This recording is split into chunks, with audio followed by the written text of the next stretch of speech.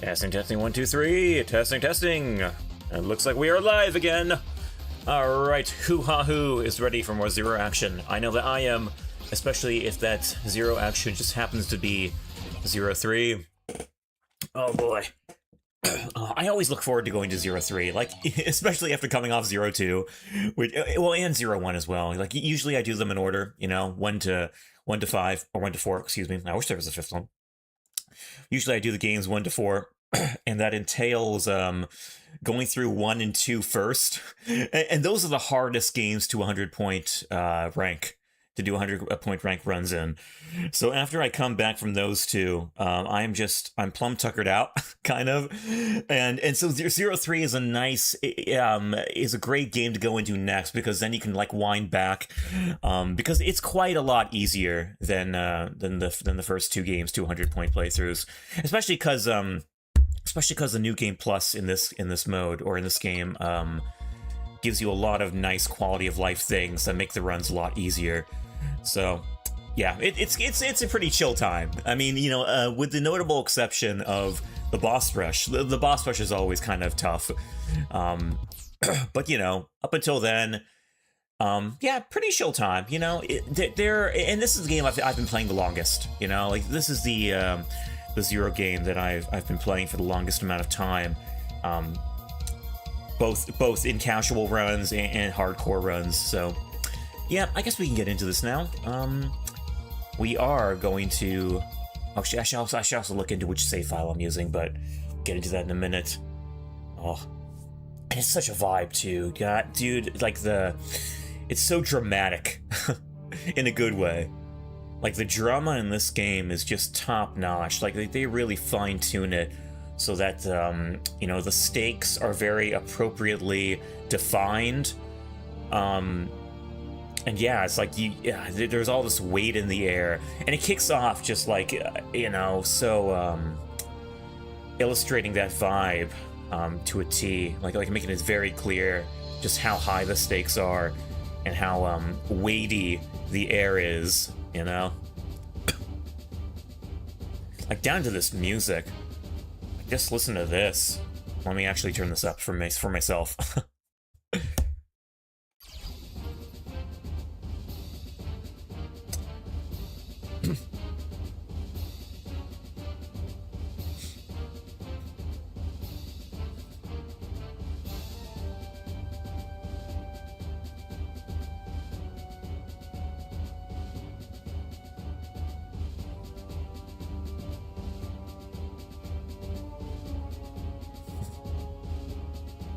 Yeah, this game just wastes no time in you know, getting the you know, making sure that the tension is well illustrated.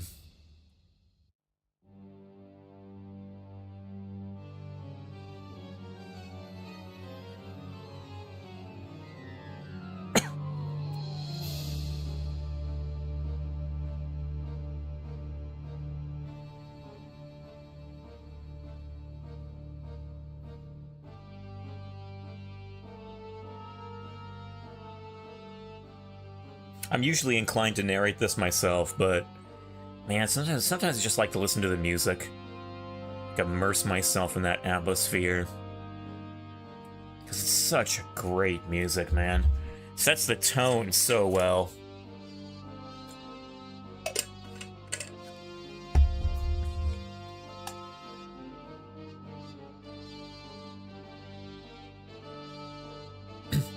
Like, you can tell from listening to this that crap is going to go down very soon. You know, like, it really sets the tone off very, very tensely.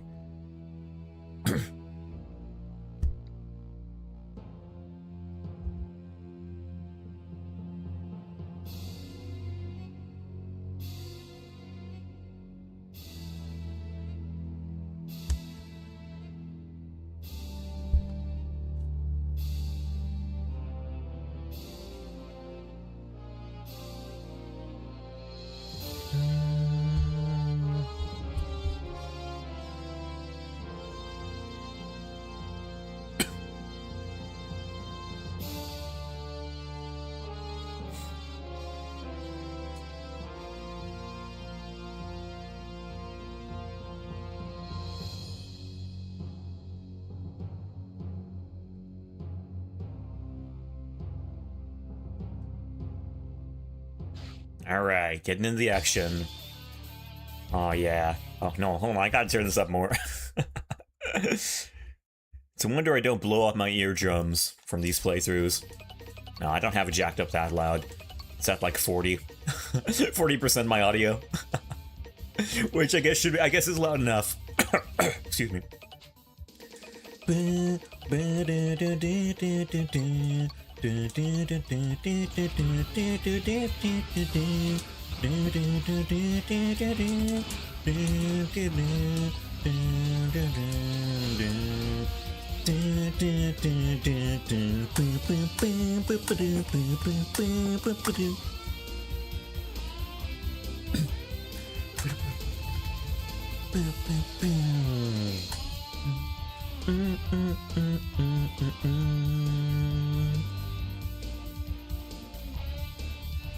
We're not maintaining radio silence over here, we're jamming out.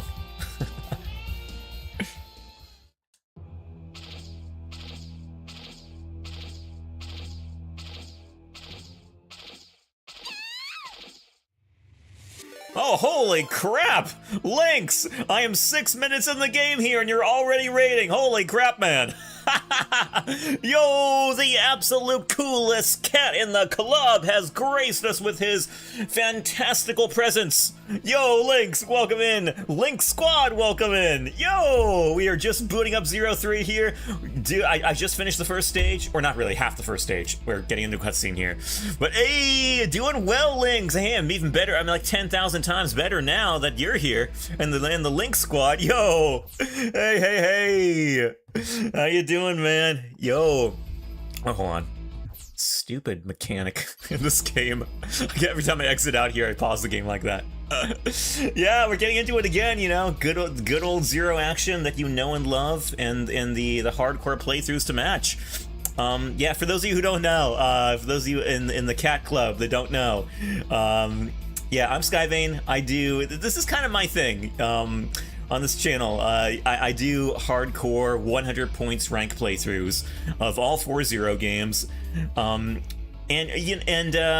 03 is kicking off the game right now. Can you hear me, I hope? I hope you can. Yeah, it's picking me up, okay.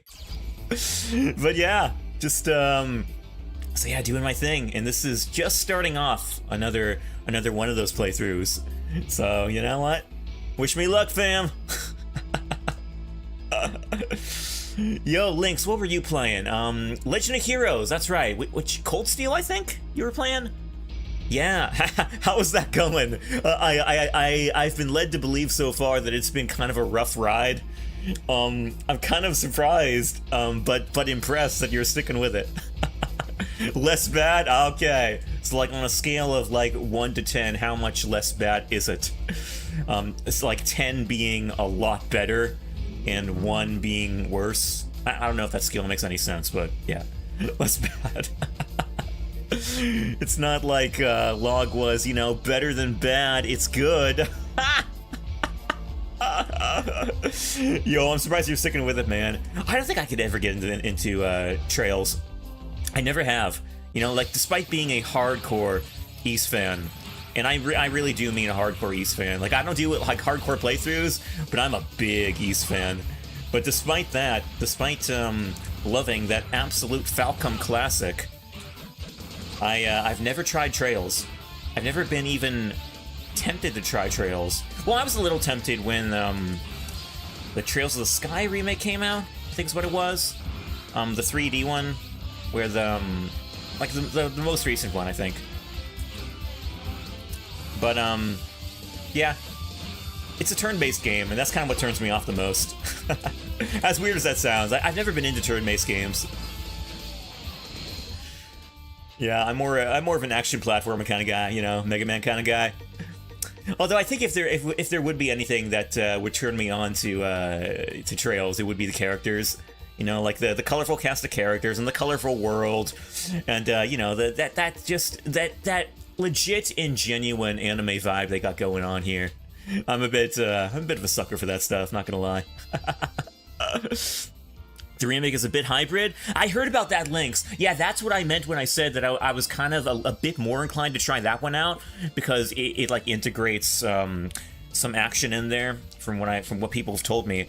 But apparently for the boss fights, it's all turn-based, which is kind of like, you know, still kind of a buzzkill. Like, I'd prefer if it was action-based. But, you know, I get that, you know, turn-based games are kind of a dime a dozen these days. Like, you know, they aren't making as many as they used to. And a lot of, like, traditional turn-based games are now, like, starting to make the shift to action-based. Which is kind of ticking a lot of people off, and for good reason. It's like, you know, you want to kind of preserve that art and, you know, not, you know, you kind of want things to stay as they are if they were that way to begin with. So I get the people who say that, but I'm more of an action gamer myself, so of course you know where my allegiances lie. Okay, what do I need here? B-Tac. No, it's not. No, Pitapa. Pitapa the goat. And then... Oh, I didn't equip Clockle from earlier. Okay, yeah, let's get Clockle in here. Hold on, I didn't... Pitapa... Action base is better to get rid of small mobs. Yeah, it seems like more of a utility from what I hear. Like just a thing for the small mobs. And, I mean, that isn't quite as appealing to me. Like, I prefer if the bosses also got the action treatment. But, you know... I mean, that's the formula. I mean, that's been the Trails formula from the get-go, so I'm not going to complain about it, obviously. I mean, that's just how they've done things. And, you know, and a lot of people enjoy that, you know? I'm sure you enjoy it, Lynx. I'm sure, like, people have every reason to enjoy it, and it's all valid. But, yeah, it's not for me, you know? But, yeah, I think the characters are cool. Like, and the designs are cool, too. So, yeah. Story's extremely good. Is it really, Lynx? Okay, I've heard differing opinions on that. Like, you know, some games are different than others, and it's like, well, that's what I've heard. Like, it's like some games are just better than others in the story department. And it's all kind of like, I don't know, well, correct me if I'm wrong, or, you know, I'm interested to get your opinion on whether they are, it seems like the whole, like the overarching story is kind of divided and you know, not the best connected, so to speak. That's what I heard from Tom from XZ. Tom Lipsink. He has it's like a German last name that I can't quite remember. But that's what I heard from Tom. Tom frequents. For those of you who don't know Tom, he was a localizer. Or, you know, he was one of the translators and editors, primarily an editor on board Xseed. He's since left the company, but he had foreseen the localization of several Ys games and Trails games. He regularly shows up in a VTuber called Jorana's stream, Jorana Van Desi. She's a retro VTuber, but he commonly shows up in her stream. So and I'm commonly in there too. So I get all this cool intel from him on the Ys games and stuff, and the Trails games, which is really cool. And his opinion is that he's just like me. He loves Ys, but he's never been a big Trails fan. Like despite overseeing a lot of the localizations for the Trails games, but because he thinks that their overarching story is kind of not the best connected. You know, it's kind of all over the place. But that's just hearsay for me. Like, I don't have enough experience to say, like, from my own experience. You know, I don't have any firsthand thoughts there. It's rock solid connected? Is it really? Okay. Okay, I'll take it from you, Lynx. I mean, hey, you know everything about the games you're into, so... What does Tom know? He was only a localizer. He wasn't even into them, so, you know, that if he wasn't really into them to begin with, then he might be a little less inclined to take the series seriously, you know? But yeah. It's rock solid. Hello, Varunius, by the way. I'm sorry I didn't see your Varuna 3 pause. Your pause. I'm sorry, I shouldn't say Varuna 3. That's like these abbreviations that Twitch gives the emotes are quite weird. It's just this different story arcs with different leads, but the threat is there in the background. Okay. Well, background, they stepped into the forefront, making the lives of everyone in the continent of Zemuria miserable.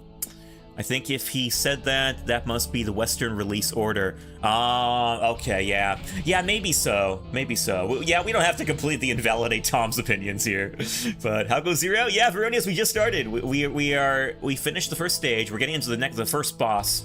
Or, you know, the first boss in the game here. And this should go easy. I mean, you know, it's a first boss. He's just chilling. He just stands in one place for you to combo him to your heart's content. So it's all good. And now that I said that, I'm sure it's all going to go south. With Kenny Omega, I know, the very one and only. Kenny, that's what they called Zero in his original Zero days, I'm sure. Whoa, okay. Sneaking up the...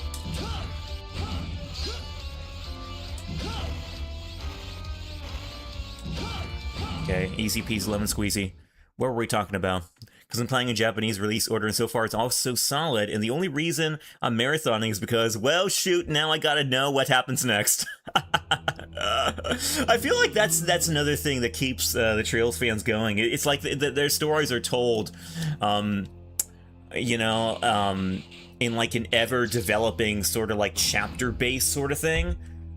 So it's like, you're always kind of wondering what happens next. You know, unlike the Ys games where it's all, I mean, the story is connected, you know, like there are references to other adventures that Adol has in the games, but for most intents and purposes, it's, you know, the stories are told in like a single segment sort of order. And they're designed like that too. Again, you know, not entirely, like, certain events do influence other events in the games. Like certain events from other games influence the events of the current games. But yeah, for the most part, they're built around like a single segment sort of thing, you know? It's more about the gameplay and ambiance and characters being a cool adventure. I know. Yeah, that's the biggest thing that appeals to me about Ys. It's like, I just love the... Let me pause this for a second, actually, because the Doom music is kind of distorting my vibes.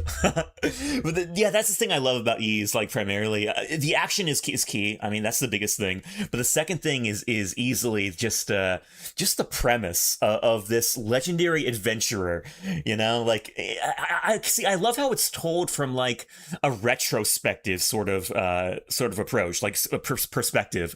It's told from the perspective of, like, okay, there was this legendary adventurer that had all these crazy adventures a long time ago, and we know how he ended, or we know what happened to him in the end. We know where he went and the legacy he established, and it's like telling back, you know, going into his legacy and like you know, deep diving into all the individual adventures he had. So it's like you're going into all these games with the foreknowledge that this is a legendary adventurer, you know? So you have that perspective in your mind, and it just makes for such a, you know, a legendary backdrop for the games, you know? And for Adol especially, you know, because you're so much more invested in the character when you know that he's, you know, where he's been and what he's done.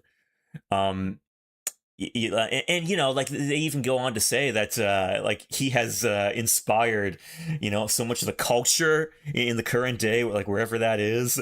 You know, he made a lot of discoveries which influenced you know, people and how they think and all that stuff. So it's like, yeah, I love that backdrop. I love that context for the world, you know? It's like it all revolves around this legendary, you know, incredible hero who just gets into all these, you know, like world-bending scenarios, like time and time again, and it gives you so much respect for him. And then you kind of watch him grow as you go on further in the games, to where it's like eventually he just becomes your son, you know. He's your child who you just have such a connection to, such a bond to. Yeah, I love that. You know, I couldn't. Even if the current games give me the option to switch him out for other characters, I could never replace Adol in my party.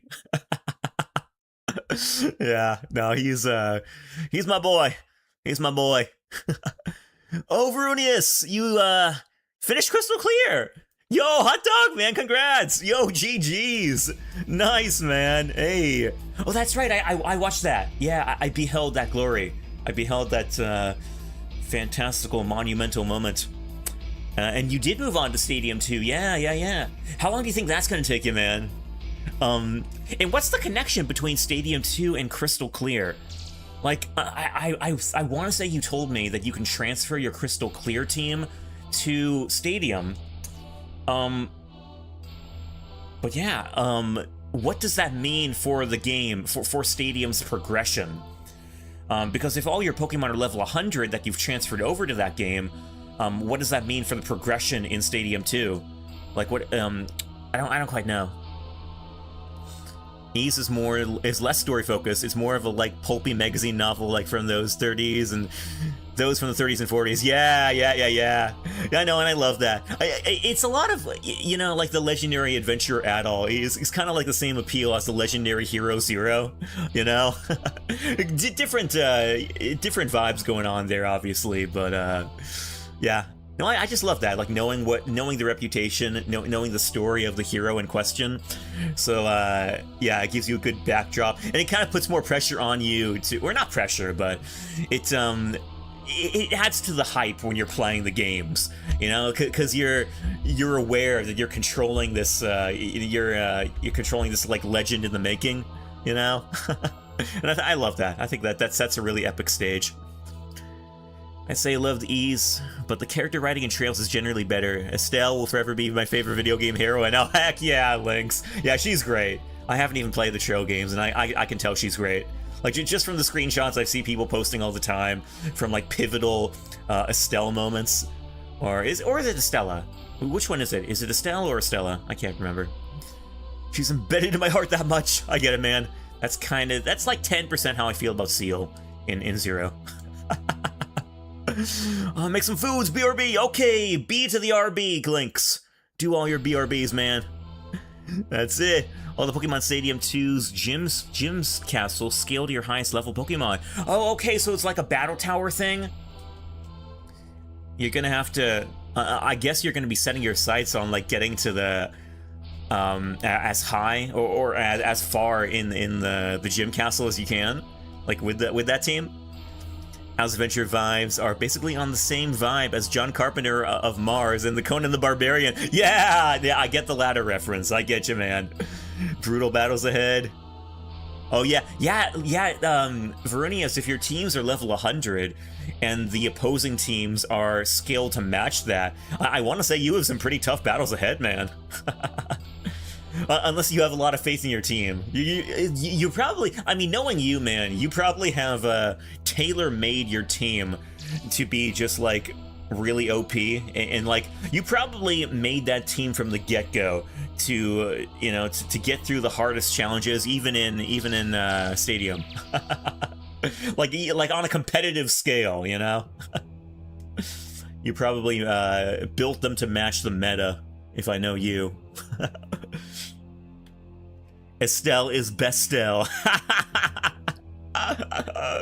Yeah, I hear that. I hear it. I respect it.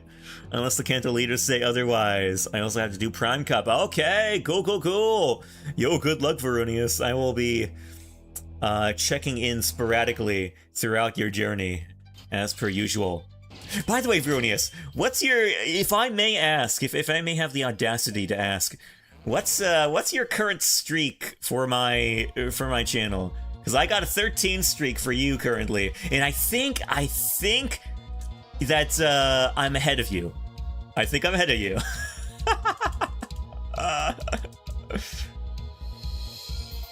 I snuck in some sneaky like late evening. You know, I'm a night streamer, but I snuck in last week a few evening streams, like when you were streaming, which I think may have thrown you for a loop, you know, made you miss something, which I hope so, because like I'm very competitive with these things. I'm still trying to get ahead of you, man. You were ahead of me at one point, but I think I may be ahead now.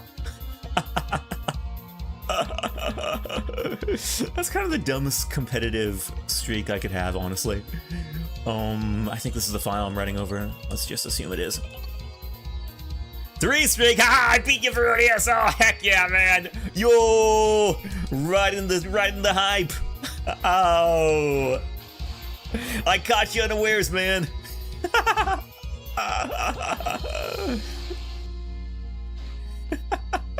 No, I appreciate that streak though, Veronius. But what about Lynx? I don't care about Lynx, Veronius. I only care about you. No, I'm just kidding. I think I'm well ahead of Lynx. Oh, Oh wait, do you mean my streak with links versus his streak of my streams? I think it's pretty sporadic both ways. Yeah, I think it's pretty sporadic both ways. Like my competitive streak is with you, Varunius, because we consistently catch each other's streams. So whenever I get ahead of you, it's like a big deal. Because like we have a consistent, you know, watch record going on between each other. So I mean, there's actual competition there.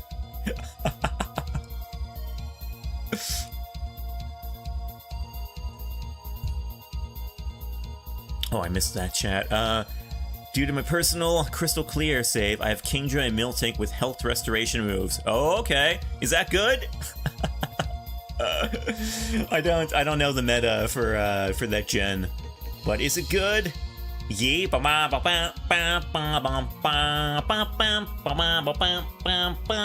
Yeah.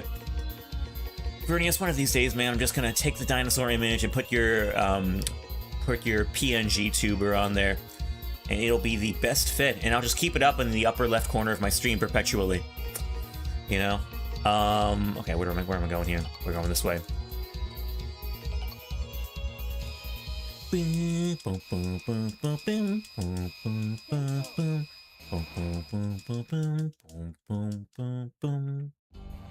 Oh, yeah. Let's see. I think we're all good. And for Miltank, she has Heal Bell, which cures statuses across the whole party. Oh, I remember that! Yeah. Yo. Heck yeah, man.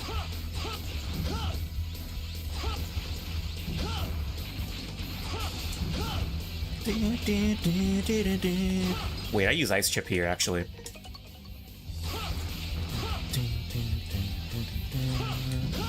Oh, I do not want that EX skill, though. Yeah, not yet, anyway. Hello?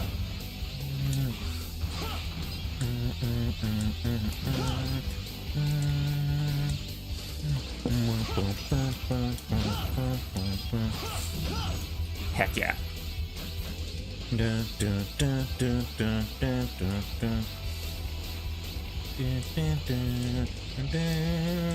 Oh, look at that, I made the ledge.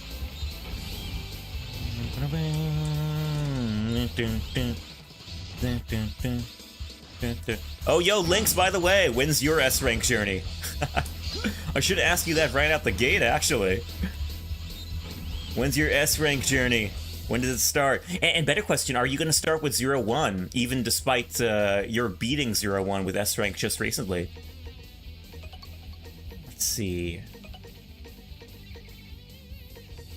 I think it's a hacker elf. Wait, where is it? Hold on. I know it's here somewhere. There it is. Yeah, it was there all along. I knew it.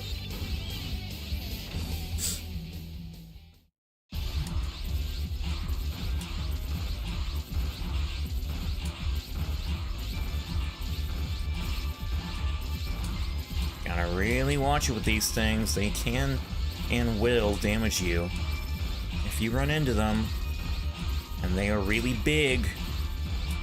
Kind of big anyway, big enough. There we are. Let's get out of here. Change out that elf real quick. Hit-a-paw! Hit-a-paw the goat. Wait, I forgot about you.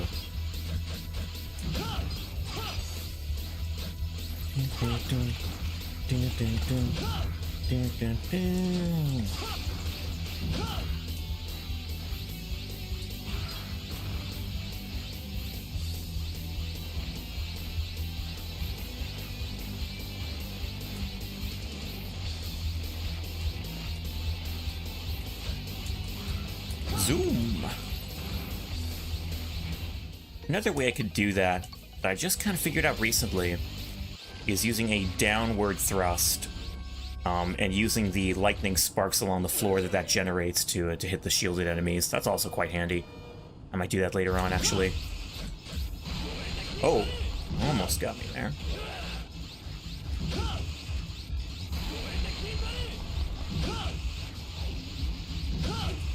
There we are. Alright, first boss down. Or, well, I mean, first robot master down, if you dare say. So for sub-weapons, which method do you have set to use it? Which method do you... Oh, yeah, let me show you. I often fumble it when I try to describe it, so let me just show you.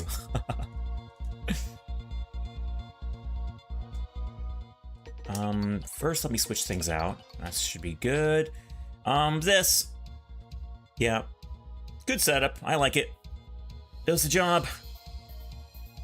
Yeah, so type B. R button for the sub-weapon. Yep, very good setup. That's what I've been using since I was a kid. Comes in clutch. It's nice having a single button for the sub-weapons, especially because the sub-weapons are so useful. They're incredibly useful. Alright, Childre in Arabita.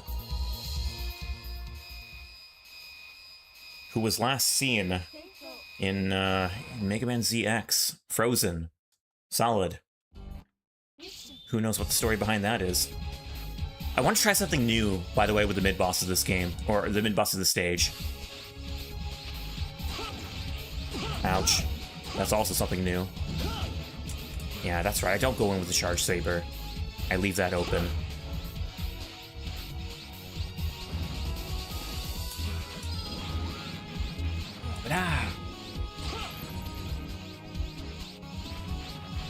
Okay, Pitapa, stop it. Ouch, that's another hit I don't want. I can probably take one more if I'm lucky. I might have to reset. Not yet, but... I know, Frost Walrus has company.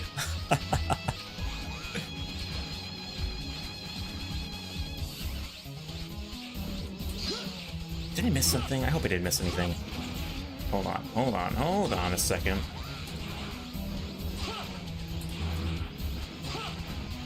Okay, I think that's enough, actually.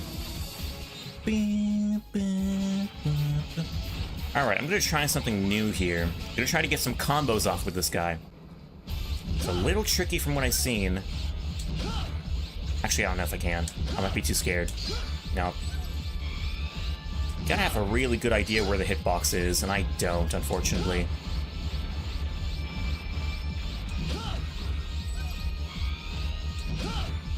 No, couldn't do it. That might be... that's too much damage. I'm gonna have to look up a video sometime later on. I was hoping to get off some downward stabs against it, but it didn't work out. Oh well, you gotta try something new every now and then. What about me? Oh, oh cool. Oh, I hope Magnus does try the crystal clear patch then. That's awesome. Good for you, Veronius. Yo, I respect it. What about me? Oh, Lynx, I was asking you. I don't know if I don't know what Veronius is asking you about, but I was asking you earlier, when is your Zero S-Rank playthroughs?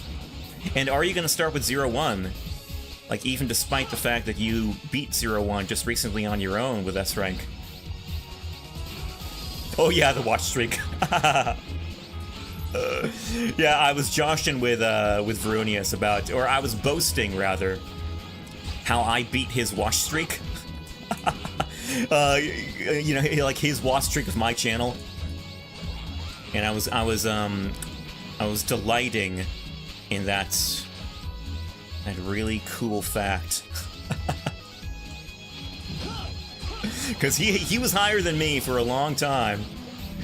And, yeah, I mean, what can I say? I'm a little competitive with these things for dumb reasons. Not even dumb reasons, like no reason at all is what I want to say. Take a while, going to finish Star Force games first. Oh, okay, I gotcha. That's cool. I'm just gonna play it safe with this guy. I wanted to combo him, but he's not... Oh, that would be a good opening. Or, well, if I wasn't chicken anyway. Those hands are a big problem. Yeah, see, like that. When he extends his hands like that, I feel like I could get a combo in there. But any other time, like, and when I say combo, I mean either a downward stab or an upward slash or both. Like, you know, Split Heavens, Saber Smash. Yeah, because the The Rising Heavens and Saber Smash, those do the exact same amount of damage as a Charge Saber. So it's a lot of damage. And they stack with a Charge Saber. So if you can get off a Charge Saber and then a downward stab, like when his arms are extended, that's a lot more damage you can rack up. But it's kind of a tight window, and I can't see myself doing it any other time than when he's opening his arms. Because then his hands just get in the way, and I would run into them while trying to get that combo off. Because it's a really, really, really tight, close range combo. It would take quite a bit. They're terribly long RPGs. Yeah, okay, well, I'm looking forward to it, man. Again, if you want to bring me on, that would be my my ballpark. You know, like my preference, or yeah, I mean, that would be my vibe, you know, all that kind of stuff. Did I press that? I did. But no pressure. No pressure. You do your thing, man. I don't want to impose my dubious company on anyone. Coaching with Skyvane, yeah. I mean, it would just be fun for me too. Like, not so much coaching you, but just like being on board for you know, for the ride. Because again, you know, this is my vibe. These are the games that I just love to death. Whoa, hold on, what am I doing? Okay, you do your thing, man. Get it out of your system. No, actually, never mind. Ludo May. How about Ludo No? Uh-huh. Oh, you wish you could hop up the wall. Oh, look at that guy. He wants so desperately to hop up the wall. Look at that guy. That's the thing he wants most in the world. And are we going to give him to him? No, we are not.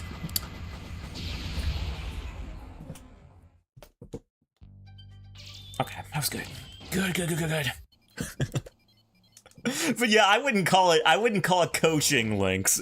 I would just call it, you know, I would be the hype man. I'd be like the hired audience that you get to clap for you and applaud for you when you do something really impressive. And maybe occasionally chime in with a tip or two, just because, you know, I can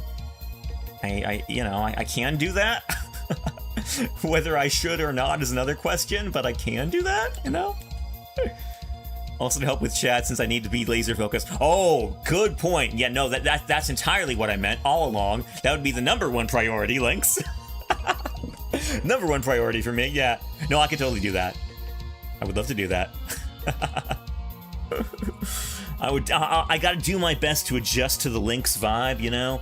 Because I gotta channel in more of that unhinged Lynx energy to vibe with your chat. But I think I could do it. I think I could. I got my own unhinged flavor. Might not be the Lynx flavor, but it's quite possible that your viewers like different flavors of unhinged. Hope they do.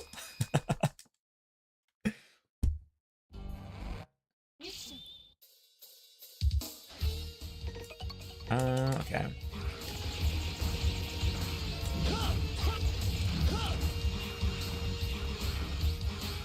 Yeah, I'm gonna look up later on. I don't often look up a lot of videos when it comes to Zero playthroughs. Kind of just always did my own thing, usually. But, I kind of do want to look up a video of someone comboing, you know, Dark Elf Pantheon, like that mid-boss, later on. What's up? Wait, what's that relevant for? What's the what's up about? There's an upcoming Ocarina of Time mod that makes Hyrule Town a full 3D environment. Oh! Yo, that reminds me. Lynx turned me on to Legend of Iris recently. And I feel like I gotta try that out. Do I got Pitapa? Hold on. Pitapa check. We got him. We got the goat. Combo time! I think I got him with that downward stab. Hope I did. That'd be some good damage if I did. Yeah, I got him. Ha-ha! 2-cycled, baby! I love bosses that stand that are huge hitboxes and stand absolutely still. Well, okay, there are a few requirements for that to work. Honestly, in order to do an upward slash and downward stab combo safely, you gotta make sure that the hitbox is a clean, straight hitbox. If there are any obstructions in the way of their hitbox while you're trying to hit them, then you're going to be taking a hit to the face. Because both the upward slash and downward stab are very close skills, very close range skills. So you gotta really know the enemy's hitbox before you start comboing with them. And if it's because, like, you know, the mid boss in the last stage I fought, I mean, his hands were in the way, his hands were obstructing his eye or his head, and his head is the hitbox. So I couldn't quite. My problem was I was trying to get off an upward stab and downward slash, or upward slash downward stab combo, but it was tough because his arms were in the way and they were kind of obstructing me. So, you know, that's the kind of boss I feel like it's trickier with. But if it's a boss that stands still, or who stands still long enough, and it's kind of like a straight hitbox, and that's like free. Also, oh, just use my saber, amateurish. Okay, good. He's just fading away.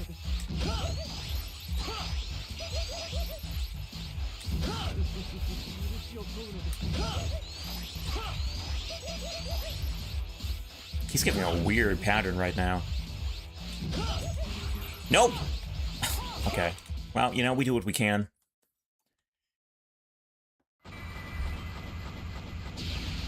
Very interesting. The mod I used, Ocarina of Time 3D environments to replace the pre-renders, but this mod wants to be on model to the N64 OG. Oh, interesting! Oh. Wait, what? Just channel your inner Ren and Stimpy show for my chat? Okay, well that's how you know I'm not going to be that's how you know I'm already off to a bad start. I have no idea what that is, Lynx. Yeah, you know what? I'm not ready. I gotta go through a training arc. I gotta watch Ren and Stimpy apparently, and maybe I can watch it all. Maybe I can get up to the trend by the time you finish Star Force. Like, I'll go through a whole training arc where I watch the whole... Okay, it's a Nickelodeon cartoon. I'll go through a whole training arc where I watch the whole cartoon in the time it takes you to finish Star Force, and by that time, I think I might be up to speed. I might be able to channel all that Link's energy that you want. I'll be all in there, just like, how you do, fellow kids? How do you do, fellow Ren and Snippers? Stimpy, you idiot, is the major quote of the show. Okay. Good to know. Chaos, welcome the heck in. Yo, good to see you again, man. Hey.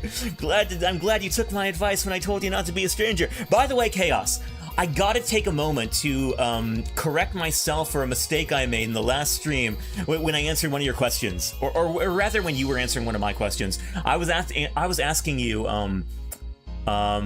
like, you were telling me about the raid, like the blue raid, and I thought you were referring, like, because my brain was divided between Tron Bond puzzles, which will always fry your brain. By the way, I thought you meant that blue raided you, but you were talking about the blue, like my blue raid the other day, because I remember, like, yeah, you did follow me. After that blue raid that I got. So excuse me for misunderstanding you there. I went back to the VOD later on and I caught that.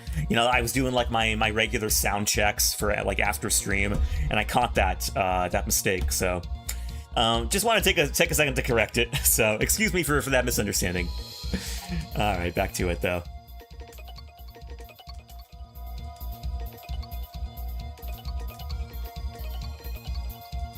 We're all human, yeah. I know. And Tron Bond is not for the mortal. It's not for regular mortals. It's for the big brain people. That they straight up built that game to accommodate millennials who were not brain rotted by the internet at the time, or something like that. You know, because they had more, they assumed kids had more intelligence back then, and they were probably right. And while I was a product of that time period, I think I might have been brain rotted by the internet after it came out, so...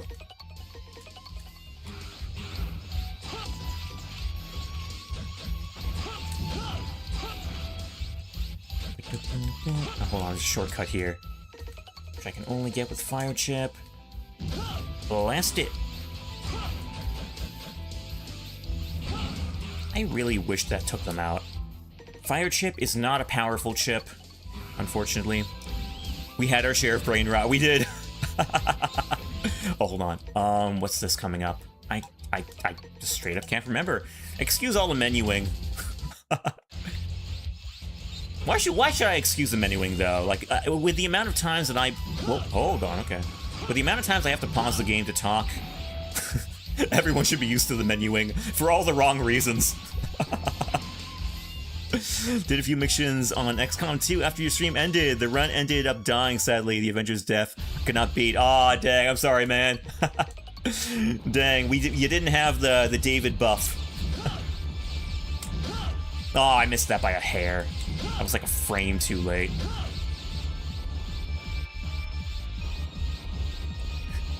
I bring up the David buff because David quite clearly knew what you were talking about, where I didn't.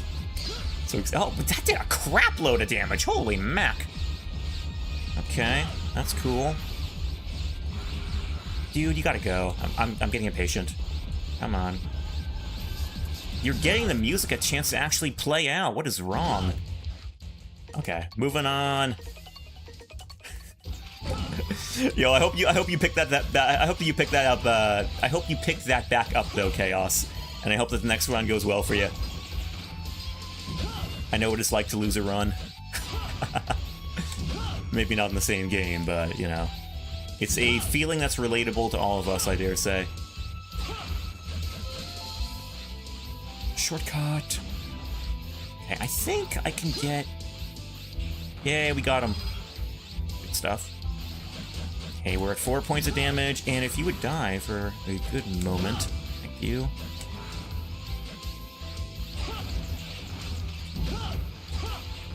Grinding time. 1, 2, 3, 4. I have a love-hate relationship with the Fire Chip. Oh, I have a love-hate relationship with the Ice Chip too. Why don't I just always stick to normal? I'm stupid. Okay, well, it's 2 points. We're at 6 points damage exactly now. So we can't take any more. Okay, grinding done. More an issue due to glitches I was having. Oh, okay, that rots. Well, I mean, yes and no. Like, on one hand, it's not your fault because of glitches. But on the other hand, that stinks that it was out of your hands and you couldn't have helped it. But hey, GG's, man. You'll get him next time.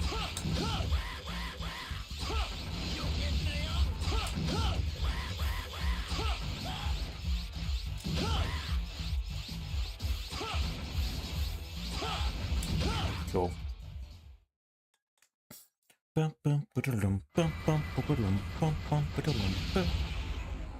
Fire Chip failed at killing with fire.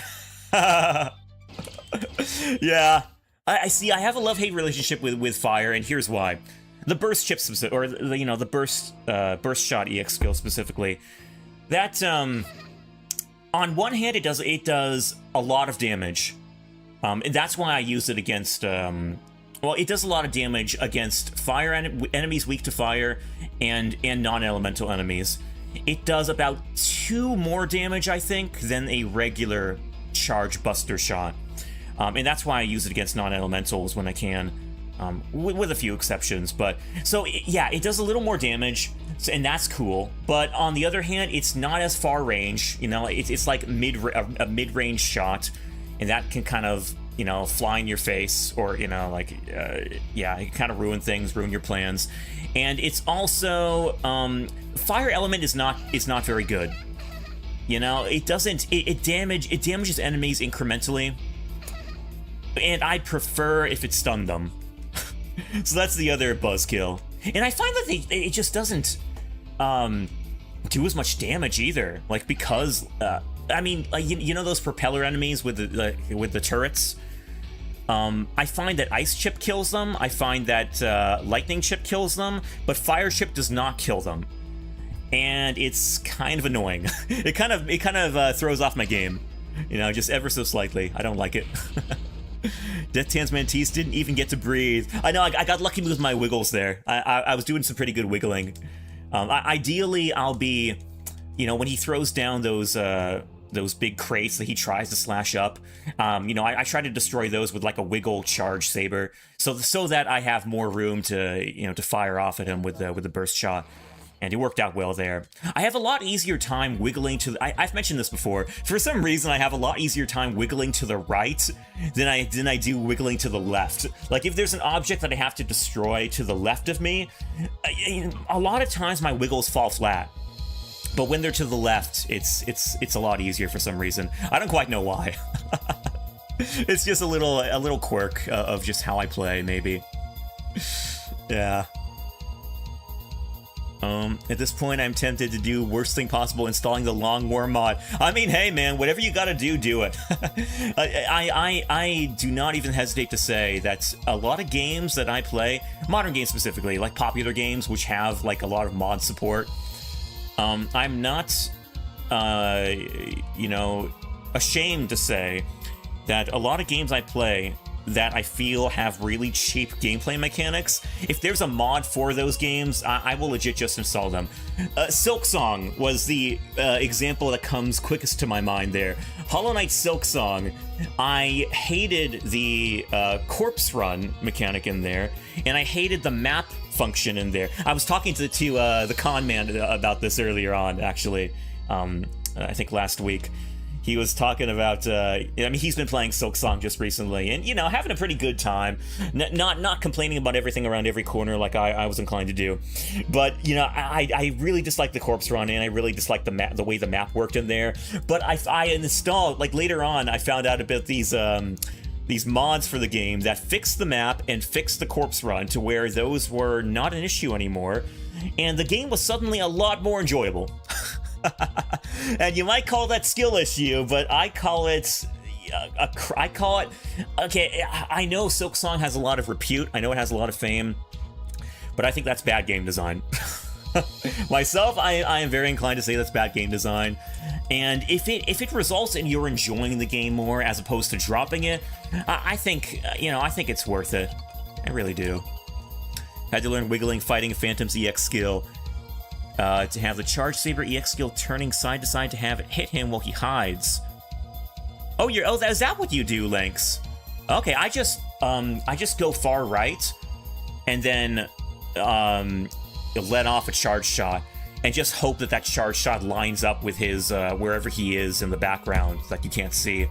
And most of the times it gets him. I think, like, I want to say, like, 85% of the time I get him with just a charge shot, a charge buster shot, like to the far right. It usually, like, usually shooting that off, it lines up with where he is. But the wiggle tech, I've never tried the wiggle tech. My biggest concern about the wiggle tech is that where I would be standing, because I would assume you'd be stationed in the middle of the screen, for you to get the most range out of the wiggle or out of the charge saber by wiggling. My biggest concern there was that would be that his hitbox would show up where you're standing, like to the point where you would take contact damage when you reveal his position. But yeah, it's not that bad. Like when you just fire off a charge shot, like or rather, yeah, so what I do, I stand to the far right of the room, like as far right as I can go. Then I jump to the peak height, and at that top height, I let loose a charge shot, and usually it gets him. That's what I do.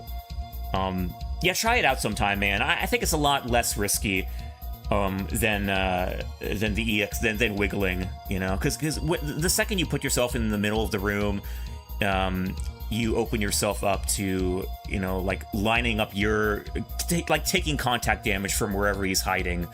I don't know exactly the spots where he can show up or where he positions himself there, but I think it's more likely. I mean, like I've never taken contact damage from him on the far right of the room, So that's what I would be worried about the most, but yeah.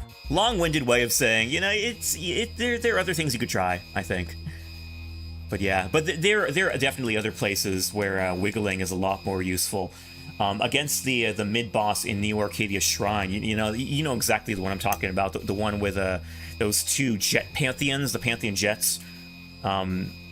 Yeah, I mean they're like right in the middle of the room, and you're put right in the middle between them. So you know you jump and you get the wiggle off, and that could do a really nice amount of damage on them if you get it right. That's honestly that technique is probably where the wiggle strats are the most demanding, actually. Because like you're kind of pressured to hit them more than once. You're kind of pressured to hit them multiple times with that wiggle strat, as opposed to other times where, you know, usually like 2 wiggles is enough to take out what you want to take out. But yeah.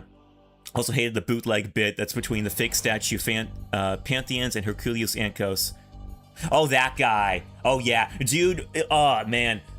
Always go in with a charge buster, and do not even think about opening that fight with a charge saber. Like, don't even think about jumping towards him at the start of the fight and letting off a charge saber. You will get hit in the face. He is so quick with his attacks that, I mean, honestly, 50% of my damage to him is dealt with buster, lightning buster. And I find like that's a really good way to go, because, you know, a lot of his attacks, while they do hit really fast, it's you know, he's at his most dangerous when he's close up to you. So I think the only time I hit him with Charge Saber is when he is either revving up a Beyblade or like just like finishing up his triple boomerang swing attack. That's where I do that's where I find a Charge Saber is safe. But any other time, yeah, the Charge Buster, I think, is the best way to go. It's a lot safer. And he only has 2 life bars, too, so it goes quick no matter which way you do it. Had a moment where his AI glitched, or I got glorious RNG, but he kept spinning and kept Charge Sabers. Oh, nice! Oh, that's perfect, man. Oh, yeah, if he just keeps doing Beyblade, then that's the perfect time to just keep stun-locking him. That's peak RNG, man. You got lucky there. I've had times like that too. He's kind of like low-key abusable, not high-key, but low-key abusable.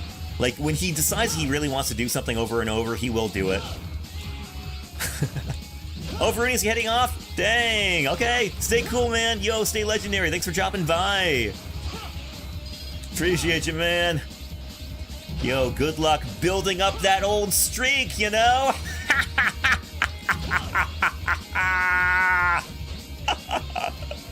That's a really diabolical laugh, I dare say. I'm sorry, Verunius. I'm not rejoicing in your failure there. I'm rejoicing in my victory.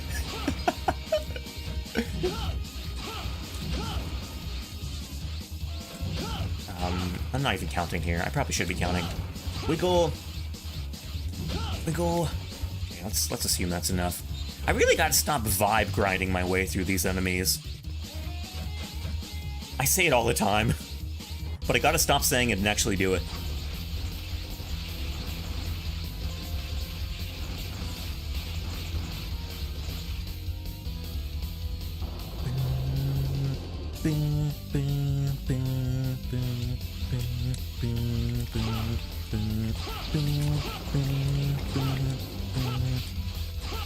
Shoutouts to Half Charge Saber.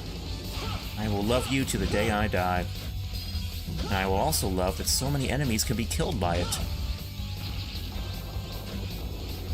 Alright. Oh wait, we're in good stand here. Or wait, are we? Yeah, we're good. Can't wait to play Terraria. Oh, I missed the latter half of your comment, Verunius. You're probably gone now, but... Yeah, I am intrigued to see where Terraria takes us. I'm curious. I'm not quite sure. Yo, Lynx, in case you weren't aware, by the way, we're going to be, oh, also, I was not revved up for that. Oh, okay, they didn't stay in that very long. I appreciate it. Good stuff. Yeah, Lynx, we're gonna be playing Terraria next week instead of Super Mario 64. Gonna see where it goes. I've never played it before, but Vrunius was quite insistent on it. So I was like, okay, you know what? Let's see what this is about. Let's see how it goes.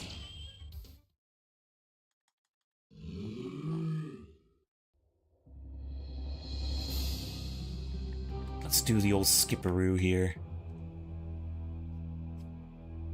I'll think about it.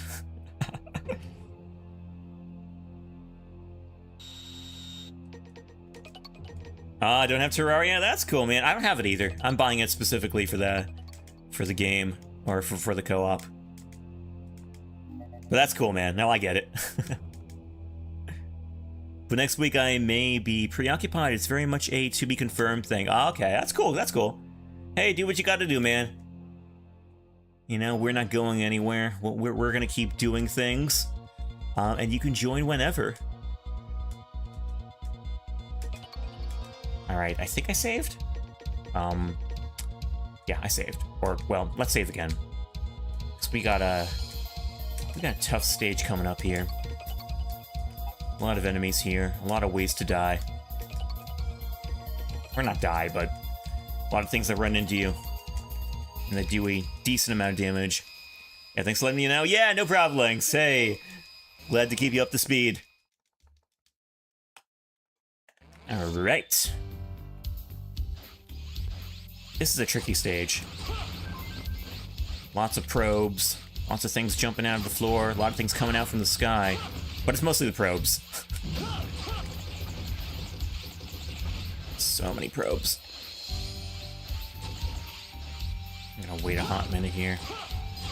Okay. Got it. I found that I had to take my time here. Unless I really want to get hit by these things, which, guess what? Surprise, surprise, I don't!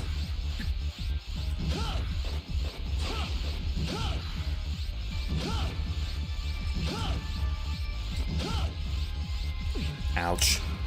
Jerk. Double jerk.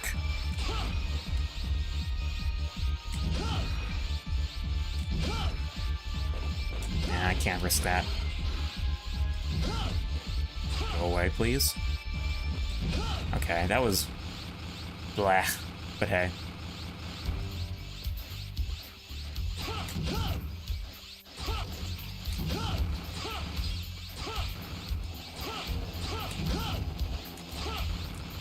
Okay, here's where I grind. Oh, stand still. Thank you, Pitapa. 1, 2, 3, 4, 5, 6, 7, 8, 9, 10, 11, 12. 14, 15, 17, 18, 20, 21, 23, 4, more than enough. I end up grinding so many there because I end up skipping a lot of enemies after that. I hope that's not too much damage. It might be. We'll find out in a hot moment. I haven't hit any probes yet, so that's kind of good news.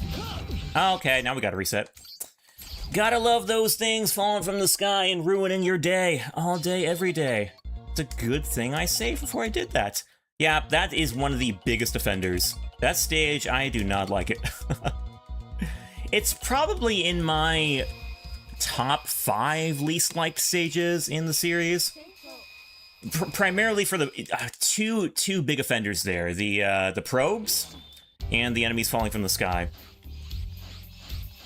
Those guys hate you and make your life miserable. Okay, I'm gonna be a good boy and wait here. Okay, we're gonna wait for you too. And Pitapa, stop freezing them.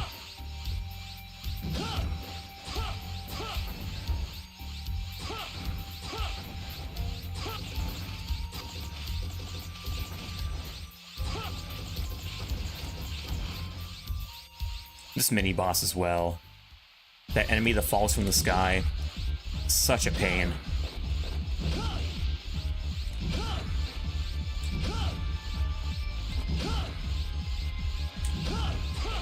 I'll just settle with the Buster.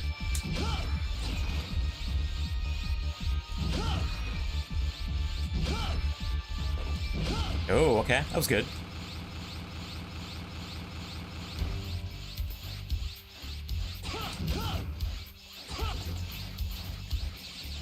Dang. Oh, I almost got hit by that. Holy crap. Okay, grinding time. 1, 2, 3, 4. Thank you. 5, 6, 7, 8, 9, 10, 11, 13, 14, 16, 17, 18, 19, 20, 22, 3, 5. More than enough. Let's hope we can just zoom past this now. Let's actually let loose that. Now, maybe I don't need a charge shot on hand. I take it back. Why am I even fighting that thing? It takes forever. Also, ouch. Okay, we're good. I could easily take a hit from this guy too, but we're gonna try not to. Kind of still learning this guy, to be honest. Okay, that's good. Dang it! Double dang it!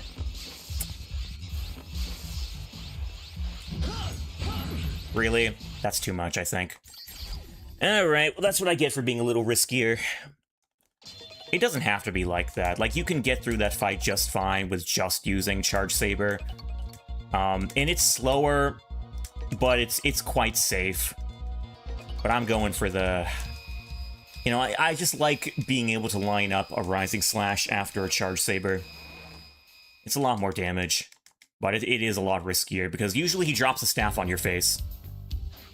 Yep, Desert Stage give him trouble. That seems to be the general pattern in the Zero games, doesn't it? Also, what am I doing? Go away, please. Leave me alone. There. I'm just gonna pray. There. Pray successful.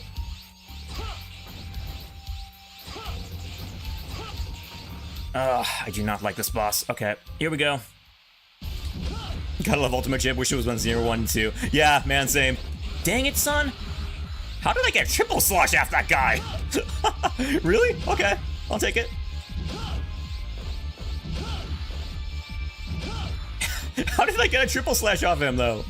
That was crazy. Wait, what? Okay, we'll take it. Okay. Yeah, the Ultimate Chip is OP. There's no other way to say it, honestly.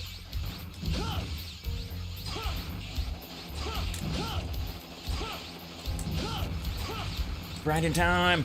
1, 2, 3, 4, 5, 6, 7, 8, 9, 10, 11, 12, 13, 14, 15, 16, 17, 18, 19, 20, 21, 23, 24. Good enough. I am going to not charge my saber here, because I think I need that saber. Yeah, I need that handy. I am going to pretend you don't exist, by the way. Good stuff. Yeah, it's best to not have a charged saber handy there. Lets you use your normal saber more readily. Nice to have that lined up. Yeah, surprised it took no 03 to add double jump and 0. Yeah, same. Kind of weird, isn't it? Yeah, I'm not going to mess this up this time. There we go. I'll take the damage even. It's only 2 points. It's fine. Got that off too. I'll take another 2 damage. You know what? I am not going to do that in the future. That is too dangerous. And any hit that I can... By the way, one more.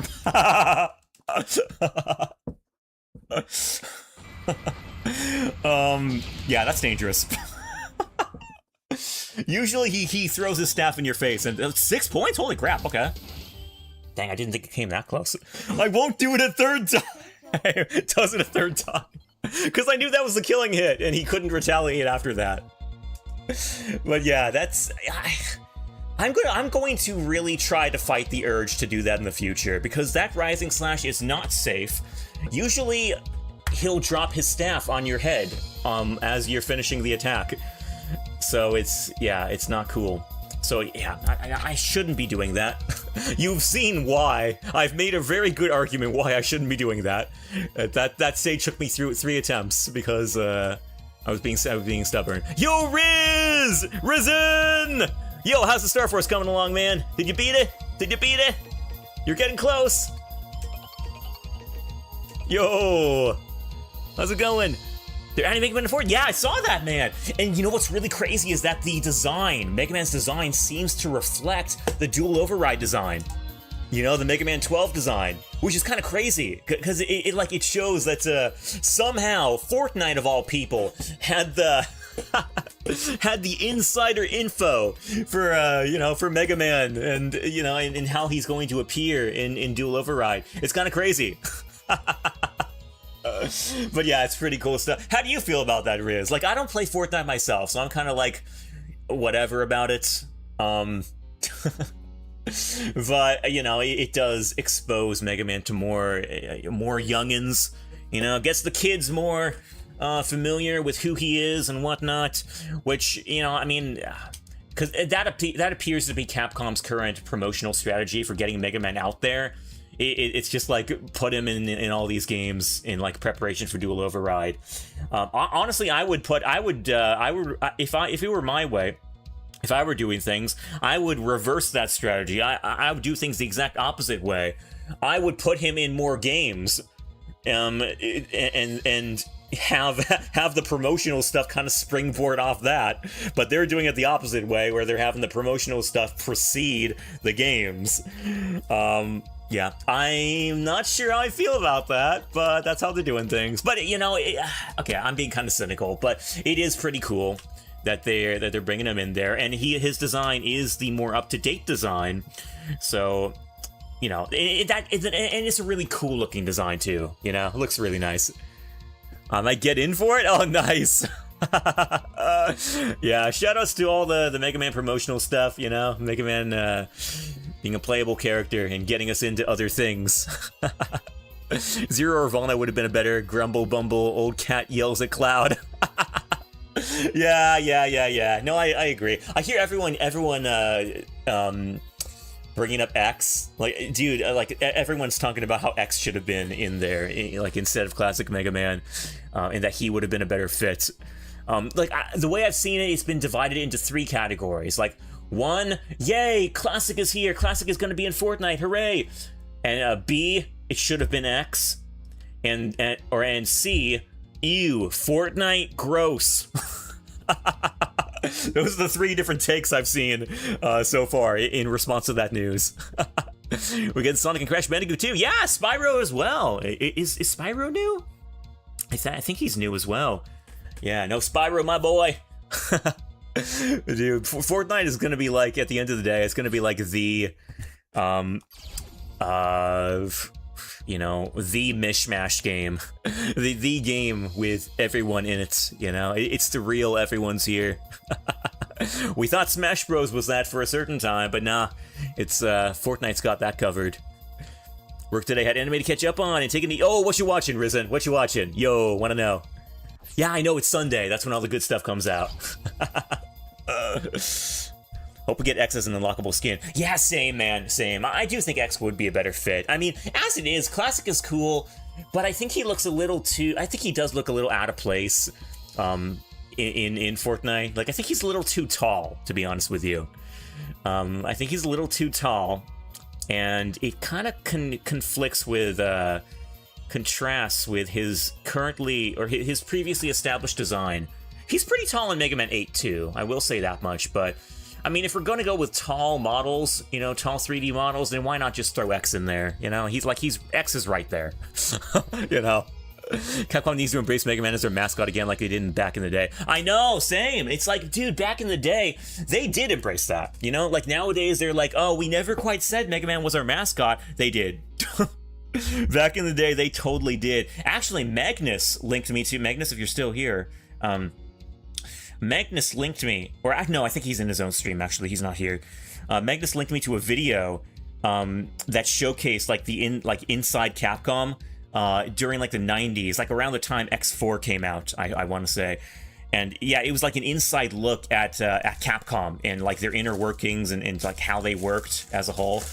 And yeah, like, Mega Man was straight up, Mega Man was straight up called their mascot in that video, as I recall, and other videos as well. Like, it was not just limited to that one, but yeah, he's not anymore. Like, now it's all about the Monster Hunter and the Resident Evil, neither of which have a very easy to tout mascot, I dare say. But yeah, it should have been Osh in Fortnite. Yo, Cypher! Cypher in the house! Cypher siphoning his energy into the chat here, into the old yeah, into this fine establishment, if I dare call it so. How you doing, Cypher? Yo, I've been hearing word on the street that you have started running Paper Mario, one of those games, and you posted a run in the speedrun Discord, if I saw that correctly. And yeah, that's pretty cool. But also, you gotta stream it, man.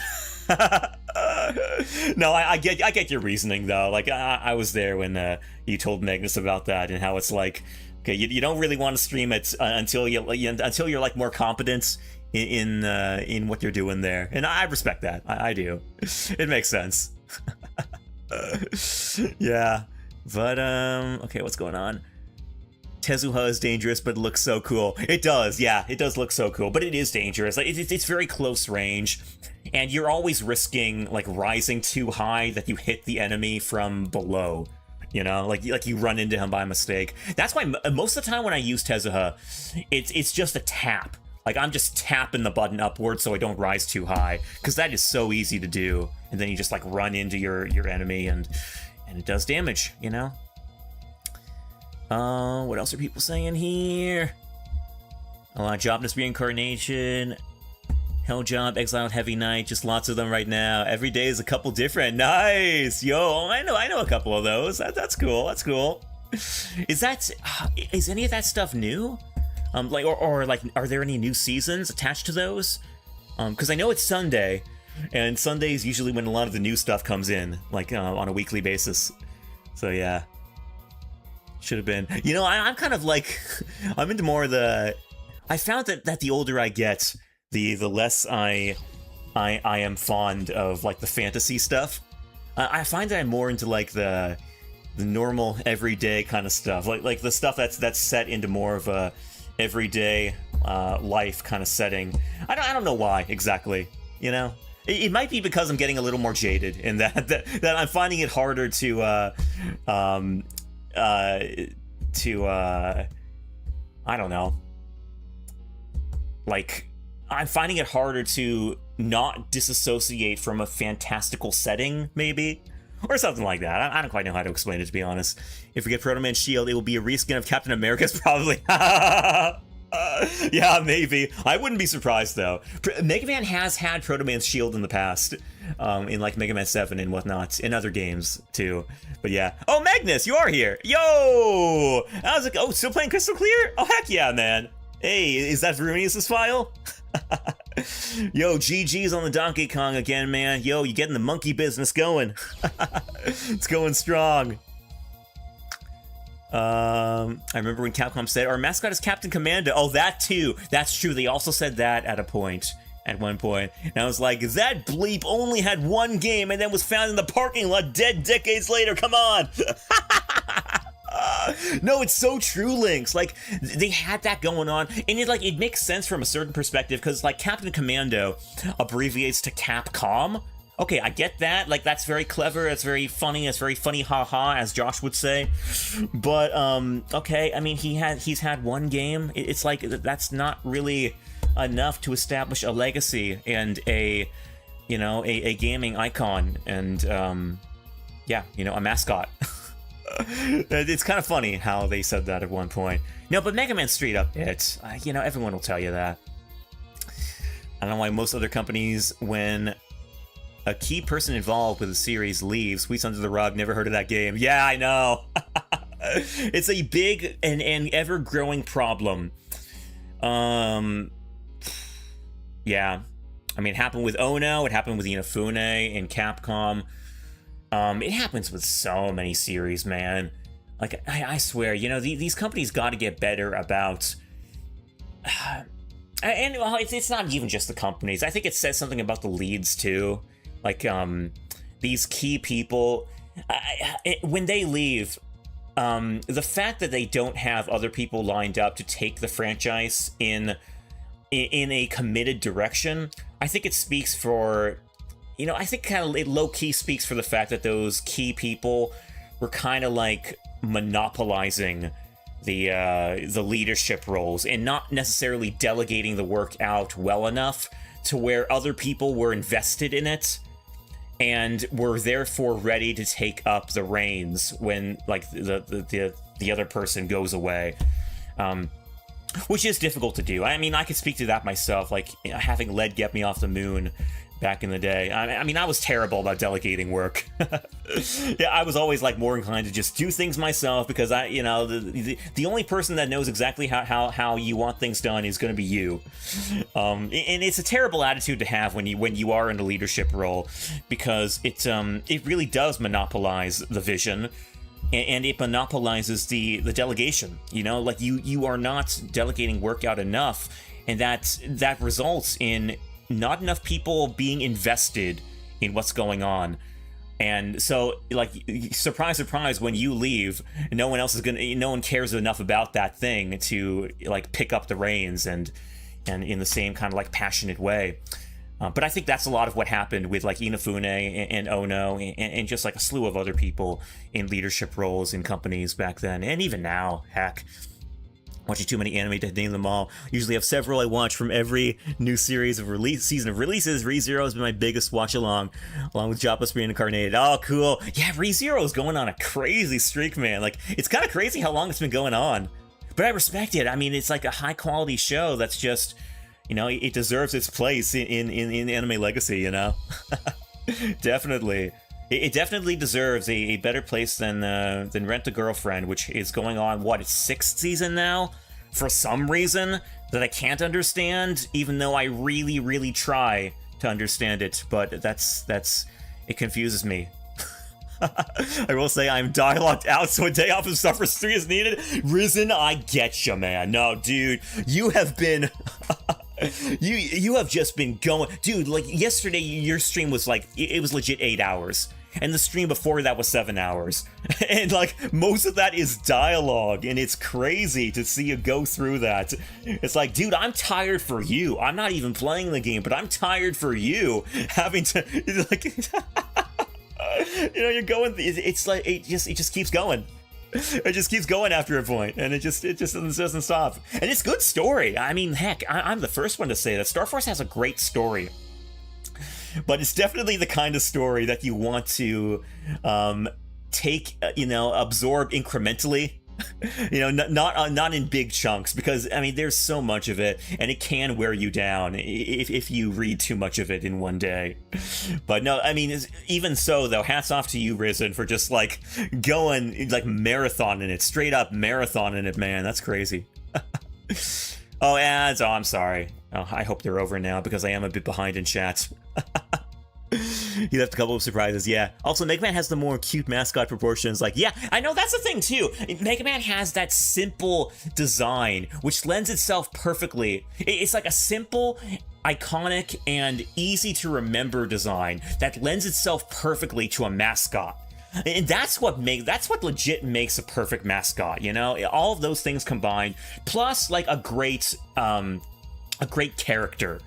And Mega Man is just that. Like, he stands for such wonderful things and such universally good things, like that fight for everlasting peace, which was just laid bare, laid as a core element of Mega Man from the very first game. It remains universally relevant, like even in real life, so we can relate to it constantly, perpetually, and it's a story that is just tried and true, a tale as old as time, and iconic as anything else. That's everything Mega Man represents, and it's everything that I think a mascot should represent, at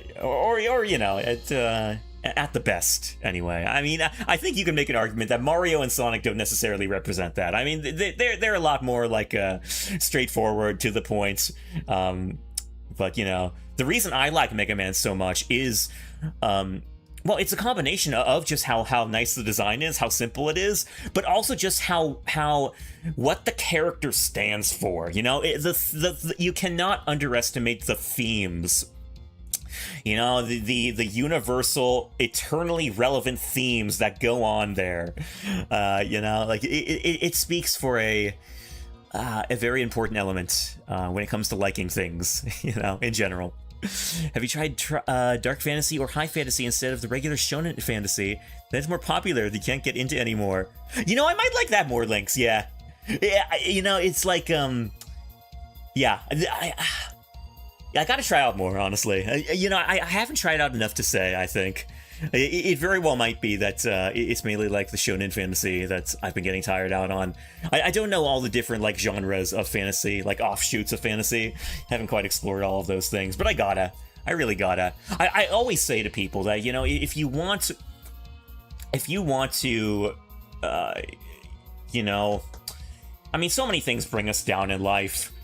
There are so many buzzkills and like mood killers and all that stuff. But if you ever want to be like uplifted, you know, dude, watch anime. It's just a great mood lifter with all of its color and fantasy and charm and magic. It just captures all of that, all of those wonderful, healthy, uplifting moods.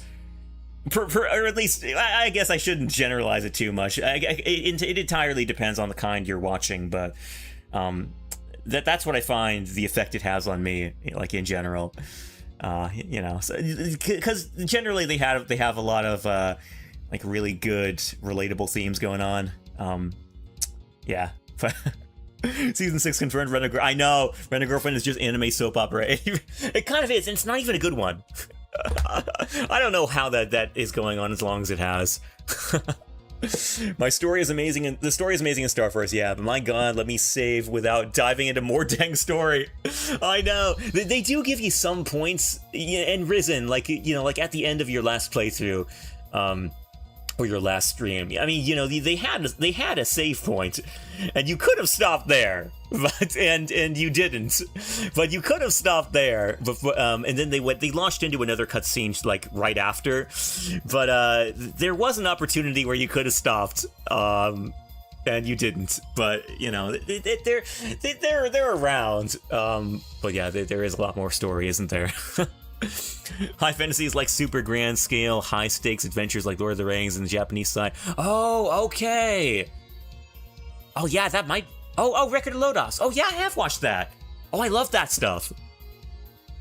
Oh no, okay. You know what, Lynx? I get what you're talking about now that you mentioned Record of Lodos War. No, that was great stuff. I love that. I think, yeah, if it was more like that, then I might be able to get more into it. When the heck has there been a soap opera, or a good soap opera? I guess that's a good point, yeah. I don't know. I guess I don't know enough about soap operas to really say. Soap operas, I guess, in general, are just like engagement bait. But okay, what have I watched? I've watched, like Downton Abbey, like bits and pieces of Downton Abbey. What else? I don't know. What other soap operas are there? I feel like it's difficult for me to separate a soap opera from a normal drama inherently. Like, what are the definitions at play here? Like how do you define a soap opera? Saving in a place like that, it's like saving while falling. It's pointless. Okay, I think I gotta get where you're coming from, Risen. It's like you don't want to pick up the stream next time and just jump straight into dialogue. Like, you know, it's kind of a mood kill. Like you know that the second you pick up the game, you're just gonna be launching into more dialogue, and that's not quite what you just want to rev up with when you just boot up the game again. Like, you know, you boot up a game and you want to play that game immediately. Like that's generally how it is, I think. Days of Our Lives, Guiding Light. Dang, I don't know any of those. Maybe that's the ultimate testament to the fact that soap operas just aren't very good. Because if they were good, then I might know what they are and I would check them out as such. But the fact I don't know what they are, I think it may be indicative of the fact they are not good, and that may be why I haven't checked them out. I think the problem is more self-indulgent, self-inserty, slightly comedic fantasy is much more popular nowadays. I guess so, yeah. Yeah, I guess you know, like the kind of fantasy that Record of Lodos War is kind of a more like drawn out, sort of like more well-rounded sort of thing, where there isn't really a focal point, But, you know, like, there is an appeal of that, too. Like, you know, when all the story is, I think it's like, the story on one character versus the story focused on a bunch of characters. You know, I think that would be where the main difference is. Maybe, anyway. But, yeah, I don't know. Joey and Friends was one in the show. Dr. Drake were more. Wait, what's that? Oh, this is the other Skybane Clueless stream. This is the Skybane Clueless stream where I just don't understand what anything is. I'm so sorry, Risen. I'm so sorry. I really wish I could understand a lot of these things, but what can I say? I'm just... If there has been something bad, my instinct is just to not check it out. Oh, 15 should be enough. Splash jump time! Let's see if I can get this right this time. I didn't get it right last time. Yo, we did it. Hello? Okay, fine. I'm not gonna cooperate. That's cool. I don't need you anyway. Hello? Jump, please.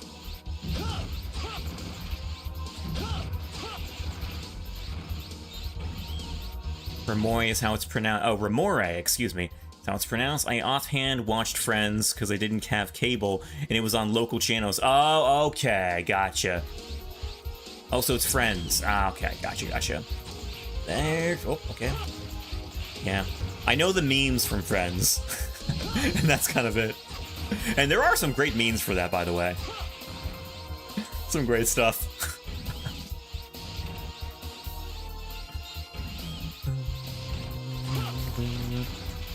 Yo, Risen, have you ever played 03, by the way? Oh, wait, you did. No, you had to have, because you were going on that big Mega Man journey. Yeah, that's right, you did. How did that go, by the way? Which Zero game did you like the most? Went through all of them. That's right, yeah, because you raided into me, and that's how I met you, and that's around the time you were playing ZX Advent, which I was also playing ZX Advent at the time. But yeah, what was your favorite Zero game? Oh, what do I want here? Oh, I forgot to enable Bus Ross the last time I took on Children in Arabida. That was a mistake. Ooh. That's the sound of someone who has a backache, which is relatable because this guy is, just revive. He's gotta not be feeling the best, you know? Ooh. Although that's how he sounded in the last game, to be fair. Also, that icicle was a centimeter from my face.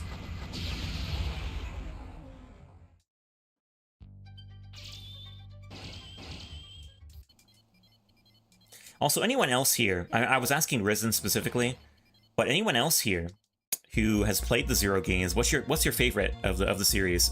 What's your favorite Zero game? That icicle graced you. I can see Zero turned into Reimu for a split second. Yeah.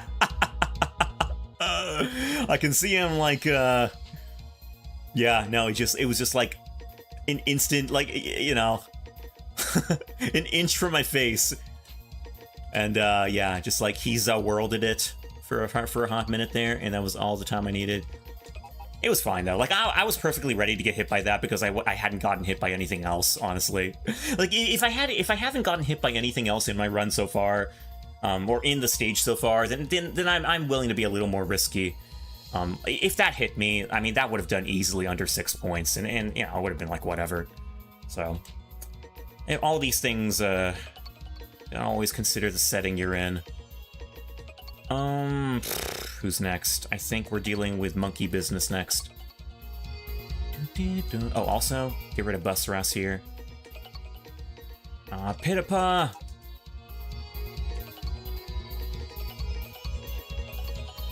Wait, no, that did not save. It was the opposite of saving. I did not save that save. Monkey Business. Actually, why did I do Blizzak first? I don't know why I did Blizzak before this guy. This guy's a lot more threatening than Blizzak. I think 03, but it's really hard for me to pick between 3 and 4. Dude, same! Holy cat!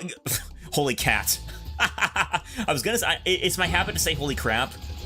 But it's like cat, crap, same thing, am I right?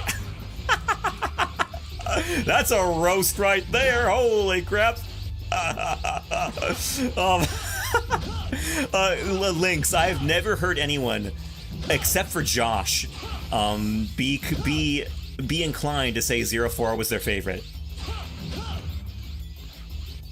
I hear a lot of people complain about 04 actually for being like the game with the weirdest plot, and I don't agree. Like, I think it's a great plot in its own right. It's different for sure, but I think it definitely has its place in the grand spectrum of Zero lore.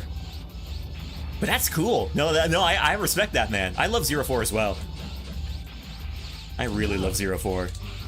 The junk armor is amazing. I love it for the junk armor mainly.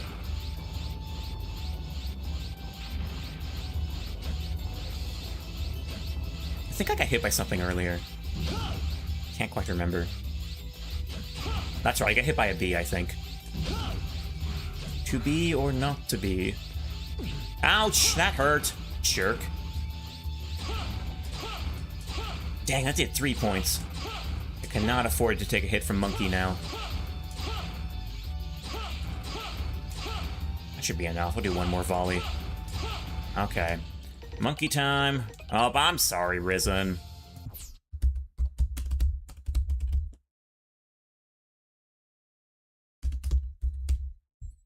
There. That's my apology. You see Zero headbanging there, but you can also take it as like a bowing sort of thing. Like, I'm so sorry that my headbanging is double serving as both an oof, ouch, my bad, and also a very aggressive bow. You know, apologetic bow.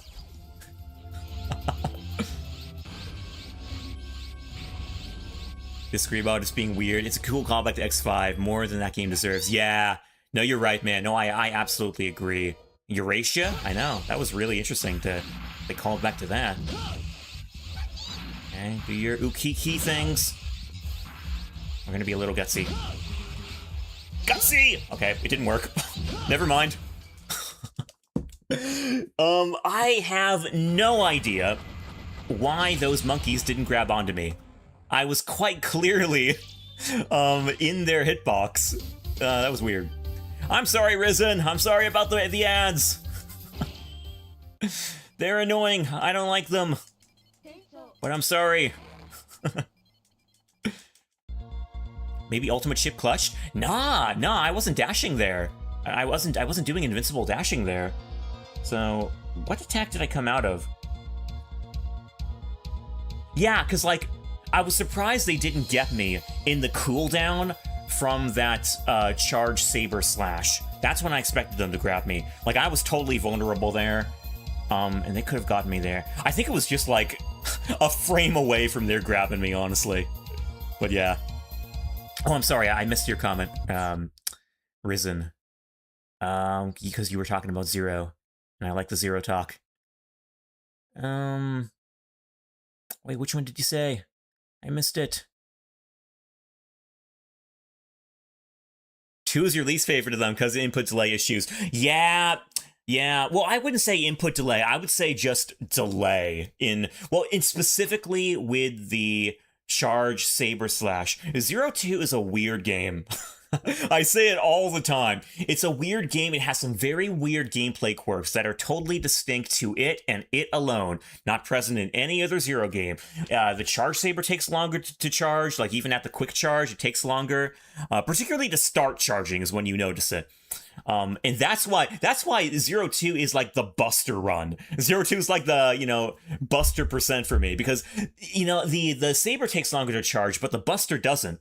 So usually, and like the X form as well, like it augments the power of the Buster. So it just makes it, like, gives you more reason to use the Buster over the Saber in a lot of places.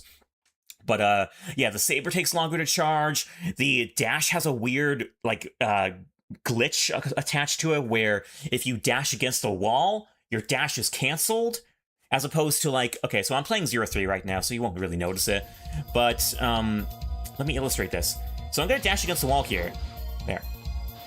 Now, notice Notice my momentum did not get canceled by dashing up against the wall. I'm clearly up against the wall there. My dash momentum was not canceled. If you did that in 03, that backward dash would not be a dash. You would just, as soon as you dash up against the wall, you cannot dash back with that same momentum. Your dash would be canceled, effectively. That is one of the hardest things for me to get used to whenever I play 02 again. Also, there are weird things about the rank. There's at least one attack at the end in the final boss where if you get hit by it, it does like 6 points of damage to your health bar, but that damage is not reflected in your mission score. If you only took damage to that attack and that attack alone during that stage, it would show up on your life bar, but on the mission score it would show 0 damage. So there's a bug attached to that, and there are bugs all over the place in general with 02. I've kind of gotten used to them, like, you know, in 100-point rank runs, you know, I've kind of had to get used to them, but man, I can recall clear as day how hard it was to get into 02 for the first time. That's why I always say, you know, it's like, as much as I love the Zero games, I am never averse to, you know, to turning off people who do not like them as much. You know, because playing 100-point rank playthroughs will fully expose you to all the crap that these games have to offer in all of their glory. So I know 4 months dev game perks. I know that's legit what it was. Like 02 straight up feels like a rush game to me. And you feel that. Like, it's like, that does not come across with any of the other games. Even 1, which you would figure like would be like the most, the roughest of the bunch because it was the first game in the bunch. No, 1 feels like a solid game. 1 feels like a game they dedicated a whole lot of time to, and they thought it out. Like, they thought out the systems. There were a lot of bugs in that one too. Not gonna lie.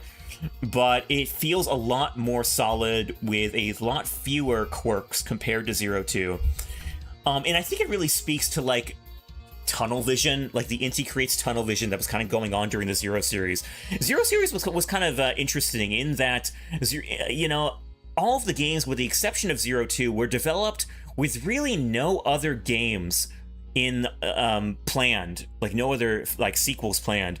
Like 01 was planned as it was developed as its own thing. Like at the time with that they made it, Inti creates really had no intention of putting out a sequel. So I think that speaks to how much like effort they were able to put into 1, like without like 2 looming in the distance, you know, like kind of distorting their tunnel vision. You guys kind of know what I'm saying here. And then with 03, it was the same thing. Like 03 was also made without a sequel in mind. So I feel like that's also why this is such a high quality game. It's because like they were able to like focus completely on the game at hand without thinking about sequels. And same thing with 04. 04 is also a high quality game because of course that didn't have any sequels in mind. But 02 is the one exception to that rule. 02 did have a sequel in mind. You could see it in the cliffhanger ending there. And I think the 4 months dev period was also made, like that also had to happen in light of the fact that a sequel was in the works. So they couldn't quite focus as solely, like as exclusively on 02, maybe as much as they needed to, or as much as they wanted. That's kind of what I feel out. That's kind of my... what I've always kind of thought, and I've never read this from anywhere, but this has always kind of been my mentality that they like 01, 3, and 4 were so high quality because they were able to tunnel vision in on those without thinking about sequels. And 02 has its quirks because they had sequels in mind, you know? From what I heard, they kind of hoped for a sequel, but they didn't expect Capcom to take so long to confirm it, only to also give an extremely steep deadline. Oh, okay. Yeah, I can see how that would kind of work into it too. Honestly, and that's not totally different from what I'm saying either. Like I think those are on pretty similar wavelengths, to be honest. I might just be like using different words to describe it, but yeah, I think the TLDR is that this 02 does have its quirks because it was so rushed, and because it only had a 4-month dev cycle, which also could have been a product of the fact that they needed to do another sequel after that. But yeah, I get it, Risen. TLDR, Risen, I get it. 02 is gonna be a pretty dumb game. I still love it, and it has my favorite stage in the whole series in it too, and it's got some great music as well.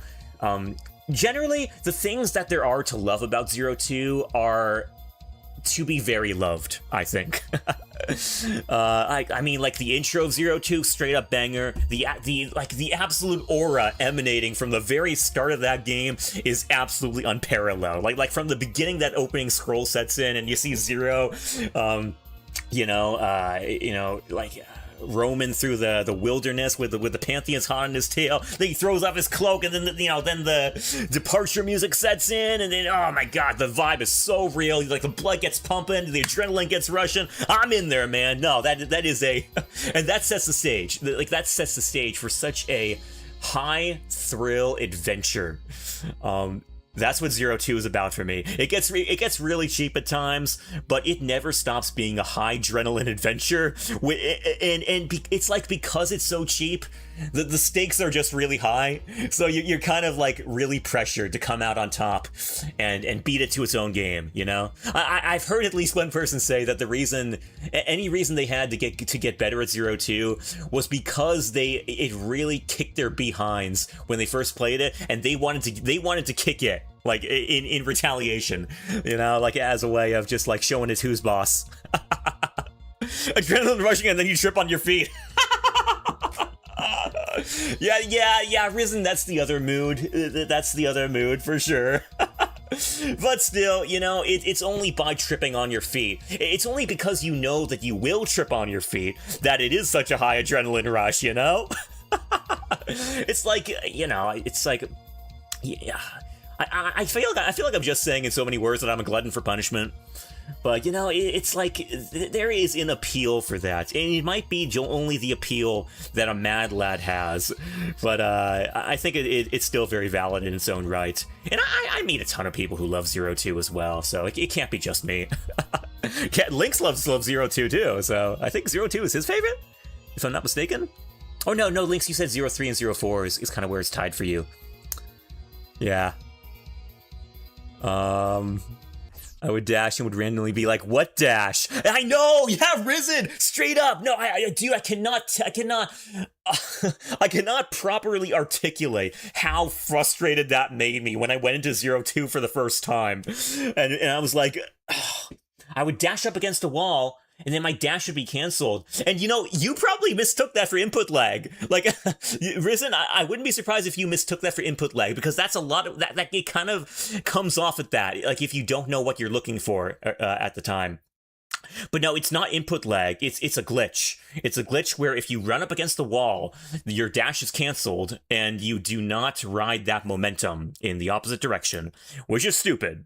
It's infuriating, even in a lot of times, but yeah. Also, Capcom calling to go develop a filler battle network. Oh yeah, Battleship Challenge. They did that too. You have 3 months, lint, a clip, and a develop a filler battleship battle network entry. You have 3 months, lint, a clip, and a lollipop stick for a budget. Don't spend it all. At the same time, they're making Zero Two, as far as I know.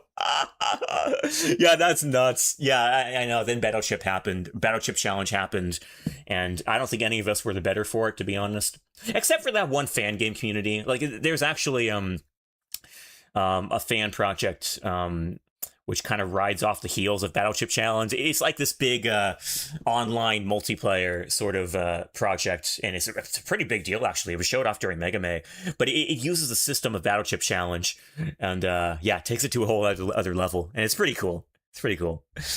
So I shouldn't say that nobody benefited from it, to be honest.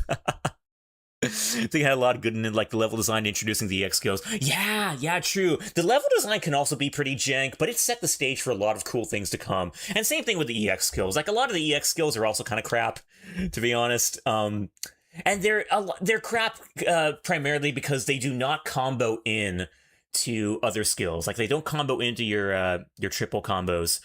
But you know, they have their applications. And they also set the stage for a lot of good things to come later on. I don't use a whole lot of the EX skills in Zero Two because they don't have combo attributes, and a lot of times they're kind of worse. Like, if you want to know something really weird, so you know how the X form gives you additional power to your Buster? Okay, that power augmentation applies to a normal shot, a medium charge shot, and a fully charged Buster shot, but it does not apply to Buster EX skills. Yes, you heard that right. The Buster EX skills in 02 have the exact same damage input whether you have the X form equipped or not. It is nuts. And I do not understand it. I think that is crap. Because I think if they did have X form augmentation, like power augmentation, they would have been good. I think they would have been good, or at least adequate. But as it stands, they're kind of crap. Forms were something I wish they had reiterated with rather than done away with. Yeah, no same links. I absolutely agree with you. I'm really fond of the form system in 02. I also kind of wish they carried it over and just made it a little better, you know? Because it's really cool. I mean, you know, you have all this chip juggling in 03 and 04, and makes for a lot of unnecessary menuing, which kind of disrupts your momentum. It kind of disrupts your flow when you're playing the game. So, but the forms, on the other hand, I mean, that was just like with the press of a button, you had like one specific loadout, and you could just like go to town, you know. And I appreciated that because it made for a lot less menuing. I do appreciate the customization that 03 and 04 offer. That's very nice, you know. But I think there was also a place for that less menuing that 02 had in the way of the forms. But yeah. That's me with Link's Awakening on Game Boy. Oh, that's a cool one. Wait, Risen, that's a cool one to be fond of, though. I also love that game. That's a good one. Heck yeah, man. 02 was the one I'm fond because it was my first. Oh, it was your first Link, so I didn't know that. Oh, nice. Yeah, you know, it has a special place in my heart, too. I always say that I can never quite pick a favorite Zero game because they're all, like, the same thing to me. They're all, like, one saga, one legacy, one kind of combined game. And that's why whenever I play, I can never just play through one of these games. Like, anytime I go back to them for a hardcore playthrough, I always got to do all four of them. I can never just pick up one game and then just drop it and be like, no, that's it. Anytime I pick up any one of these games, I have to do the others. And usually it's chronological. Like, usually I'll start with 01 and then go all the way to 04. And then sometimes if I want to break, I'll go to ZX and then ZX Advent. And, you know, for more of the NT goodness, for more of that smooth, butter fluid gameplay that I know and love.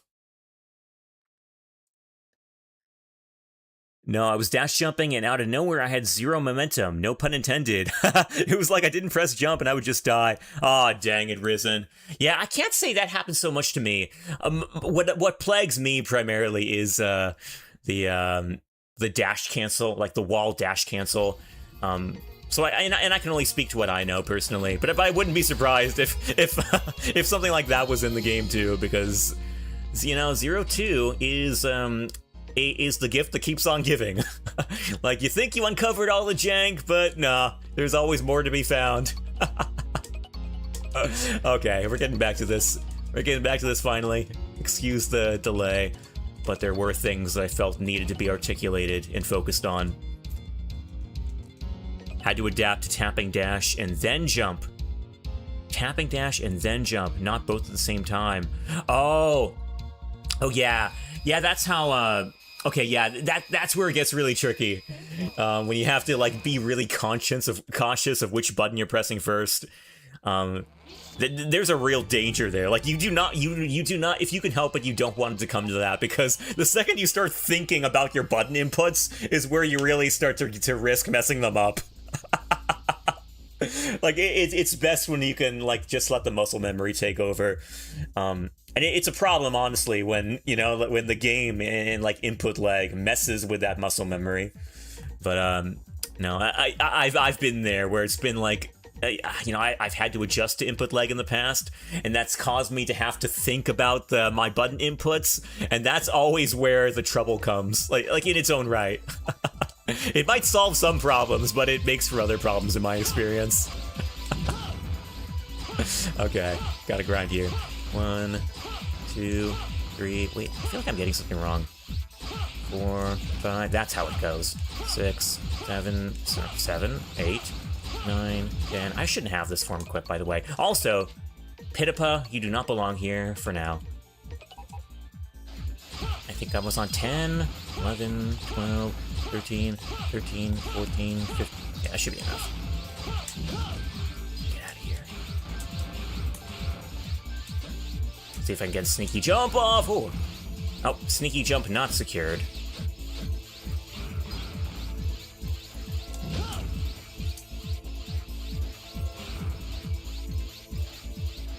Oh, my bad. Had to adapt to tapping dash and then... Oh, wait. No, I already read that. Yeah, no, I read that. Get out of here. Oh. Did not, cannot, should not. 4 points. Dang. 2 points of damage more, fam. This is a short stage, but boy, does it leave an impact. A lasting impression. Okay, well, we missed that shot. There we go.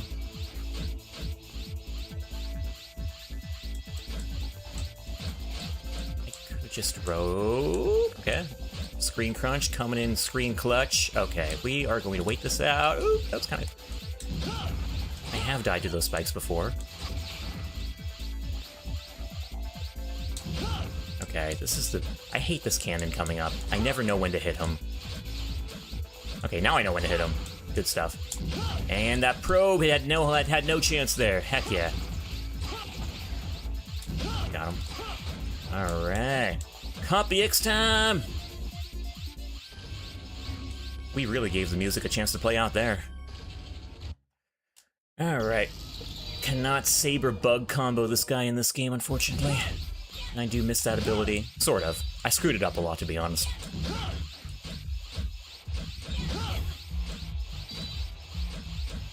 Lol. Lol. Okay, he did the thing.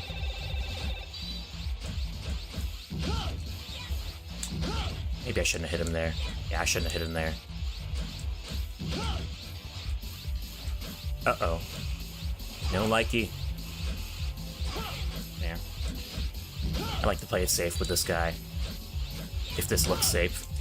Really? Okay, well, take that. Alright, no damage. We're doing it. We're doing it. 4 damage. Okay, cool. Moving the heck on. Heck yeah. Okay, now we get into the real guys. I know the woo! Woohoo! Woohoo! Making it happen. Here's where the real trial begins. Well, kind of. I mean, the real trial really began with, Anubis Necromancis. You know, that stage that I had to reset 3 times? But here's where it gets really tricky. Everyone knows it. I don't even have to say which one it is. Everyone knows the illustrious, the notorious, the uproarious Hubert Foxstar. Are we good here? We're good.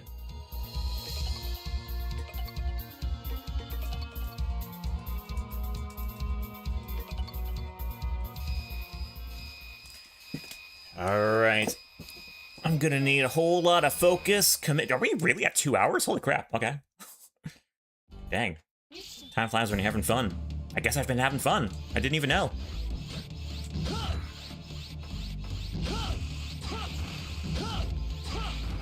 Hold on, I had a strategy in mind. Or did I? Maybe that was elsewhere. 12-hour stream when? You know, you want to know something, Risen? I think, if I just did one big marathon stream of all 4 Zero games, 100-point ranks, then I could probably stretch it out that long. If I was talking. If I wasn't talking, it would probably be an 8-hour stream. But if I was talking, it could easily be 12 hours, yeah. Used to accidentally do those? Holy freaking crap, man! No, you dude... Are you sure you don't want to do 100-point playthroughs of these games? I think you're well cut out for them.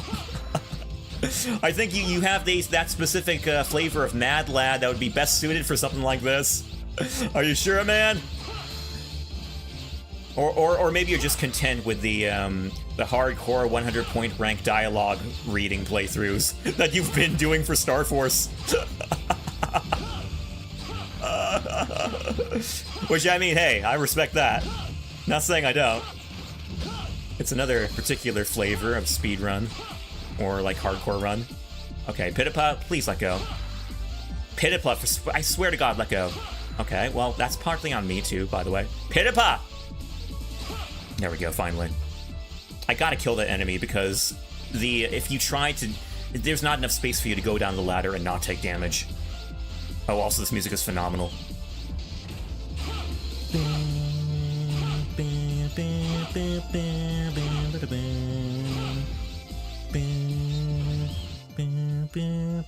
Thing is, I've taken a break from Mario Maker fewer levels, but when I did viewer levels, I could get that long of a stream. That's insane, man. Dude, Mario Maker will wear you out, too, with how much stuff there is to do in there. Dang, that's impressive, man. Holy crap, shoutouts.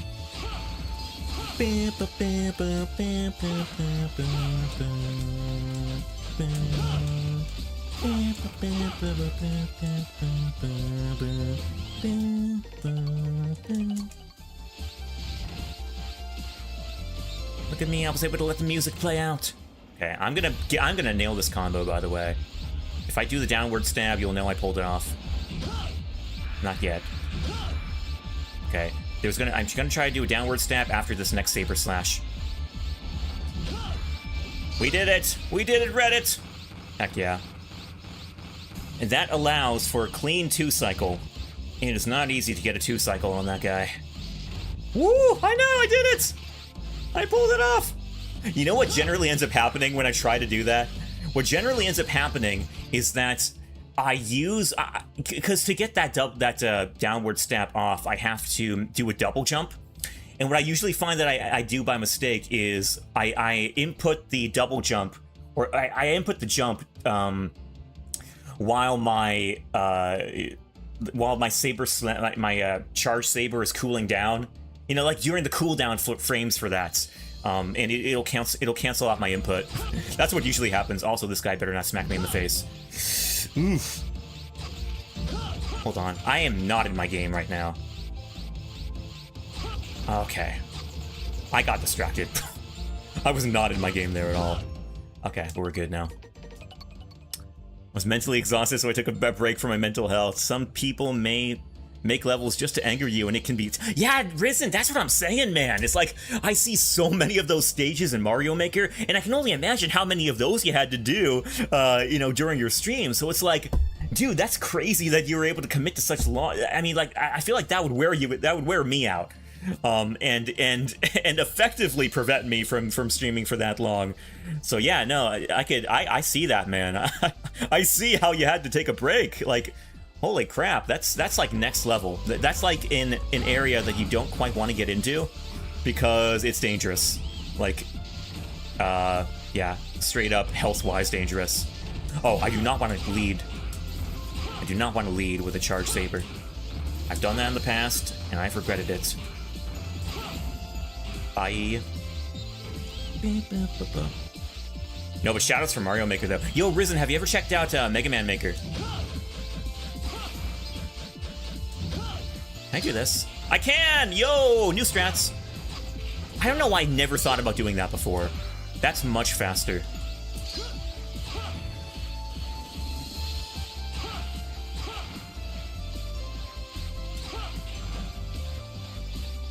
Oh, perfect cycle. Maybe. Hello? Okay, Mr. Probe. You stay right over there. Pitapa, thank you, by the way. Pitapa, you are the GOAT! Aw, we so in there, man. Oh, that should be good. Oh, recoil rod. Foxstar time, I know. I'm hoping she opens with her, big, like, 9-shot attack. Because then I can do, like, recoil rod strats, and they're pretty fun to watch.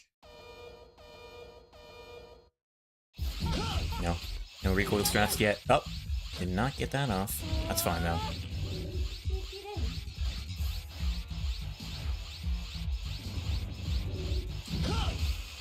Oh, really? That's early. That's really early. I wasn't ready for that. I think I'm safe, though.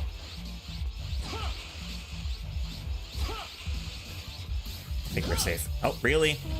There we go.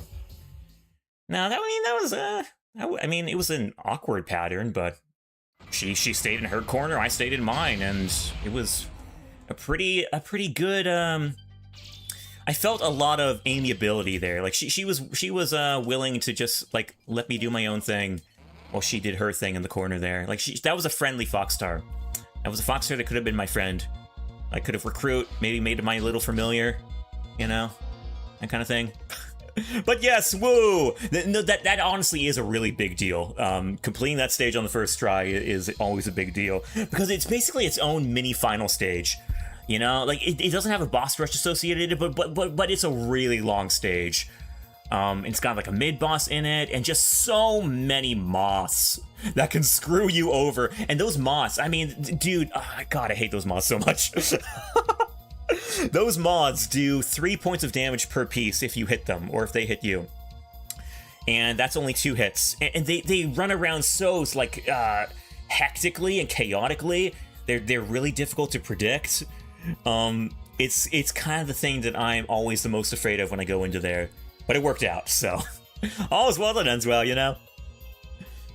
Have it on my computer, it feels odd, but I do want to get a USB controller specifically for it. Oh, yeah! Risen, you should totally do that. No, as soon as you go into, like, you know, stuff like that, like, as soon as you get a USB controller for your computer, your world opens up for so many cool games.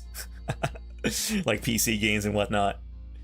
But yeah, Mega Man Maker's a lot of fun. Me and my bud Josh, like, that would be we had a Mega Man stream a good 10 years ago. And whenever we didn't have Mega Man games to play at the ready, like, that would be our safe game. Like that would be our fallback game that we would just boot up at any time and get some good content out of it. But yeah, some good stuff there. Shoutouts to Mega Marino, by the way. Mega Marino is another Mega Man streamer. Well, not specifically a Mega Man streamer, but the Mad Lad himself has taken it upon himself. He's a streamer. And he's taken it upon himself for the last few years to complete every single stage in Mega Man Maker. Like, no joke. Every single user-submitted stage he has made it his goal to beat. And that, if that sounds insane and impossible, well, yes, I am inclined to agree. I don't know how it is possible, but yeah, he's made that kind of like the main goal of his channel. And it is so impressive to watch him do his thing there. Yeah, so you know about the JP Complete Work says Foxstar's... Yeah, oh yeah, I do know about this. Lynx, everyone brings this up. you pretty much can't go to any first time 0-3 playthrough and have someone not bring this up. Like, it's just that well known, I think, in the fan base. I still might say she, just accidentally, but, you know, it's because I can't help it. It's like, I've been saying she for so long, and I didn't find out about this until, like, recently. Like, growing up, all as a kid, I called like, it a she, so... I'm sorry, you know, Foxstar is not a real person, so I dare say I don't have to worry as much about getting her pronouns correct. And it's such a well-imbued habit of mine at this point that, you know, I think I can be excused. I think I can be excused on those grounds. Because again, I mean, she's not real, guys. Okay, come on, please. Let's have a little mercy. Yeah, but I do know about that. That Foxstar is a male that looks like female. But wait, did I read this comment fully though? I remember a Spaniard. Hold on. Oh yeah, for the whole myth. Right. Yeah. I remember Spaniard gaming site had like daily comics, and I forgot the whole. But Fefnir says something about meeting chicks, and Foxstar mentioned something about being part of the guild of dudes who looks like Gowns, and Fef going, no. Oh, that's good. That's good content. Yeah, that's kind of straight up me too, not gonna lie. Sorry, I forgot my mic was over here, but also I was turning on my fan. Yeah, that's kind of straight up me too. I kind of wish... there's a part of me that also just wishes she was a female, so it might just be my coping. Maybe in no small part, maybe in no minuscule part. Oh, let's see. This is the worst level I've ever sent. Okay, Risen, we are gonna check this out. We're gonna check this out, man. We're gonna behold your pain firsthand here, and have even more respect for the mad lad that you are after watching it. That is all in the spirit of what we do here. Hold on, let me get this to the side. What the blazes is... Dude, this is like sensory overload. What am I looking at? Why are there so many Bowsers? Why is there so much everything? Why won't it calm down? No, dude, this picture is giving me low-key anxiety. You think these Zero playthroughs give me anxiety? No, this is like amping up the anxiety 10 times. If I look at this any longer, I'm not going to have the nerve to continue this playthrough. This is sensory overload. This is a crime against humanity and an offense to all level designers. What the actual crap? This is an offense to everything.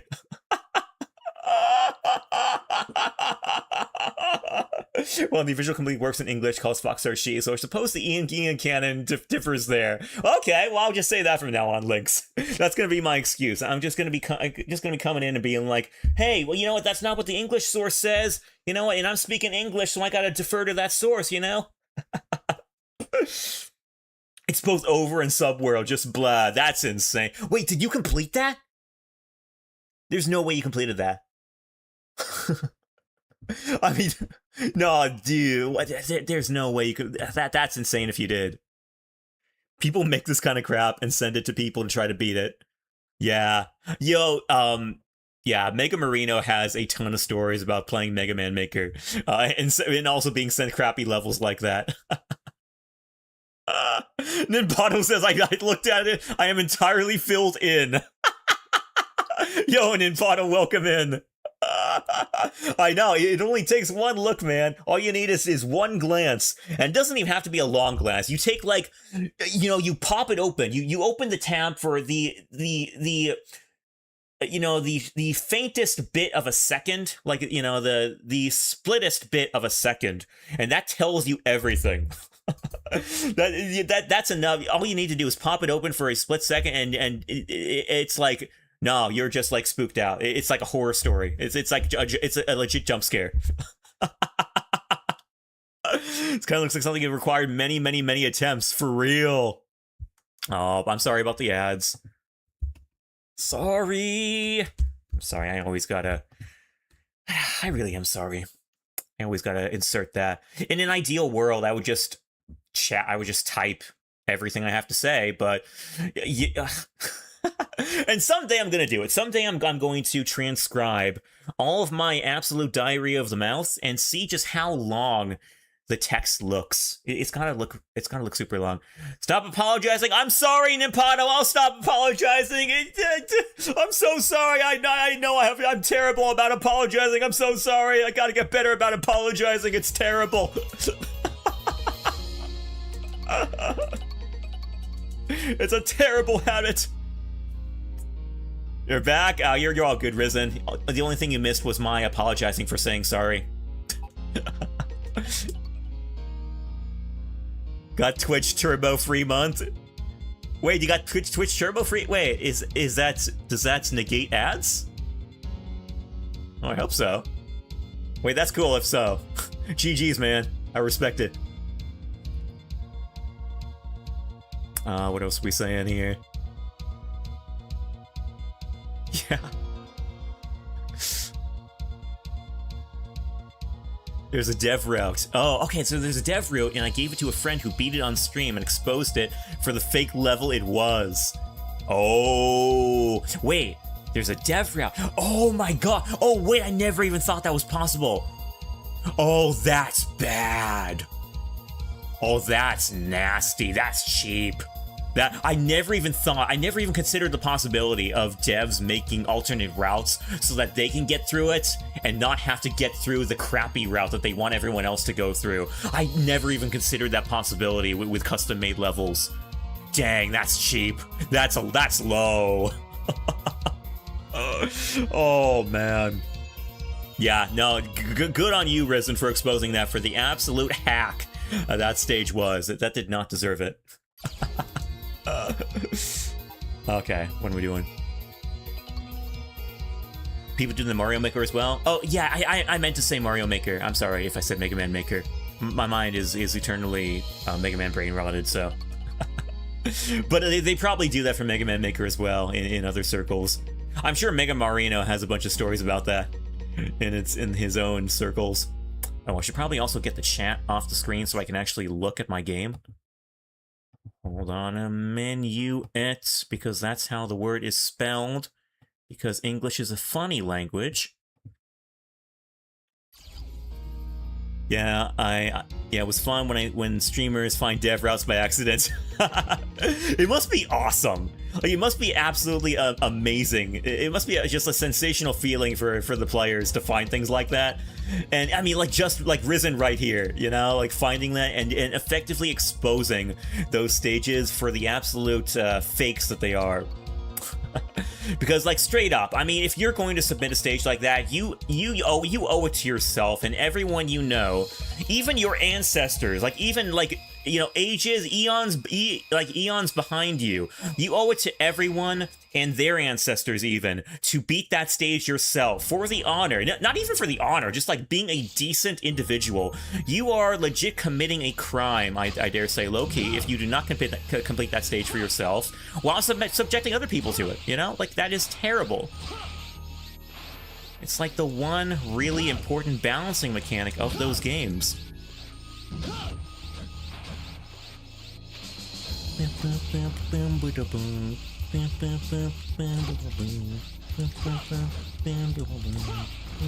try one more sneaky jump there. That should be enough. Not going to risk any further.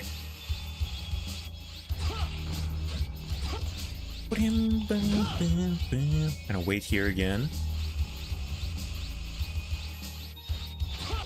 Hello. Thank you. Have a nice day. And we're gonna wait here because it has not gone well when I have not waited before.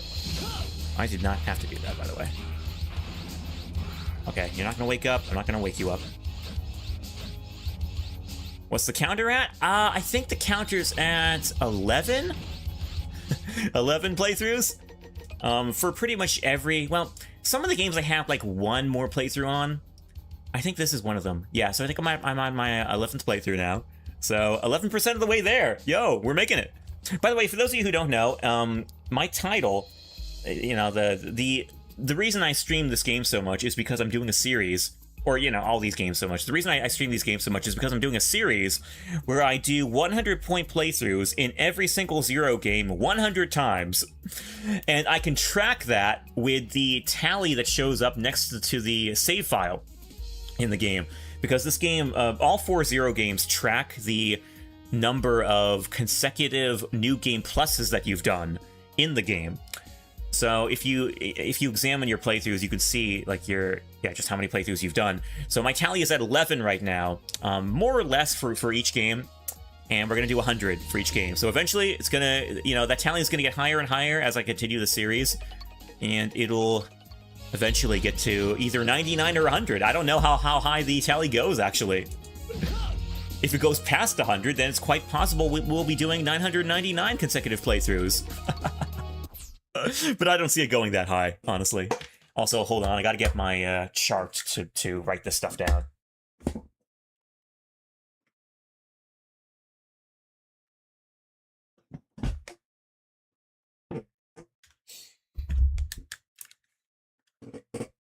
Alright, we are back.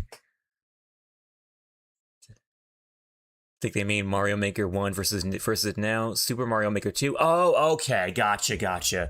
My bad then. All levels I beat, I beat legit. Can't stand dev routes. Yeah, You really shouldn't stand them. I think like this is the first time I'm hearing about dev routes, and I immediately like it is so intuitively a cheap concept to me. You know, like you don't have to even really describe that much, but like it is so intuitive to me that is cheap and dirty. You know, I should like to think it strikes the people the same way. Well, maybe not the same way because people have different standards, but people should have the common sense and decency to know that that's a bad thing to do. I'm sorry, I'm just getting up my chart here. If I can find it, can't remember where I saved it. There it is. How many successful 100-point playthroughs were you at? Oh yeah, so no, I already got into that Nimpado. So yeah, we're at 11 right now for each game, and we're getting through it. We're doing it.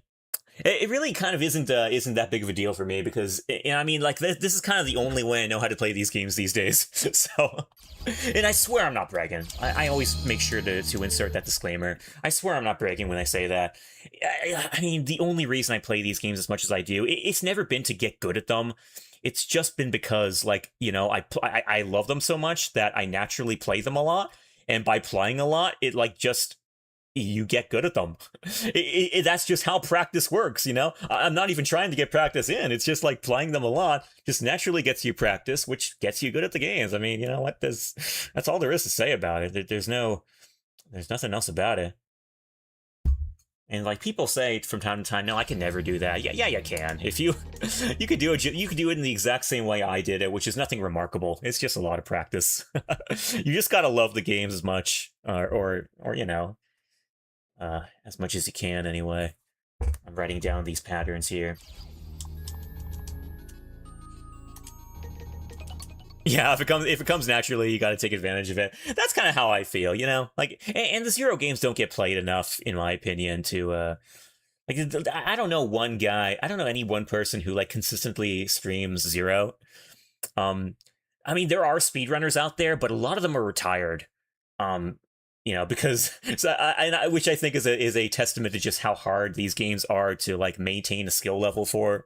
If you don't play them a lot, you get rusty and can't really you know, speed run to the same extent. And that was kind of what was happening during Mega Man too. Like, you know, there was so little Mega Man Zero representation at Mega Man. And like it was pretty much just me and Flameburger that played the Zero games for Mega Man, and that was because most of the legends or most of the Zero speedrunners that the host wanted to bring on board for that event were retired.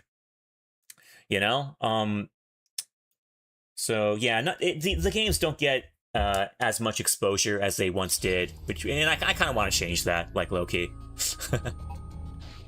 Because I love them so much. They're so near and dear to my heart. What can I say? Don't know if you saw DGR's dipping his toes into Mega Man Maker troll levels. Oh, really? Oh, boy. He's in for a treat. He's in for a treat, and that treat is called Bamboozled. Or no, Beanboozled, if we're using the actual name of that dubious treat. that man is in for quite a surprise, and I think he's going to be Beanboozled in his way into a lot of stages. Oh boy, I wish him the best, but I don't think my wishing him the best is gonna give him the best. That's gonna be rough. Oh, but respect for that though. Like I respect that. Like, I mean, the same thing for Mega Mario. I mean, like, completing every single stage in Mega Man Maker is just insane. And you gotta respect that effort. And then the persistence it takes to like, you know, go, you know, keep doing it. It's crazy. I've streamed 0 times, so yes, I stream 0 consistently. Well, Triforce, maybe you should change that. Maybe the time has come. Maybe this is your era. You know, maybe 2026 is going to be your time, you know? The Blue Triforce era. The time when the Blue Triforce has revealed itself, you know, to the esteem and glory of us all. Yeah, that's what I do. This is my grind spot. 1, 2, 3, 4, 5, 6, 7, 8, 9, 10, 12, 14, that should be enough. And where are the things? That should be one of them. Yeah, that should easily be one of them. Oh, welcome in, by the way, Triforce. Hey, hope your day's going well. Hope you're having a good one. It's not quite Sunday anymore. Well, it's 5 minutes to... You have 5 minutes of Sunday. Yo, Triforce! What are you gonna do with that 5 minutes of your Sunday? You know, you got... The pressure's on, man. You know, you got 5 minutes left in the Sunday. The weekend's about to end. What are you gonna do, man? What are you gonna do to like, iron out, to, like, finish off this remarkable weekend? It's gonna... You know, I can only imagine you got something crazy planned. You got something, like, really... wild plan. Oh, now it's 4 minutes, man. Okay, you know what? What you gonna do? The pressure's even more on you now. I'm sorry. This is not how you should be greeting your regulars when they come into your chat. And within the first 5 minutes. Okay, this is the next door. Sent mentions earlier in the stream? Oh, I'm sorry, Triforce. Sorry, I'm a terrible streamer. I'm glad you mentioned it because now I will be on my guard. Now I will make sure that doesn't happen again. So thank you for telling me. No, that should never happen. Never in a Skybane stream will we sacrifice focus on the game to focus on the chat. No. That is a big Skybane no-no. What was your message though, Triforce? No, I really owe it to myself to just dig through the whole chat to find your message as, like, penance, as a way of making up for my terrible misdemeanor. But I also, while I think I owe it to myself to do that, and while I think I owe it to you to do that, I also have a high respect and esteem for your kindness. So I will leave it to that I'm beholden to your kindness to tell me what you said earlier that I didn't catch. I'm already 9 hours deep into the Sunday? Oh wait, so it's still Sunday for you, Nimpado? Oh wait, so you're behind us then? Oh dang, you're lucky. You're lucky, you got so much of the weekend to go. You know, what's it like, Nimpado, being in the past? I must tell you that it's not very nice being in the future. It has grown so dim and dark and dystopian in this terrible future that I'm finding myself in. No! Oh, you son of a... Okay, you know what? We can maybe salvage it? Okay, we kind of salvaged it. I could have salvaged it a lot earlier too, but I was shocked that that hit me. 3 points. Okay, making it going. No, wait, I'm stupid. I'm 9 hours deep into Monday. Oh, okay. Yeah, I didn't think Germany was ahead, or I didn't think Germany was behind. I figured it was ahead, but I was willing to take what you were saying, Nimpado, as absolute truth. You know, I trusted you had the power to rewrite the whole German time zone code. And just, you know, remake the fabric of the universe to make Germany behind in the time zone, as opposed to ahead. Or even rewrite the American time zone, you know, just change that. That would probably be easier, actually. Like, as opposed to rewriting the fabric of the universe to make the time zone in Germany change, I think it makes a lot more sense to change... Wait, that makes no sense. Actually, no, I was going to go off on another convoluted tangent, but then I discovered it doesn't make sense, so never mind. Sometimes I catch myself. It doesn't happen often, but sometimes it does.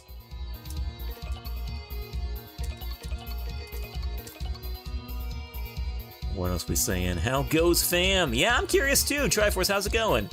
It's good. Been watching a lot of Quantum Leap. Oh, nice.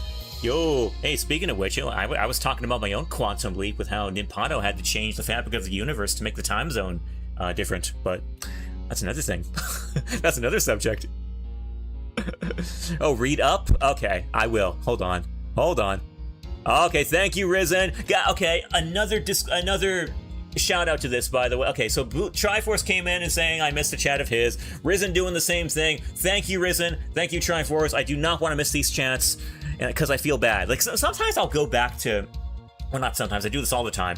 After I finish up a stream, usually I'll go back to the VOD to like check my audio quality and certain things and see what I could improve for the future.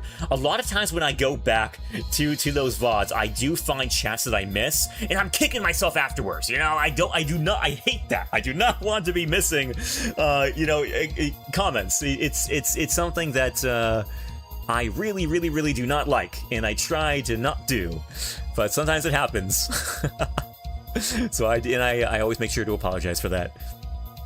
Also forgot to tell you, they recently referenced Wily's Castle in the anime. Oh, they did! Oh, holy crap, I'm gonna have to look at that. Oh, nice. Oh, that's been a show I have not been following. I've seen a lot of talk about it, about how interesting the humor is in a lot of places. I've seen a lot of talk about, a lot of controversy about its style of humor, but I also do know from from all that talk that it references a lot of things. Like even the intro is like, dude, I want to say like every shot from the anime opening has like a reference to some movie or meme or something. So I'm kind of not surprised to hear that there's a Wily Castle reference in there. But I'm totally gonna check that out now. That's awesome. Nice. Yo, I love that. I love when Mega Man is kept in the mainstream media. Like, you know, it shows that it's still, people still remember it, and it makes me happy.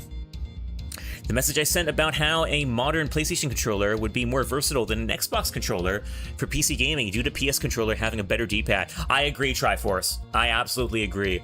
It does depend on which PlayStation controller, I dare say. I main a DS4, a DualShock 4, for PlayStation 4.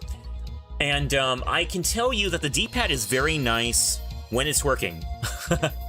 But I have to replace these button membranes a lot. The PS4 controller in general is, it's not very, the buttons are not very hardy. So I find that every few months I have to change out the button membranes, usually for the face buttons and the D-pad. And it's no big deal, you know, like I just go into it and do my thing with it. It's pretty routine at this point. But there's another part of me that wants to say it shouldn't be happening. You know, like having to open up your controller every few months and replace the buttons. It's totally something that should not be happening. But it does happen. But I hear that the PS3 controller is a very hardy controller. I always talk about this, but Blue Metal, the world record Mega Man Legend speedrunner, who has been the world record holder for the last 10 years, and then some, he has been using a single PlayStation 3 controller for 9 years. Like he's never had, not until very recently did he have to change out his old PlayStation 3 controller. But he was using one single PS3 controller for the last 9 years for speedrunning. And you can only imagine how much wear and tear a world record speedrunner puts on his controller. Like, that speaks volumes. Like, when a world record speedrunner is using one controller for 9 years without having to replace it, that's like the ultimate ad for that controller in question. So yeah, I would say if you're looking into getting a hardy controller, maybe look into a PS3 controller. Might be a little harder to find in this day and age, but, you know, might be worth it. Read up. I will indeed read up. I see the link. I'm clicking it. It has been clicked. Oh, it has cat ears! It has cat ears and cat teeth. I love it. Wait, it has a nose too. Oh wait, no, that nose is standard though, isn't it? It has cat ears! Okay, you know, they could have gone a step further and made that big satellite dish a cat paw. You know? Then that would have really been the icing on the cake. If they made that big satellite dish above the right ear, if they made that into a cat paw, you know, like a curled cat paw, like how Meowth has, that would have been it. That would have been the cherry on the cake. But that's still great. Thank you for reference. Thank you for throwing that up here, Risen. I appreciate that. Nice. I'm still gonna go back to the. I'm still going to look up that episode, though, to get the context. Missing chat messages means its time has expired and can never be brought up again. Well, maybe in some universes, but certainly not mine. Sometimes, again, I go back to VODs and I do catch those messages I missed, and I will straight up bring them back up in the next stream. I did that with Chaos on the last stream. Like Chaos brought up something that and I kind of a bit of a different subject, but he brought up something and I kind of like misunderstood what he was talking about, and I didn't and I didn't catch it up until I rewatched the VOD. And then earlier tonight, Chaos was in here again, and I was able to apologize to him for misunderstanding what he said earlier on, even though I didn't catch it in the stream in question. So it's not entirely true that they're permanently lost. Like sometimes I will catch them, and you can bet that when I do catch them, I am going to bring them up because I'm not going to let these chats escape on my watch. They're like, I gotta get them. Gotta catch them all, as they say. Yeah, I meant the PS4, PS5 controller. Oh, okay, gotcha. Yeah, PS3 controller, you can also make it work with an adapter. And I think that's how Blue Metal got to work with his emulators for Legends. But yeah, that's also easily viable. And I don't think it costs much input delay at all. So you can look into that if you're looking into something good. Otherwise, I mean, I could also mostly vouch for a PS4 controller, even despite those problems I mentioned, because it is easy to repair. PS3 controllers, by the way, are apparently not easy to repair. Like, they may last longer, but apparently they are not easy to fix. So, I mean, maybe it's just a matter of practice, but that's what I've heard. But yeah, so it's kind of funny how it works out in the opposite way, though. Also, chat, please come... Oh, why did I take that down?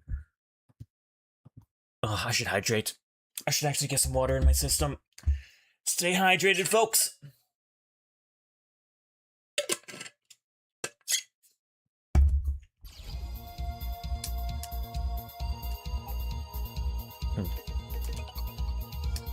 Alrighty. Getting back into it. Wonder if the PS5 controller would be better. Yeah, I don't know about PS5 controller. I don't know what that, how different that is, honestly.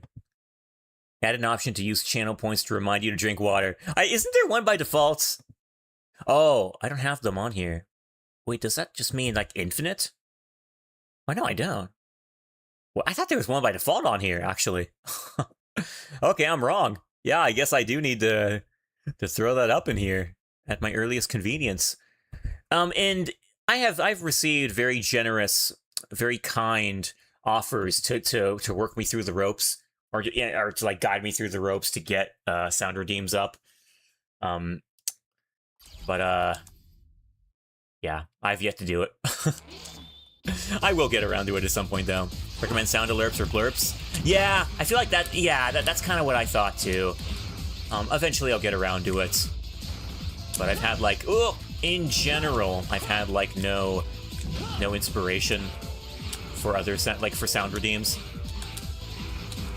And I'll eventually come up with stuff. Maybe you guys can give me some ideas. I trust that you're all more creative than me.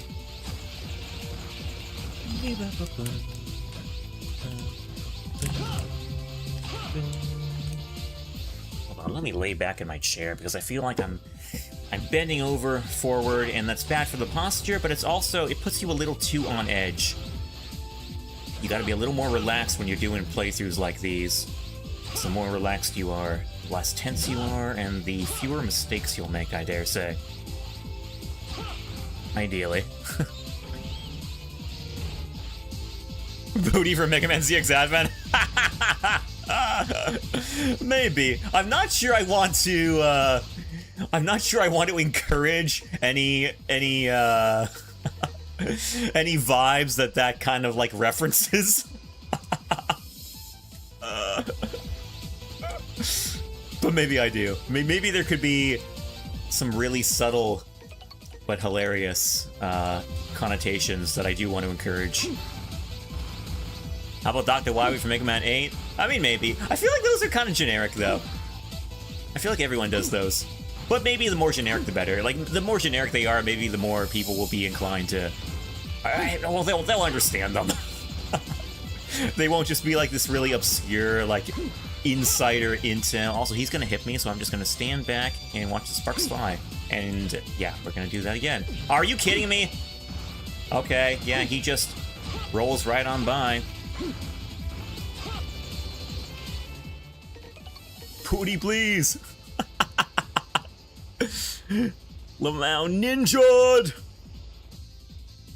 What am I fighting for? And Mega Man intro. Oh, Mega Man intro would be cool too, yeah. Yeah, maybe that is the way to go. Like, up until now, I mean, I've thought of things like that, but up until now, I've been like, you know, it's too generic. It's like, everyone has those. But on the other hand, it might just be like, yeah, you know, the more generic they are, maybe the more people will be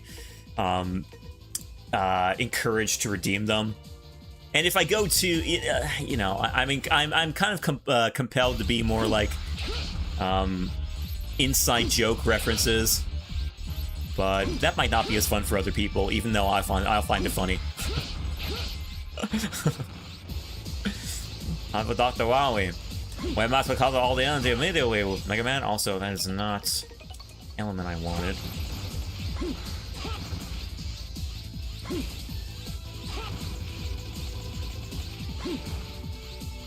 Stay tuned to the far-flung future where I actually do this elevator section no damage.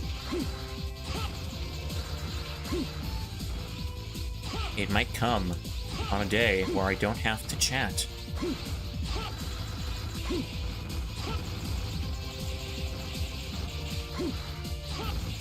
There we go. Should we do the swag? Is my swag even charging? No, oh yeah. Yeah, let's do the swag, why not? Swag! There. It's like, whatever, but... My sound redeems are awful? What do you mean? Cheese is the best thing ever, Lynx. I like the cheese. Everyone likes the cheese.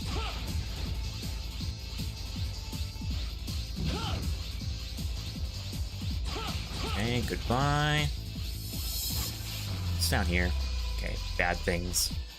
It's the sound of a whole lot of terrible things coming this way. I think I'll take this guy on with standard. Yeah, let's do standard. Goruda! I might be able to take one hit from him. I'm not risking that. Ooh. I get inclined to be very risky sometimes, and it serves to help no one. Well, I mean, it serves to teach me a lesson, and that might be worth something. Are you just gonna stand the whole, like, are you just gonna stand in one place the whole time? Because I dig it, man. Okay, never mind, I jinxed him out of it. Here he's down. Nice. Oh, what are those moon runes, Triforce? I do not understand those hieroglyphics. Is that disrespectful? That might be disrespectful. If so, I'm sorry. Goruda. Oh, okay. What does that mean? Is that just a noise, or is it an actual word?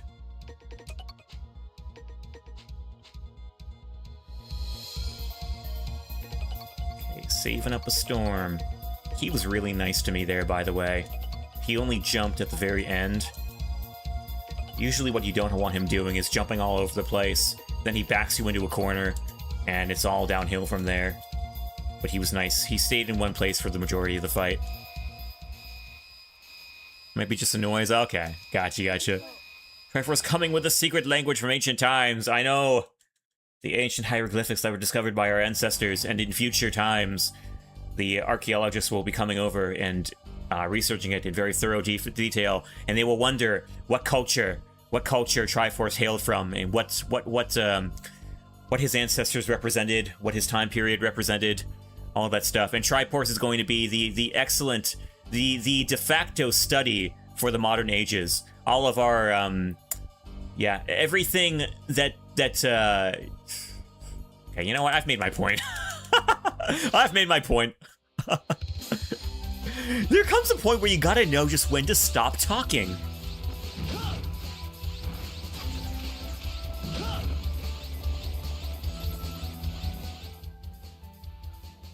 What is his answer? Is his ancestor called Goku that rides a cloud? I know.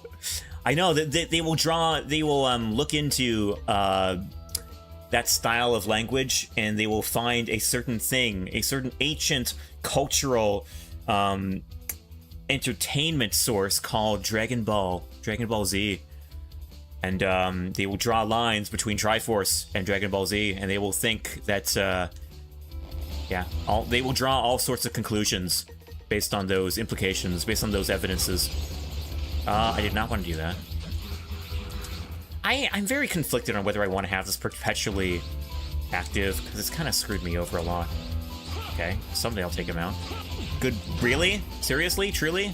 That stinks. You stink. I think that's 3 points of damage.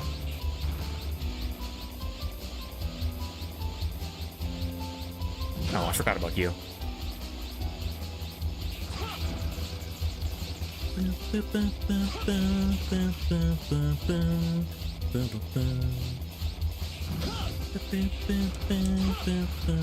See how Ice Shot takes him out in one shot?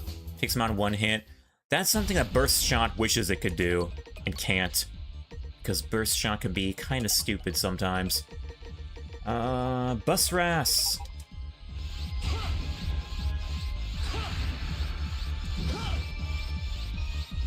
Come on, man.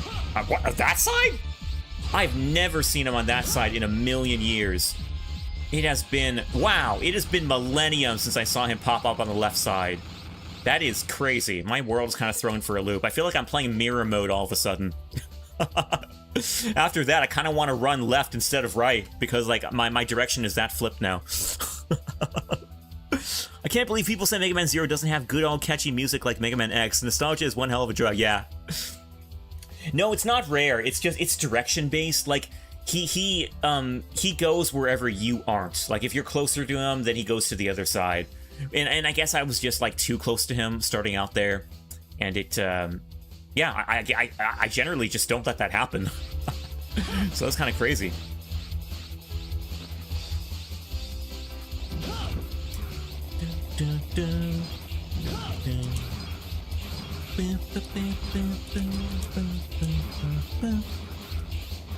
But yeah, this is like, oh, I might be at 5 points of damage now. I kind of always sort of expect to be hit by those bees.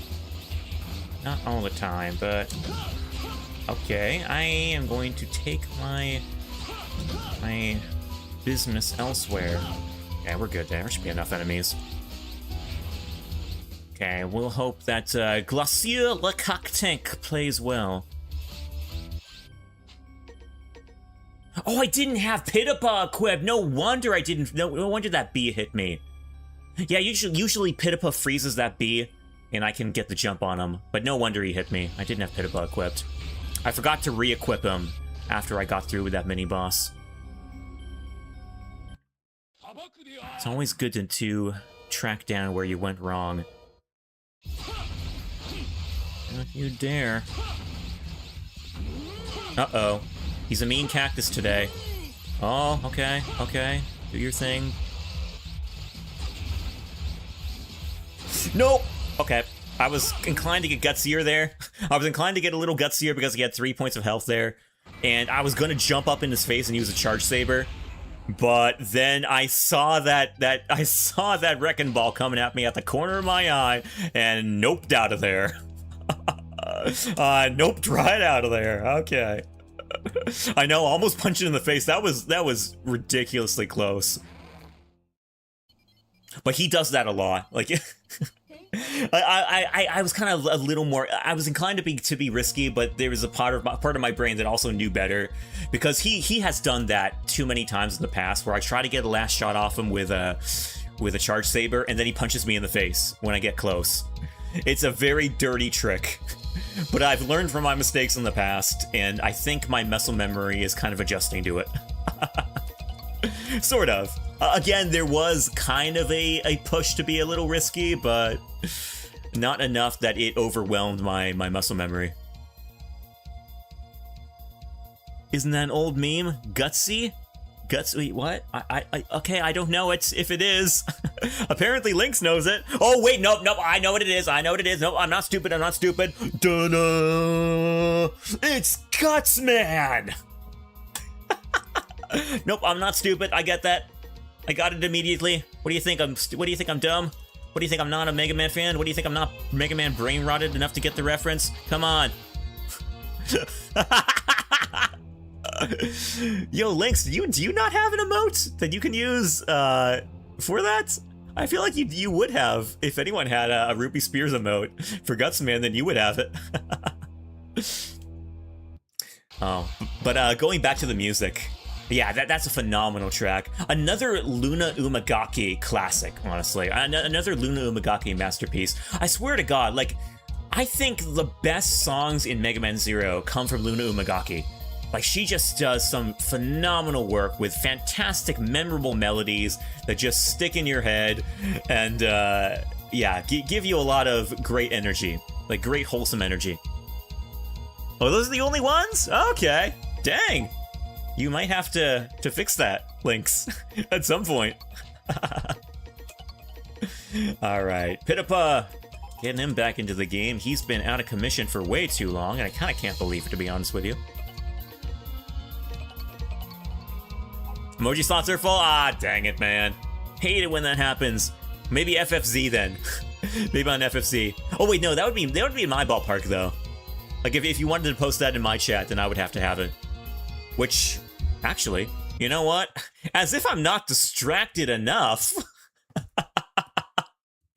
Hold on a hot minute here. We're gonna make a little magic happen. I have exactly 3 slots left over in my FFZ emote slots. Let's go. That is just enough to integrate something that I should have integrated a long time ago, but didn't. But now it's a perfect time. Okay, how do I do this again?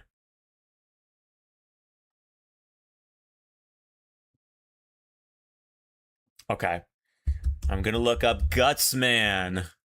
Of course, it's the first result that shows up. Let's go. Of course it is. Add to my channel. It has been added. Okay, guys, try it now. Try it now. I'm gonna see if there's a Mega Man 1 too.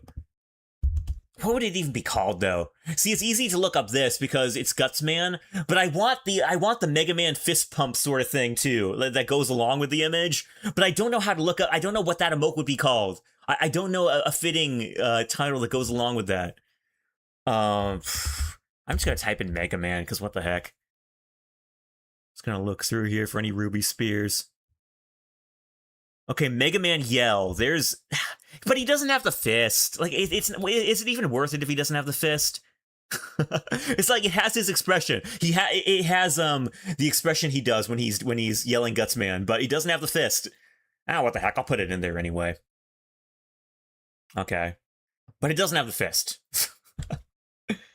Isn't the fist its own emoji? Is it? I don't know. Is it? Maybe. Maybe not. Heck yeah. Oh, it's in there. We in there, boys. Okay. The magic has happened.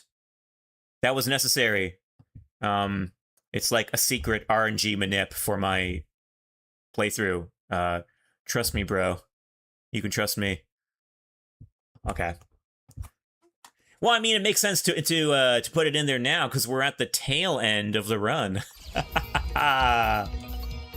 Oh, hold on. I almost rewrote the wrong file. Don't want to do that. I got practice files on there. No, I gotta talk to Seal. What am I thinking?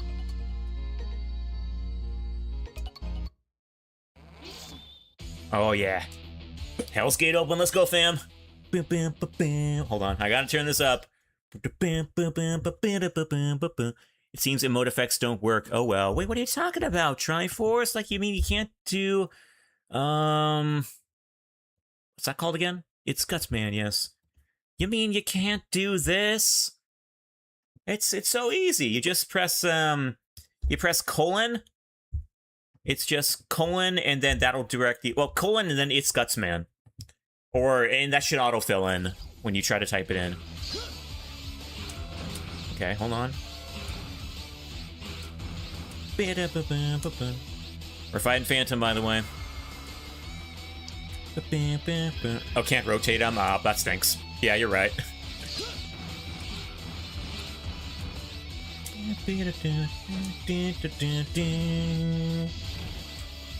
Let's go with Burst here.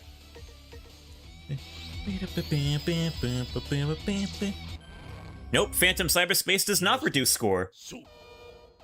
It's, if you do go into cyberspace without fighting Phantoms, then it would reduce your score. But fighting Phantom does not do that. Pretty cool, isn't it? It's like it almost encourages you to fight Phantom specifically to have cyberspace for the rest of the stage. But I don't think that makes sense. Fighting Phantom is a lot harder than any benefits you get from cyberspace for the rest of the stage. Smash. There we go. Shadow Dash is the GOAT, as always. Yeah, they did want you to get Ultima. And for good reason. It is OP. And I'm all here for it. It makes for the 1-0 game that is not really stressful to speedrun, or to play through, you know? 100-point playthroughs. Or you should, oh, okay, hold on, we almost spent up, yep, up, oh, okay.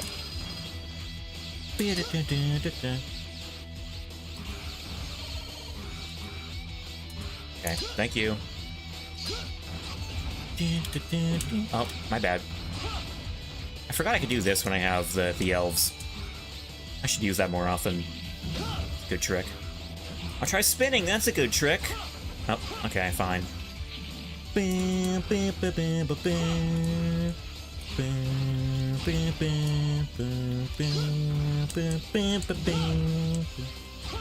Four, 5, 6, 7, 8, 9, 10, 11, 12 should be enough.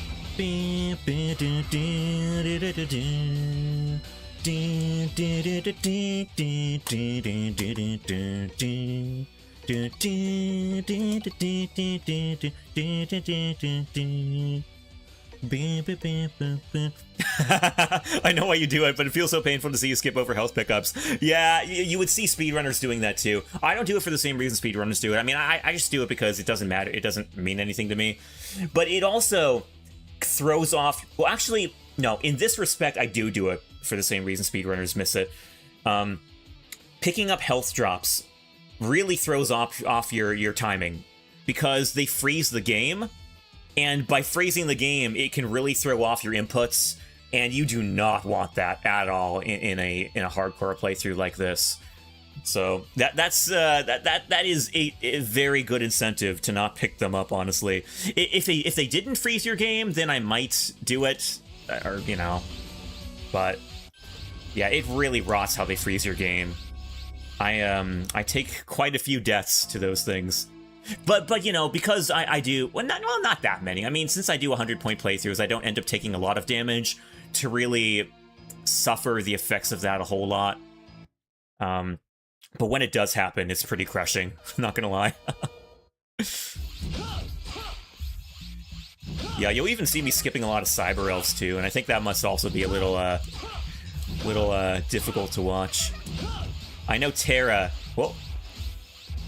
Terra, who was one of the hosts for Mega May, was kind of commenting on that. He was like, why are you not picking up the elves? And I'm like, I don't need them, man. I don't need them. Stupid. Okay.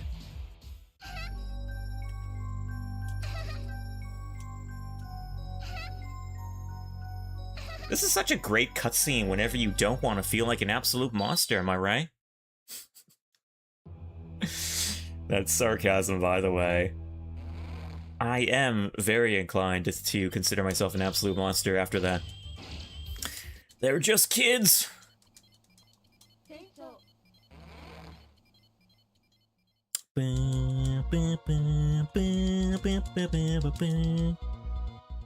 Thank God those babies are dead!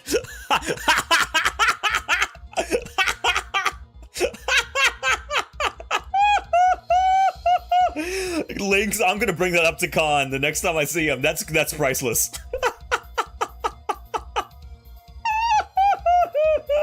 Yo, Con with the base takes as usual. Oh, dude, I love Con even more now. That's great. That's great. No, I'm not gonna stop laughing at that. That's perfect. Oh, I gotta focus on what I'm doing. Yeah, lightning chip. Oh. Endgame. Dang, okay. Let's do the thing. Oh, 12th playthrough. I'm sorry, Nimpato. I was wrong when I said it was the 11th playthrough. I'm actually on the 12th. Oh, wrong. Select mission. And we're gonna save actually after this, too. Lies! I know, lies! Slander! Fabrications! Absolute... erroneousness. I can't believe I can't forgive myself after that. What am I doing? What am I doing straight up lying? Well, at least it's better than me being stupid, right? I mean, lying implies I have some level of intelligence. Even if it's all in the wrong spirit. It's always that question, isn't it? Is he stupid? Is he trolling, or is he just plain stupid? Everything I've made is made of deceptions, I know! We are nothing but Decepticons here, robots in disguise.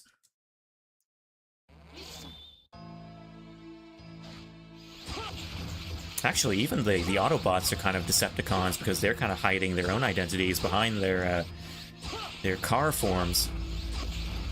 10, 11, 12, 13, 14, 15, 16, 17... What am I doing 17 enemy? That's way too much. I might end up getting points docked on my score if I beat too many enemies, am I right? That's the 0-2 way, apparently. We'll let the door kill these guys. We are Decepticons. I call dibs on Soundwave. You want to know something funny? I was once told that I sound like Starscream. I was once told that I sound like Starscream, and I never understood what that meant. Well, okay, I know what Starscream sounds like, but I've never been able to see that, ever. That makes no sense to me.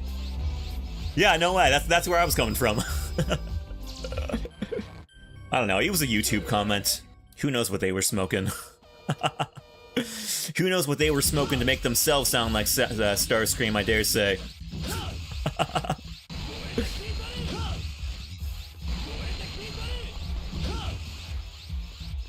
Oh, he's down. You had to hesitate for that split second, man. You just had to. Your high nose hit the Starscream voice, but that's about it. Yeah, I think I might have been putting on an impression. Or something. Or being, like, really exaggerated, as I am wont to be. That's wont spelled W-O-N-T, by the way. That is an actual word. I don't know. I was putting on one of my more exaggerated tones, maybe. But even then, I don't think I sounded quite like him. I don't know. It's funny stuff. Megnorida.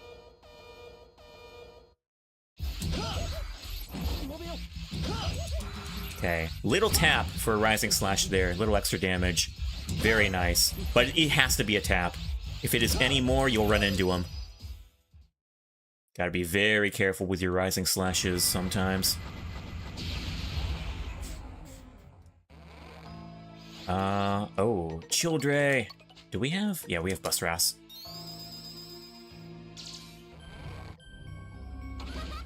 It took me a long time to beat Childre on the first fight, actually, because I forgot I did not have Busras equipped. Oh. What? He's not gonna hop? Okay, well, I'll just wait for you up here, man. Please? Gonna hop? Anytime, man! Oh, okay, he's taking me from the other direction. There we go, fine, freaking. Nope, he got me. Absolute nerve. Okay.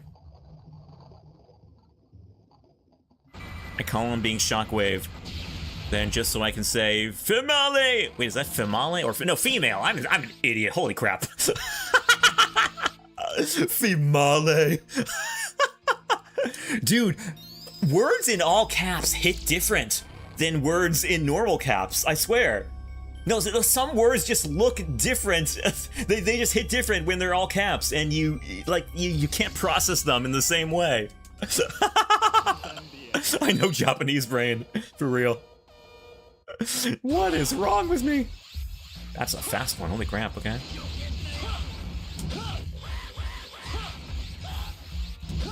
Missed him. Oh, I do not like when he's in the middle of the room. Okay, thank you. Okay, there we go. Famale. I'm still laughing at that. Probably gonna be laughing at that until the end. Chakras. Yeah, oh gosh, what the heck? Okay, what I gotta take here? Yeah, let's take that to the end.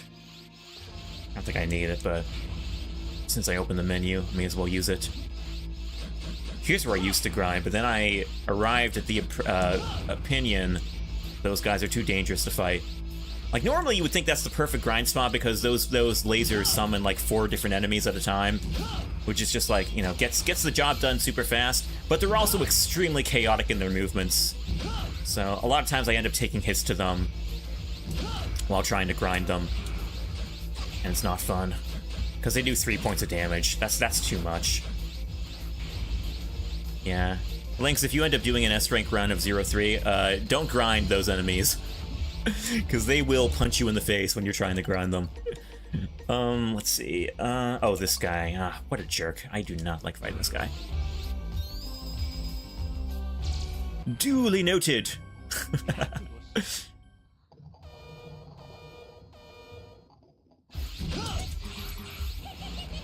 So let's please get lucky with this guy.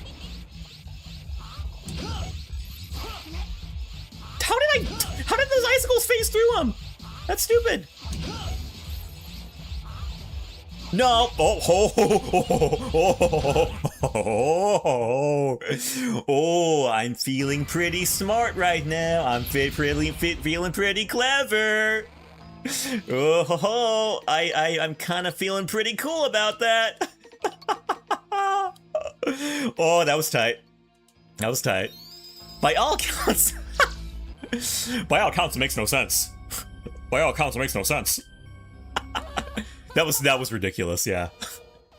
And I'm really glad I didn't get hit by that, because those shots do 4 damage.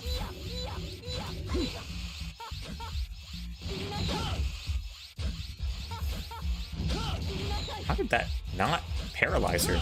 Really? You absolute jerk. God, she hits like a truck.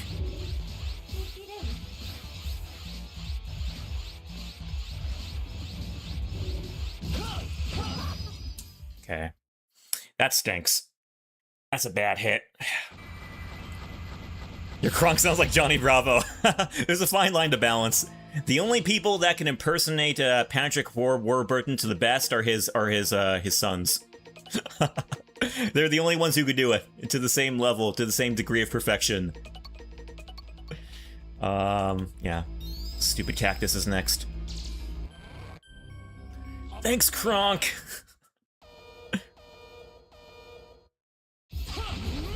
Nope, nope, nope, nope, nope. Okay, you get that out of your system, man. Nope. Are you kidding me? Ah, the stupid icicle. And I didn't get that hit off. Okay, well, he was nice there anyway. Patrick Warburton is the GOAT. Yeah, the dude is so cool. Have you guys watched the interview with his sons? And just how they can impersonate him to a T? It's extremely impressive stuff. They got it down. One of his sons in particular just gets it on the mark. It's insane. Yeah, look it up, guys. It's great stuff. Yeah, I took 5 points of damage there. There is no attack. No other attack that's going to do 1 point that I can take. Really? I missed? Oh, he's gonna get mean now. Ugh, maybe I should have just dashed under him. I was a little conflicted there. Okay. Whoop. Made it. Oh, are you kidding me? The backdash? That was cheap, bad, and wrong. Holy crap. Okay. Really? The back jump. Of all things. Okay. No, I'm totally cool.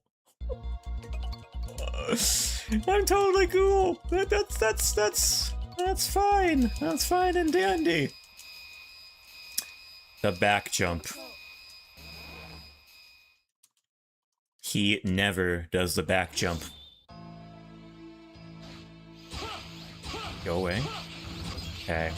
1, 2, 3, 4, 5, 6, 7, 8, 9, 10, 11, 12, 13, 14 should be enough. Everything is fine! We are chill! Yes, we are as chill as Patrick Warburton.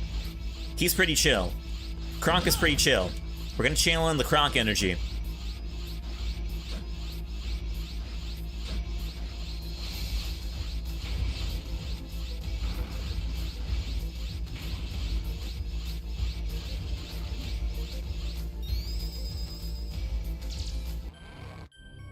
Really though, that back jump? I'm not ready to let that go yet. I'm not gonna lie.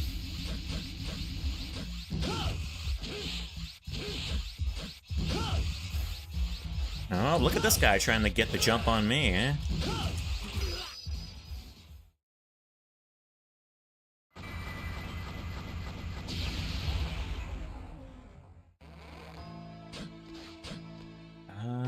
Ice is nice.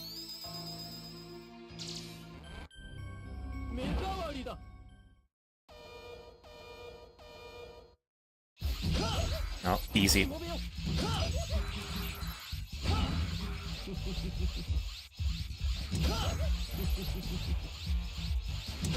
Easy. Heck yeah.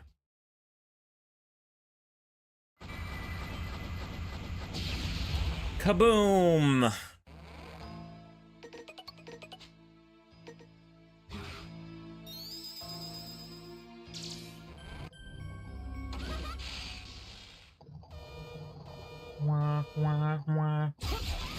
Okay, let's see what mood this rabbit is in. Yep, he's Ludomang. I love getting him at the top of that jump. I like luring him to the top because by the time he hits the bottom, I can get another hit off. If I stun him midway, then I don't give him as much time to fall to the bottom, so I won't get another shot off there.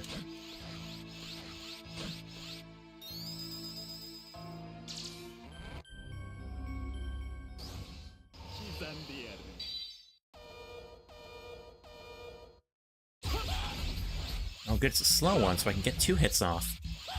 What you gonna do, man? What you gonna do? I saw it coming from a mile away. Nope. How did that go through him? Okay. Good stuff.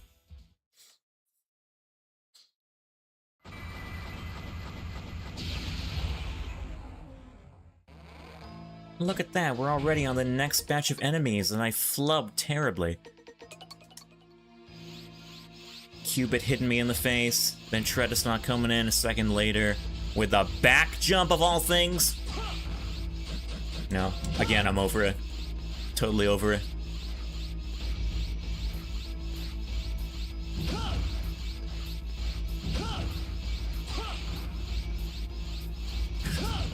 Positive thoughts, yes. I'm not going to die nearly as bad as last time. There, channeling the real positive energy there, haha. I am not going to fall and plummet to my absolute death in the worst spikes imaginable as bad as last time.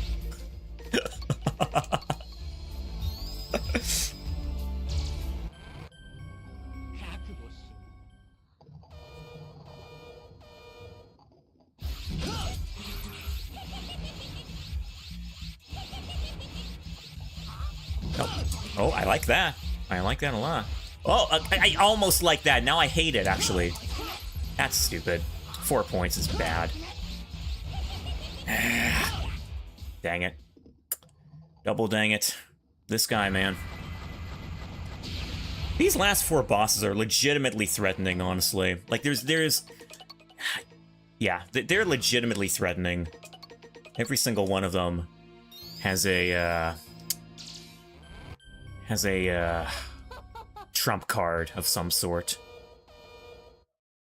Right, well, we can do this anyway. Yoink!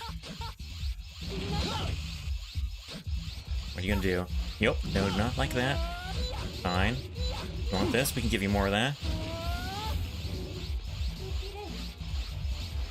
He's morbid, chat. I know. More morbid. Wait. I'm kind of in a fix now. I do not have my Buster charged up. We might be taking another hit.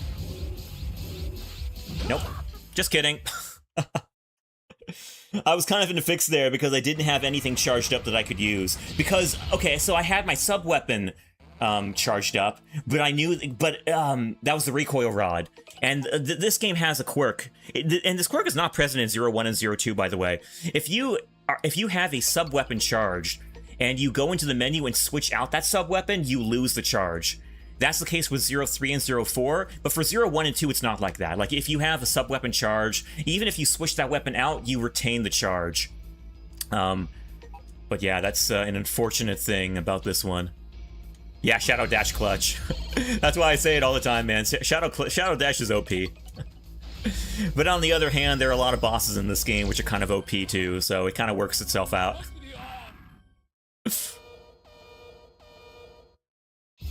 Some really wild card attacks that the bosses have in this one. I'm getting scared. I'm scared. Nope, never mind. Whew. If he punched me there, I might have had reason to panic. Or even worse, if he did his like icicle fling, where he flings icicles in an arc. That's also a big problem. All right, Tredista Revenge.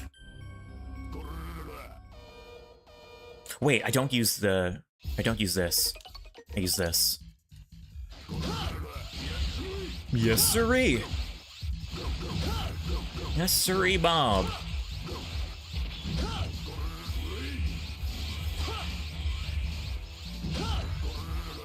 Okay, I'm getting worried now. Ooh, okay, good. He couldn't have done a back jump in that case. He was strictly prohibited from doing a back jump there. Whew! He is so big. Sky being scared by Fat Man who looks like Eggman. It's a very scary prospect to be assaulted by a Fat Man that looks like Eggman. Yes, kind of. Especially when he gets you in the corner. He's the least threatening of the whole bunch. Basically, any enemy or boss that's weak to fire in this game is going to be the joke of the bunch. Because, I mean, Bustrass just, he makes the, Bustrass makes the the burst shot so powerful, and so that any bosses that are weak to the burst shot, weak to fire, they just go down so fast to it. So, he's the least threatening of the bunch. He might even be the least threatening of the first bunch, if he was a part of the first bunch, but, you know, sometimes he pulls a cheap trick out of his pocket.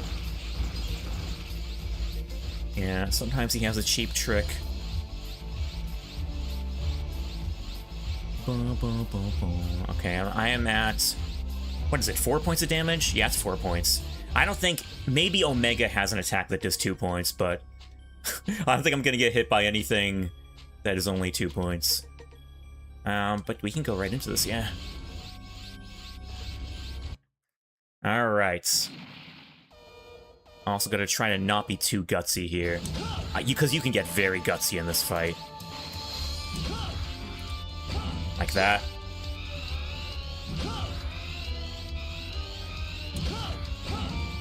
Yeah.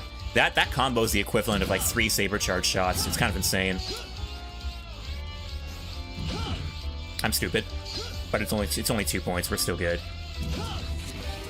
What? Kino, you made me lose my run! Dang it!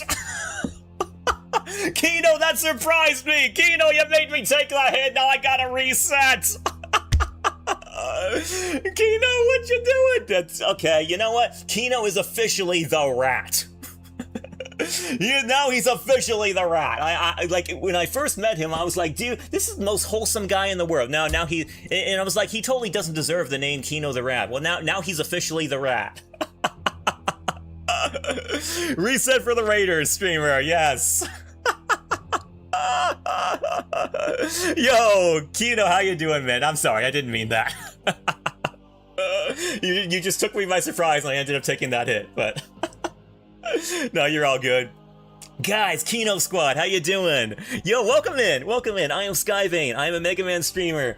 I have the tendency to chat a lot, and some of you are like, are of the opinion that I yap more than Kino, it's totally not true, because Kino streams twice as long as me. He streams for like 8 hours or 7 hours if he's feeling lazy. And I stream like 4 hours usually, you know? So it's like he streams twice as long, and anyone who streams twice as long does not does not yap longer than me. I may get in more words per minute, I'm not gonna lie there. But you know, anyone who's doing an 8-hour stream versus a 4-hour stream is going to be talking more than you. So he is the absolute yapper. He is the Kino the Rat in our presence, in our glorious, indubitable presence, gracing us with his with his rat essence or whatever. Skyming made every word. Wholesome since when? Okay, well, he has his moments. I'll give you that. I'll give you that, Zephyr. He has his moments.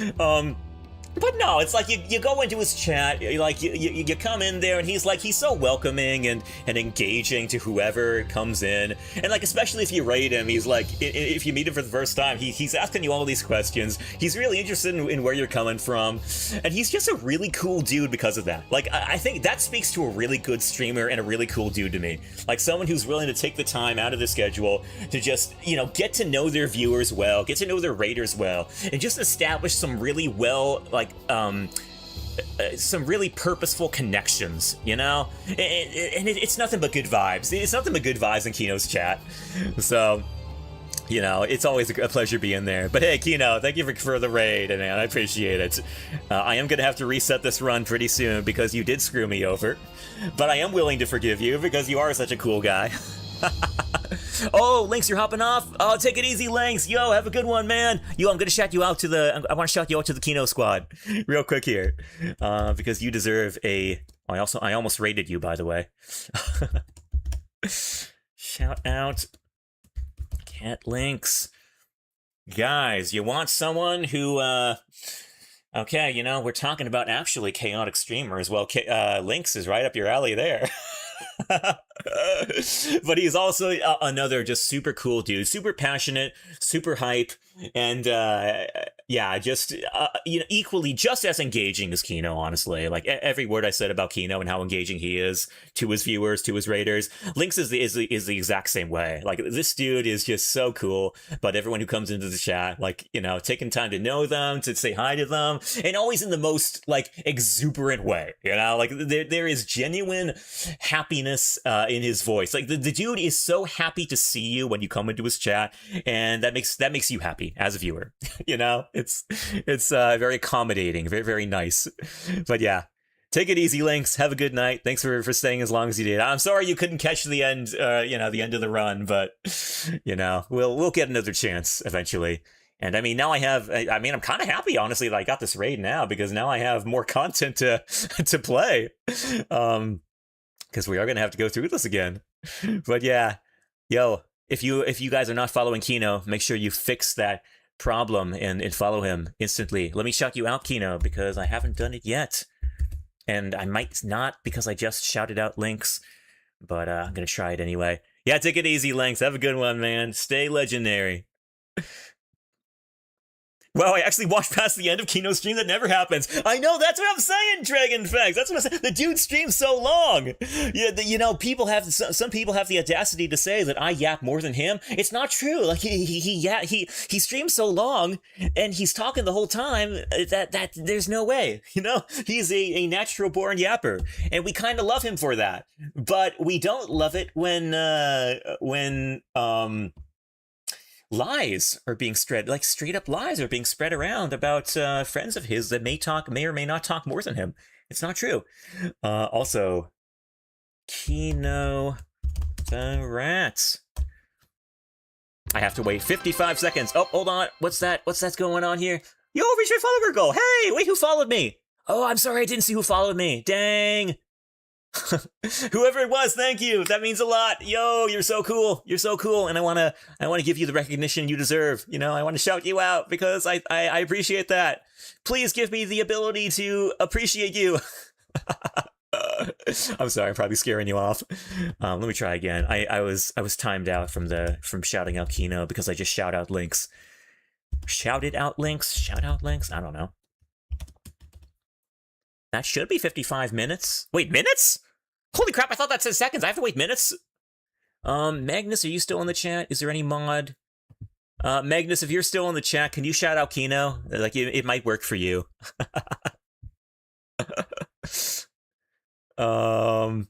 But yeah, for those of you who don't know me, I'm Skybane. I'm a Mega Man streamer, and I play. My big thing is Zero. I do some hardcore Mega Man Zero playthroughs where I do 100 point. For those of you who don't know the Zero series, at the end of each stage in the series, there are 4 games in the series, and this applies to every one of them. At the end of each stage. In the games, you get a mission score. It's like a rank, you know, based on your performance in that stage. And I'm shooting for, I do 100-point playthrough. I do 100-point mission scores for every stage in the game across all 4 games.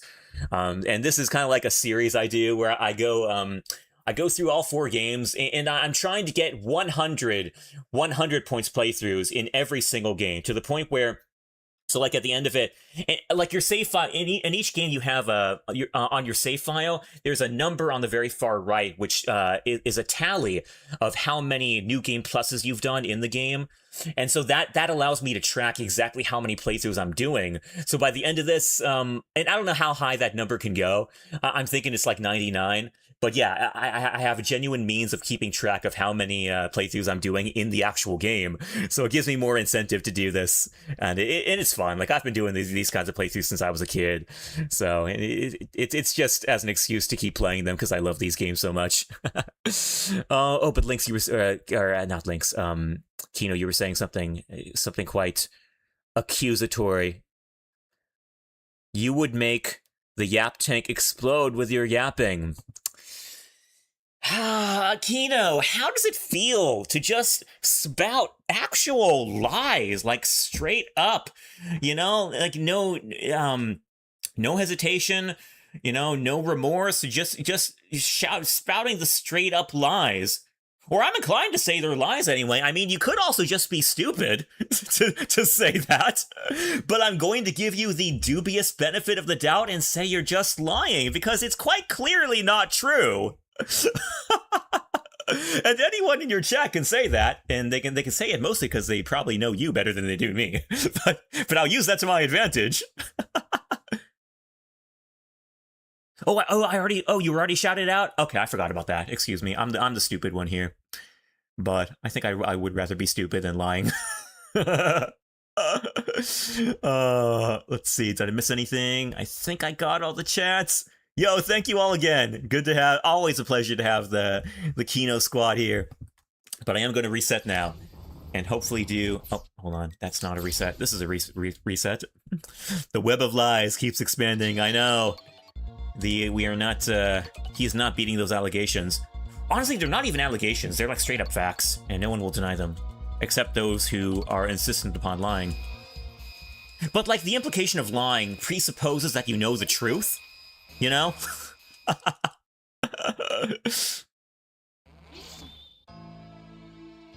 Okay. Getting back into this.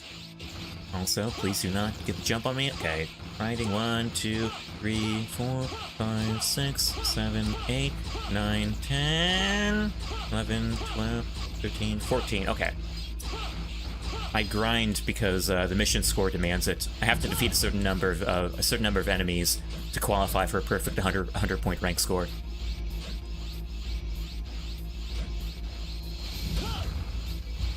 Okay, getting in there.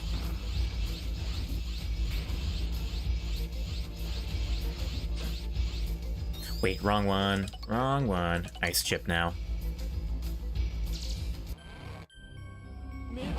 McNaughty-da.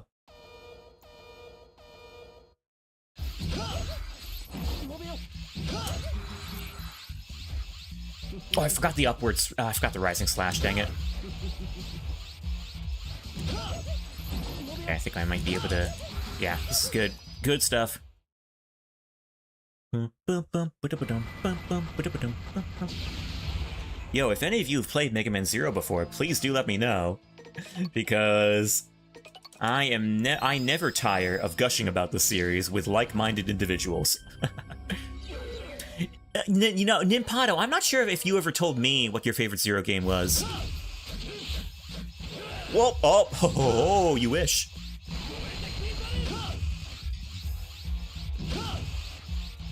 Okay, we got him.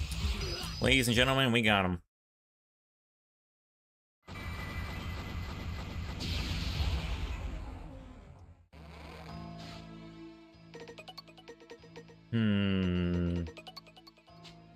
Yeah. Boy, I'm gonna have to think about that. Really? Well, that really goes to show you're a big Zero fan then. Because it's kind of the same state for me. I mean, for me, I just straight up can't even name one. Because I love the series equally that much. It's all one big saga to me, as far as I'm concerned. But I think 03 and 04, I will say, are probably the highest quality. Hello? Oh, Death Hands. Death Hands Mantisk.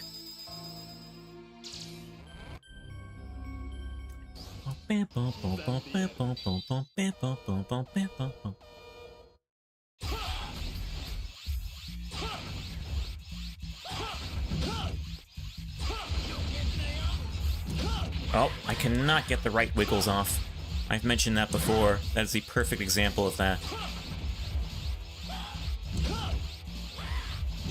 Edge.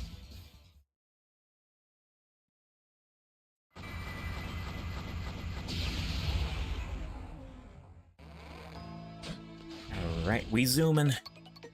We making tracks, we doing the thing. Leaning towards 3? I get it, Nipato. Yeah, I get it. Dang, you did have to take a moment to think about that. I wasn't quite expecting an answer, to be honest with you. Because it is, I feel like it can be quite a dilemma.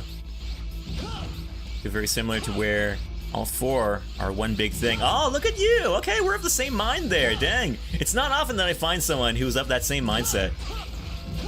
But I always appreciate it when I do. Yeah, no, see, isn't it so true, though? Isn't it so true where they all kind of, like, encapsulate each other? They all kind of, like, support each other in one big, just wonderful saga, wonderful story. And one thing kind of goes into another thing. It's kind of like, you know what it kind of feels like to me? I think this is a good way of phrasing it. I never quite thought to phrase it like this before, but I think this is a good way to do it. What it feels like to me is that, you know, it's one big game, and any rougher bits that are in 01 and 02 are kind of like early game, sort of like jank. Because you know how when you're first picking up a game, or like when you're first getting into a game, like it takes some build up, it takes some like some revving up, you know, before you access like the really good equipment and upgrades, and then the game really starts to get good. Then the game really starts to get really fun. I feel like that's kind of what it's like with 01 and 02, where it takes a while to rev up, but it's like an experience where it's like an early game kind of revving up, as opposed to just like it's being its own game, you know? Something like that, I think. It's more like a segmented sort of game thing, as opposed to like a singular, singled out game, you know? If that makes sense. Yeah, I should have done Foxstar first. But this guy's he's being pretty mean lately. You think it makes sense? Okay, I'm trying my best. Maybe I can rephrase it, later on. Thank you. Very nice. That's also quite... that was terrible. But it's only contact damage. I think I took 3 points, which, I mean, is better than 4 points that those energy balls would have done to me. Yeah, that's 3 points. Okay, I could probably take one more hit. That's rude, though. That's rude of him. Oh, ho, ho, ho.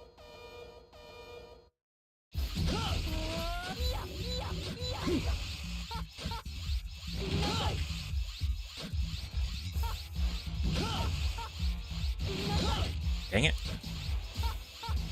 No! For the love of... Okay, I'm mad now. Not really, but really. Dang it, son. Foxstar. What are you doing?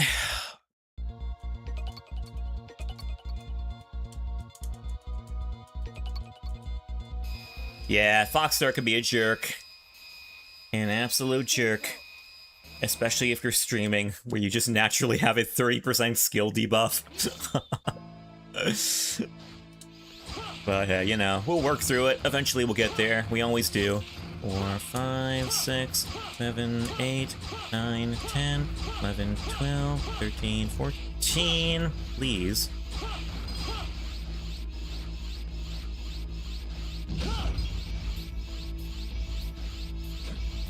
Hello?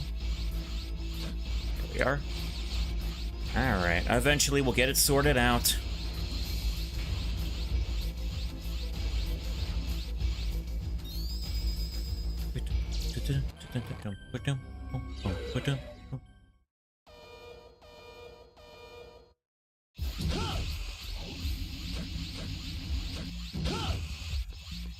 Ow.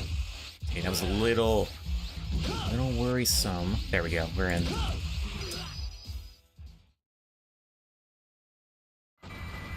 Kaboom!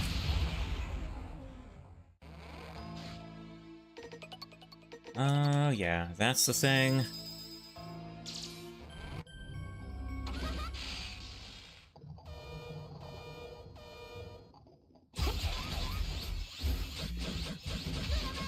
Kurame! Easy. Okay, yeah, easy. I baited her to the left. Or is it a he? No, it's a he. Baited him to the left.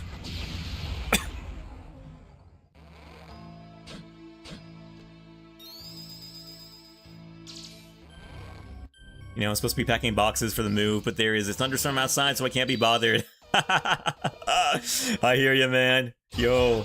Well, hey, we appreciate your presence here more than the boxes do, I dare say. Maybe not as much as the thunderstorm does, though. Like, if the thunderstorm is making that big of a ruckus, then I think it really appreciates you. Maybe in a toxic way, but it appreciates you in its own way. There we go.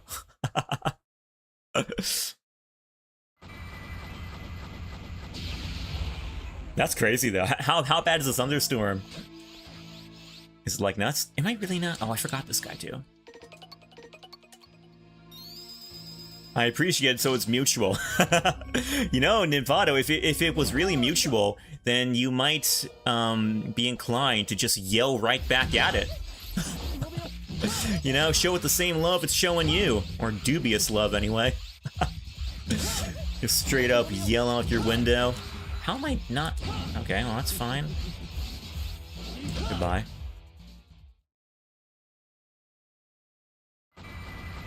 It's not that bad, but I move only a couple streets, so I'd be carrying all the boxes in a cart in the rain. Oh, okay. Only a couple streets, though. That's the way to do it, man. If you're good at moving is a absolute colossal pain. So when it's only a few streets away, like that's the way to do it. The shorter the distance, the easier the pressure.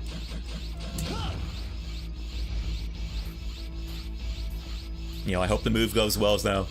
I hope the thunderstorm eases up, so you can get all those boxes out of there and relieve them of their duties. Relieve them of their respective burdens. Imagine how those cardboard boxes feel with their own, you know, with their heavy burdens. Everyone always asks, what about the cardboard boxes, but not how are the cardboard boxes? Or something like that. Alright, Cubit. We're doing this again.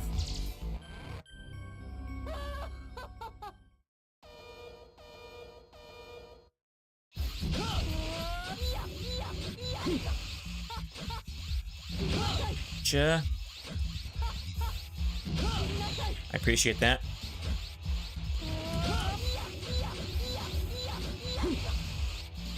Okay.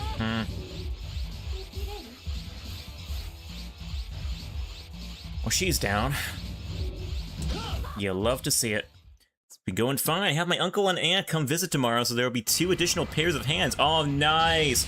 Oh, dude, that's the way to do it, too. When you have a helping hand, it goes by so much smoother. Assuming they're competent. And they're not breaking things in the move. So that's the other way it could go. Just accidentally, I guess, but that happens a lot too.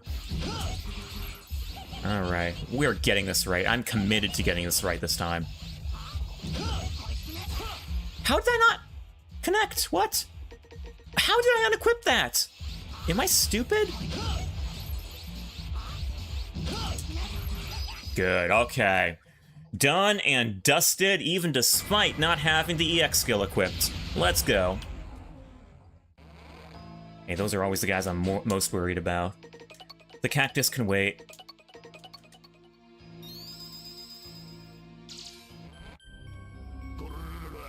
He's so big. Yes, siree.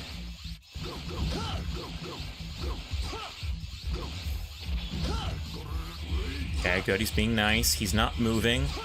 You love to see it. I love to see it. What are you gonna do? Haha. Can't do the back dash there, can ya? The back jump? Why am I always calling it the back dash? That said, I'm not used to fighting him when he's to the right. Or the left, rather. There we go. Okay.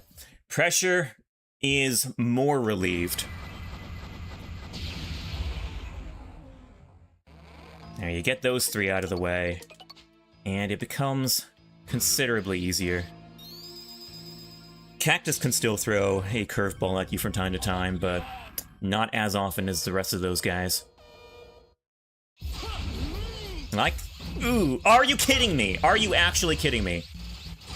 Okay, no, that's totally fine. Really? Okay, 3 points, we could take 3 points more. That may just be an extra hit. Dang, I hate it when it comes down to that, because then it's like, the pressure's more on.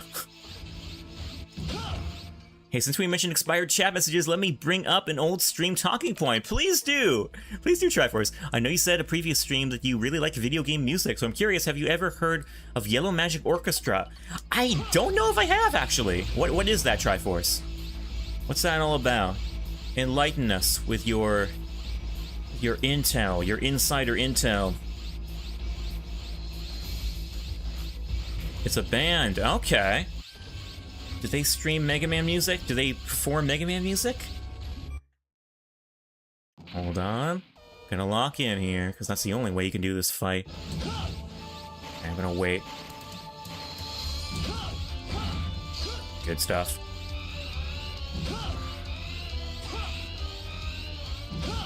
Maybe I can get a sneaky one off. Good.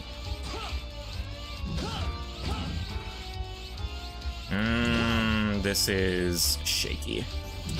Okay, we're good. Next form, boy. Oh, his laser. I always get so scared of his laser. Okay, I can deal with that.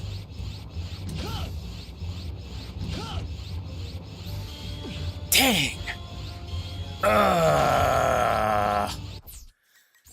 Oh, I hate that laser. Okay. It's fine. We'll get it done eventually. But that stinks. Man. I never quite know how I'm gonna dodge that either. It's like I kind of alternate between invincible dashing out of it and then jumping out of it. But it's really difficult to know which one to do because both have their cons. I think next time I'll just try to jump over it. Because that clearly didn't work. 4, 5, 6, 7, 8, 9, 10, 11, 12, 13, 14, 15. Okay. Moving on.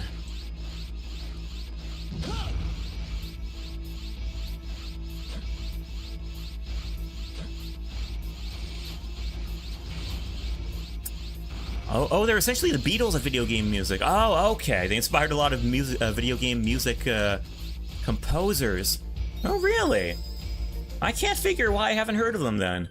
I'll have to look them up, though. I mean, heck, if you're calling them the Beatles of video game music, that's crazy. Dang, man.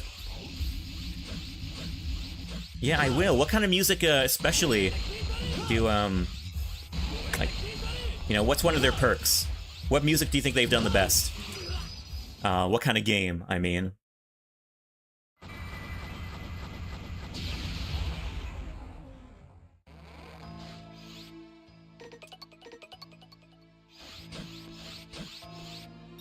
Electronic electropop. Okay.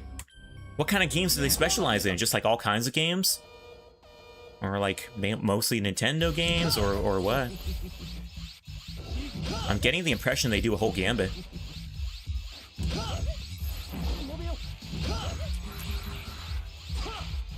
Oh. I have not equipped that. Somehow. Don't ask me how. Okay, good, good, good.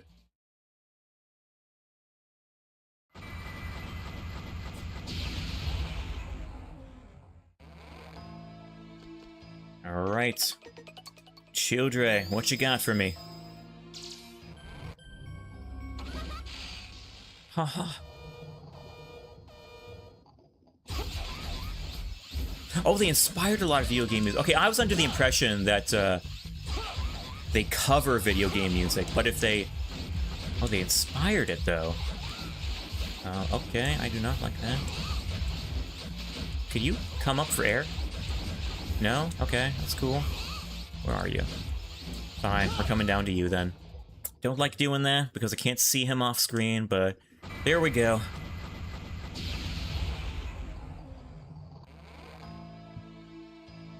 Is that it? Yeah, oh wait, nope, nope, nope. Who am I missing? Death Tans, okay. The Mantisk. The Mantisk, how dare you?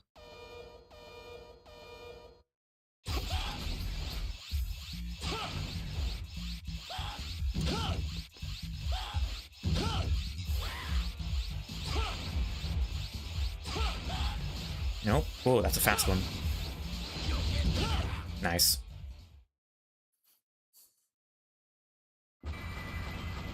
I think the burst shot does as much damage as a fully charged saber, which is pretty impressive when you think about that.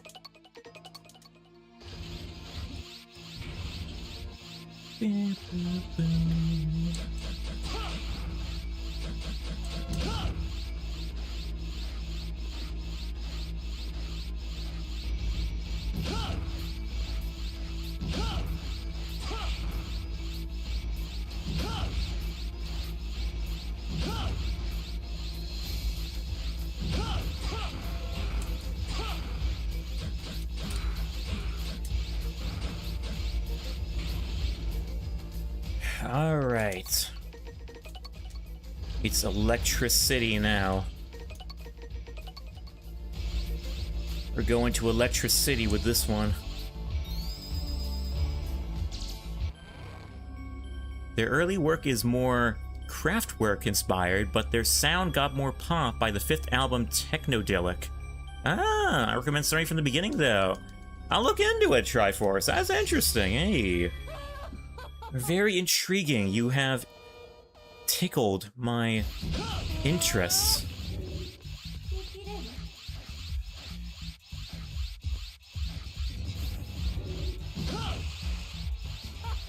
I can deal with that. Ooh, okay. She's going all over the place. We're gonna stop here. Oh, the swag last hit. Let's go. This thing right now, it's pretty good. Okay, dang. Got the double affirmation there. In that case, how could I refuse? As soon as I get through this anyway.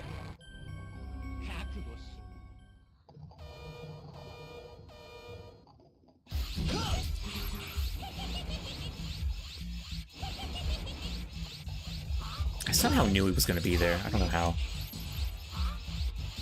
Oh my gosh. Okay, I'm annoyed. Oh boy. Oh, the humanity. 4 points of damage on 1 hit. I love those energy balls. They emanate every bit of absolute enthrallment that I love in an energy ball. You know, so energetic and so full of life and so full of the absolute willingness and eagerness to kill me. That is what an energy ball should embody, I dare say.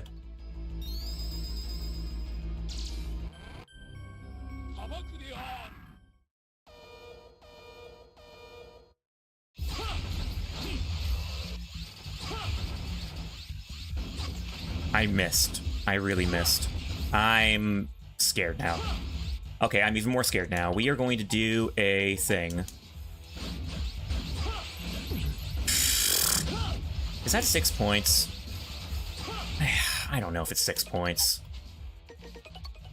I want to say those only do 2 points of damage, which is still valid. But I'm not sure. They gotta do only 2 points. What does that look like? Is that 6 or... No, I'll tell in a second. 3, 4... No, it's 7 points. I gotta reset. Okay. Everything goes fine until the final stage. We'll get over it, though. It is a thing that I recognize I have the potential to do.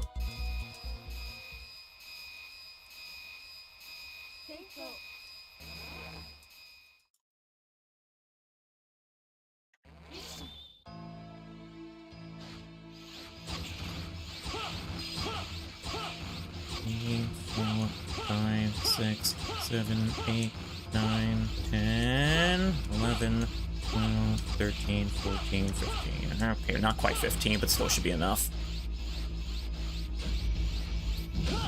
Almost hit me, dang.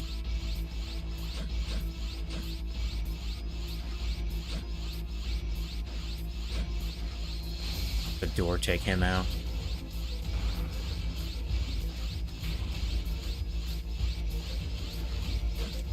I feel like I'm gonna have to go through a training arc for this final stage. Because I'm getting hit by a lot more than what I usually do. Maybe this is the training arc.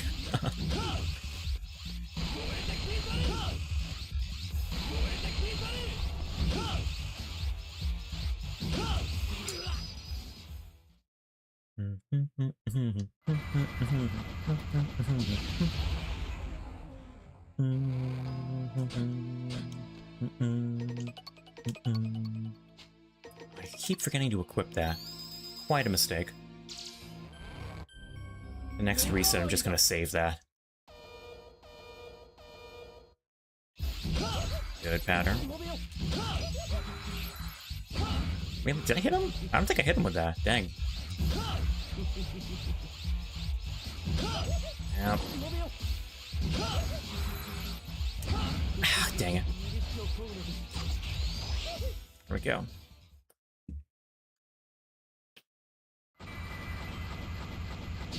Making tracks. Retracing the tracks.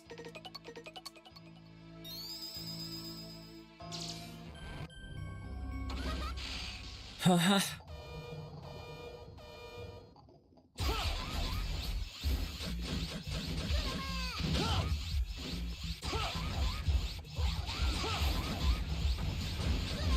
Good. I was right.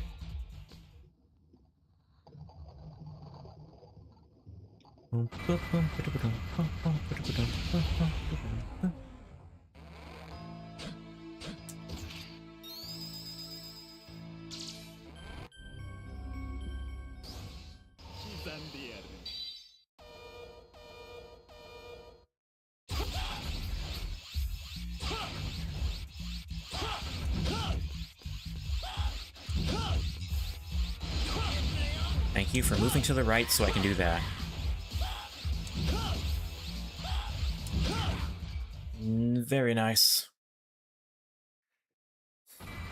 Kaboom! Into a million pieces he goes. Right, switching this out.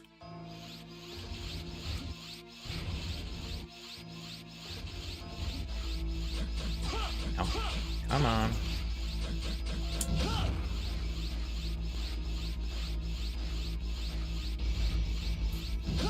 Missed.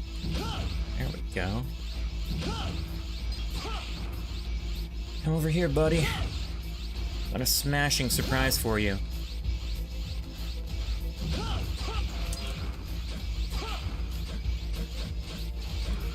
Hello? Thank you. Have a nice day.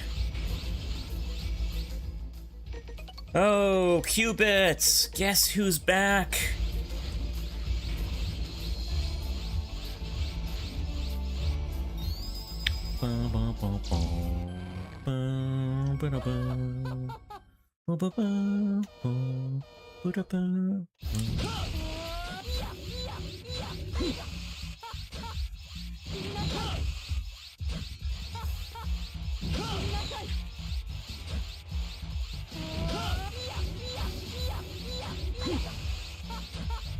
Bye.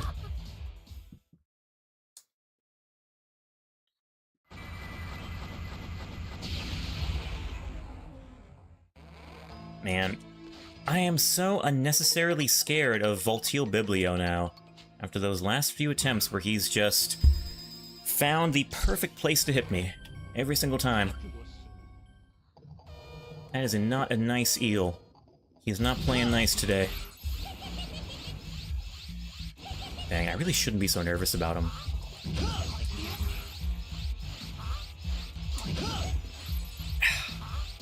There we go, gosh. Dude, the nerves are on edge when I fight this guy. Because it's like, I'm so acutely aware that his energy balls do 4 points of damage. And that is kind of obscene. It's too much. He does that though. Okay, I'm glad to know it's not just me, Nimpado. I feel like he never really makes the tier list, you know, of like really tough Zero bosses. But he is a legit threat in his own right, I'd say. The thing is, his room is so small, you know? And his sprite is so big, and those energy balls are all over the place. It's not a good time.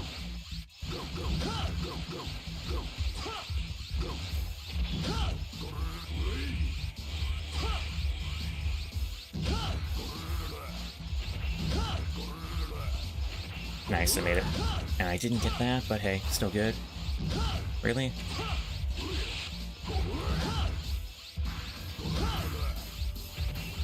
Goodbye.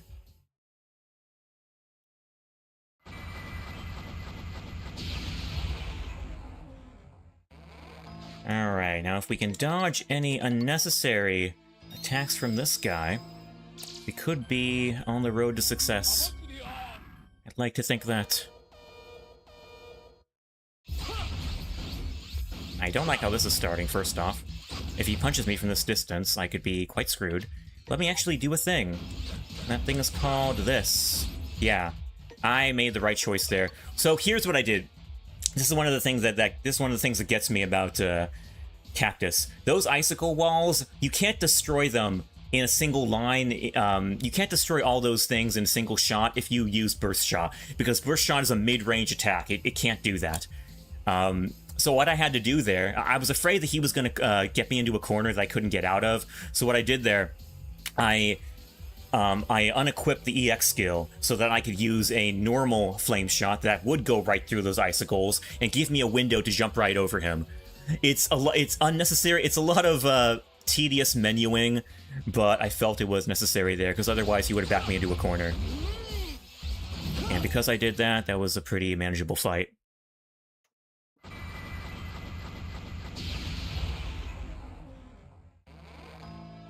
Okay, we are in, finally.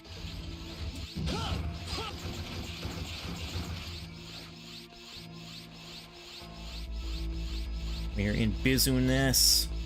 That's the way you spell that word, because English. Alrighty. Gonna get revved up, just gonna get in the game, gonna get locked in.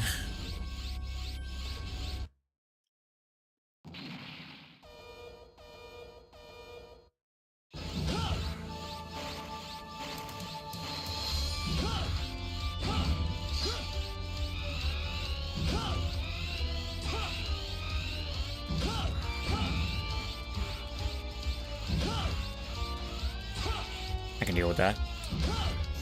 Not from that range, though. Ah, frickin' really? Okay, well, it's 2 points. That thing, man, that laser does 5 points, though.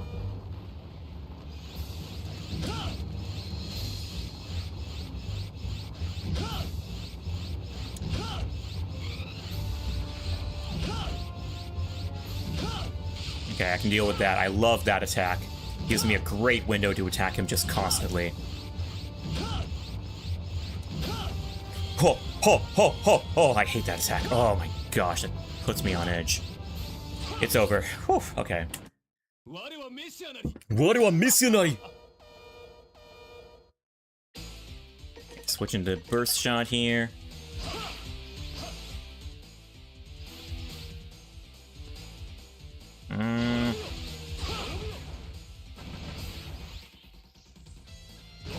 Ooh. Oh, that was tricky.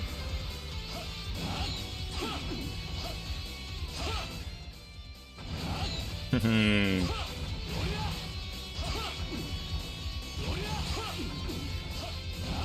can get around that.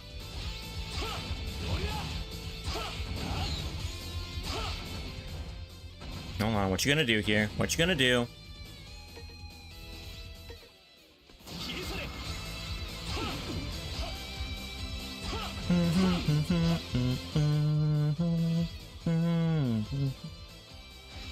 Haha.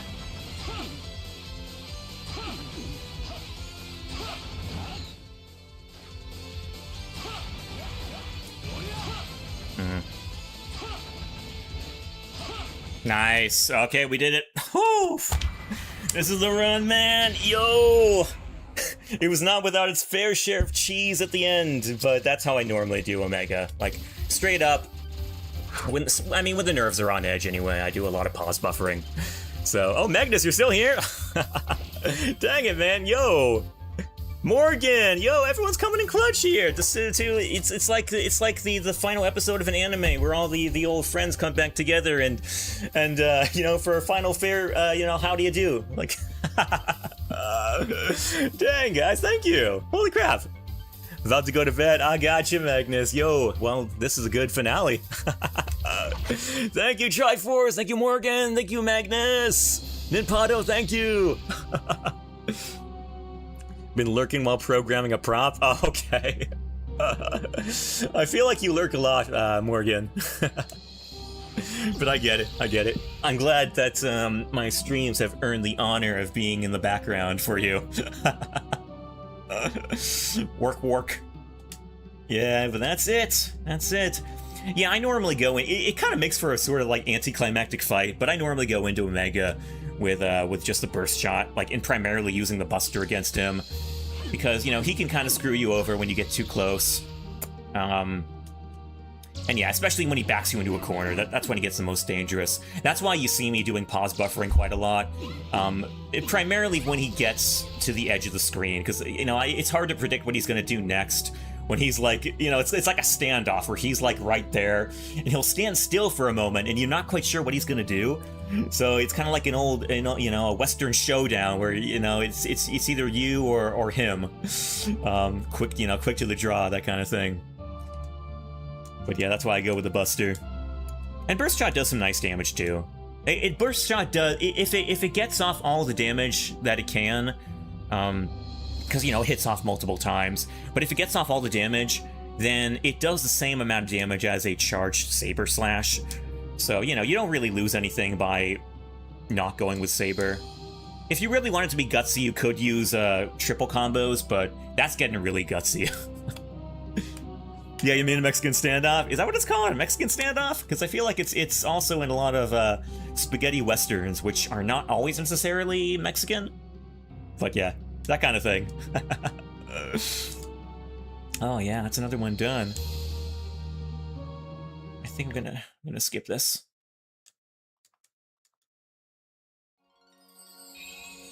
I won't skip this though, because I like the music.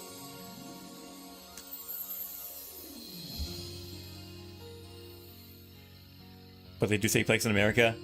Oh, okay. 0.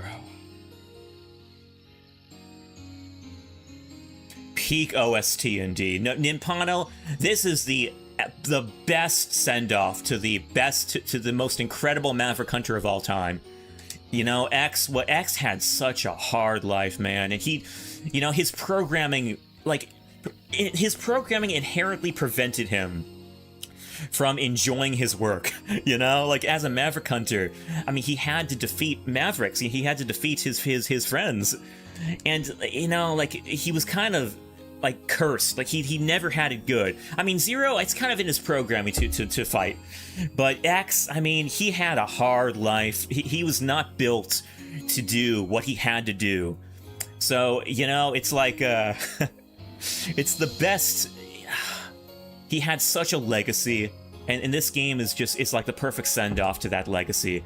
You know, like 07 to the greatest Maverick Hunter of all time. You've earned your rest. Take it easy, man. You know, it's like you fought too long. You fought so much longer than you had to, but you committed it. You know, you were committed to it, and you know, nothing but the absolute respect that yeah, that kind of thing. I know, the 07s. And the music just suits the vibe so well, so nicely as well. Like that beautiful piano from the remaster. It's so soothing and it's exactly the kind of thing you want to hear after finishing a hardcore run like this. Same thing with the credits too, but I think more so this theme. It's like so healing and soothing. It's like it calms all your nerves and soothes all your tensions from that you know, all that fighting. But there's still one more game. There is, yes, but we're done for now, and that's what I'm talking about. Although they didn't know that at the time. Inti Creates intended for this to be the end of the series. They didn't intend to make a 04. Also, excuse the music fading away. That's the mod does not loop that music as well as it should. In fact, it doesn't loop it at all. And the funny thing is, I had Magnus on the call one time. You know, Magnus, if you're still here, shout outs to you. I had Magnus on the call during one of these playthroughs one time, and he was like, wait, that fades out at the perfect time. What are you talking about? Like, I thought that was intentional. But it's not intentional. It's just, you know, it just fades out, and it doesn't loop properly. Want to see something really not nice? The European Mega Man Zero. Oh, I know that, Triforce. You don't have to show it to me. I know what that looks like. Yeah, that's kind of a train wreck. The first time it truly felt intentional. The timing was great. Yeah, I know. I'm kind of going through it a lot quicker now, so it maybe not feel as intentional here. Look at this artwork, though. Like, holy crap, man, it's so good. Ugh. I wanna punch it. I got like that aggression, you know. It's so good that I gotta vent it out of my system somehow. The second time you did the run, this for the crack showed up. Oh, that's true. Yeah. Because it's kind of looping around now. Thank you for sticking with me through this, by the way, guys. Excuse me for getting a little salty in the middle there. It always happens at some point, but I try not to let it get to me. Just like finish the run and get to it. Round it all out. Oh, and this music too is great. A little sodium never hurt anyone. Yo, Cypher, you're still here too? What the heck, man? Yeah, I mean, a little sodium, maybe, but we must be careful. I'll be lurking. Well, thank you for the lurk, Cypher. Appreciate it, man. Yo.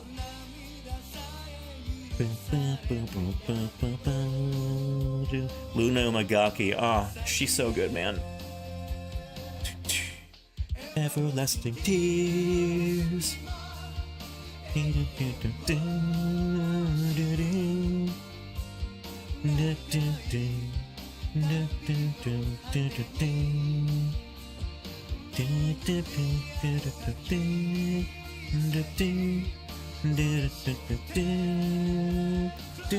this music is so good, man.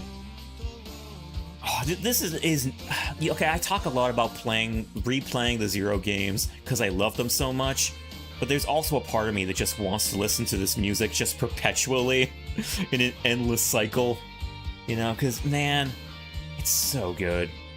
I could listen to this anytime. But it hits better after you're doing a hardcore playthrough.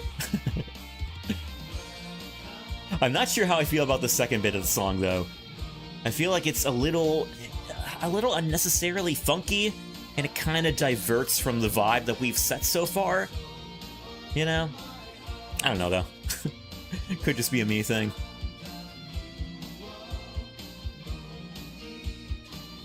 It hits different in the original version. I think the remaster sounds a little better. Aizu, Inafune, the goats. Produced and copyright by Capcom. Uh-oh. I guess I can't be streaming it then. It's got their copyright. It's got their trademark on it.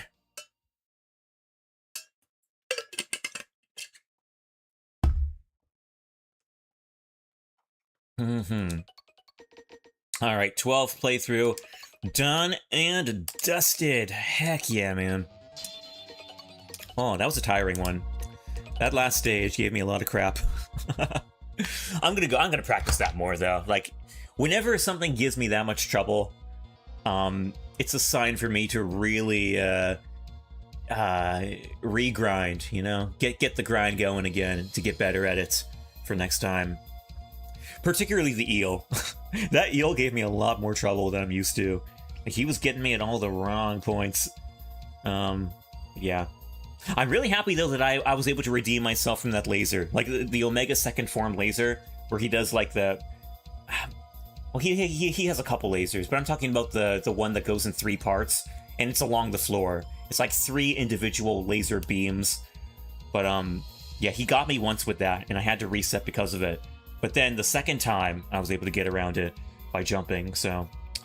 Yeah, I love when I'm able to redeem myself like that in a subsequent playthrough.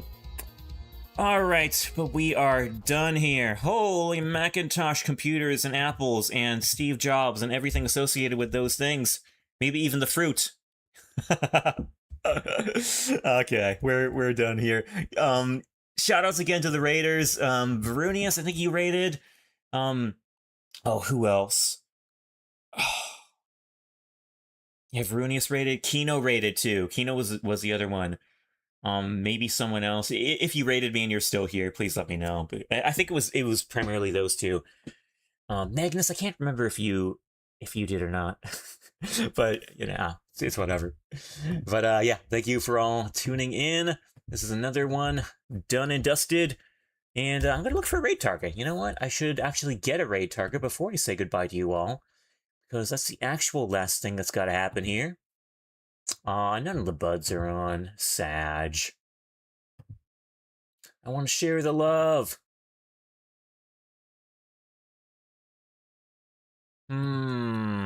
Let's see who's streaming Mega Man Zero. Yo, one of you guys, go live right now. Cypher, go live. This is your hour. This is your time. Go live so I can raid you. I wish.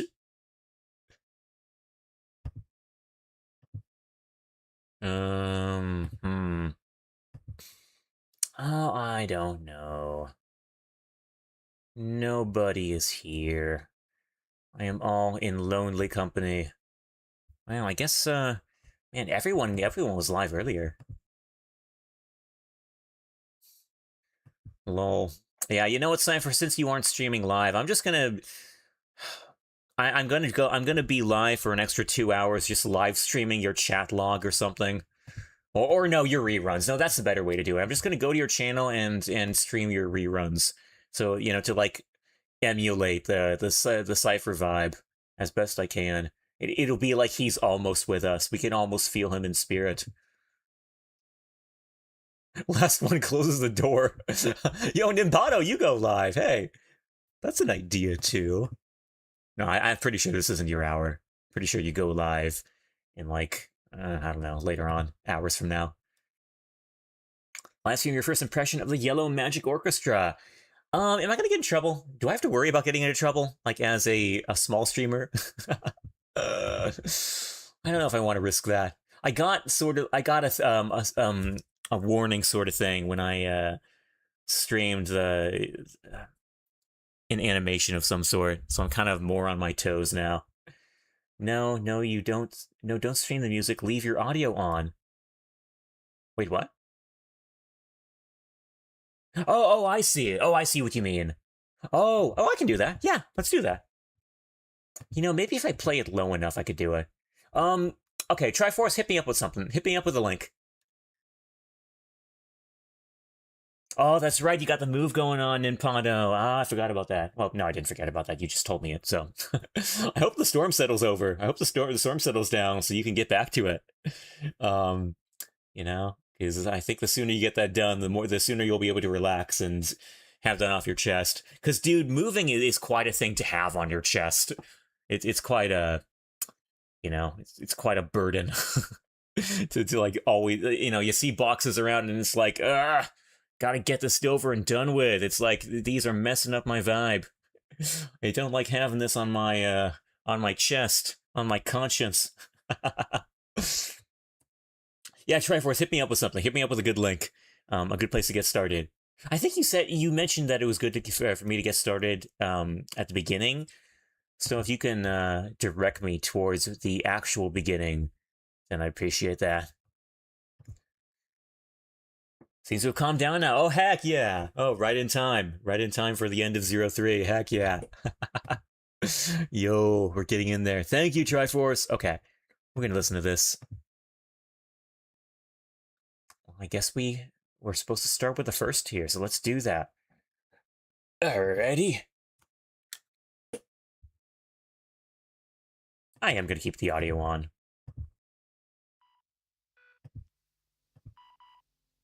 When is this from, by the way? When were these published? Or put out, or something?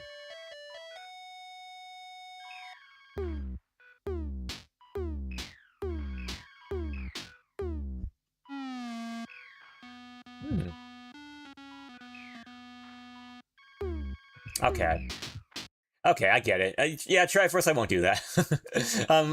I'll take heed to your warning. I'll just listen to it for myself. Let me mute that. Yeah, I probably will get DMCA'd. I've been pretty lucky so far. And so I was kind of like more inclined to test my luck. And it's just like, I mean, what do I stand to lose? I'm a small streamer.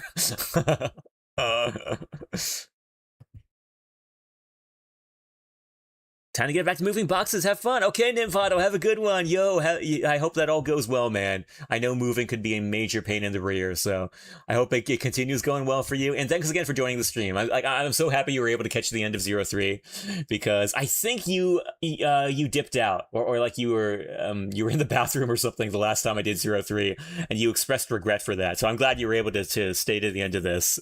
And it means a lot for me that you did stick around. That's cool, yeah. So hope everything goes well, man. Have fun with the move, or I mean, as much fun as can be had in a move, but take it easy and stay legendary.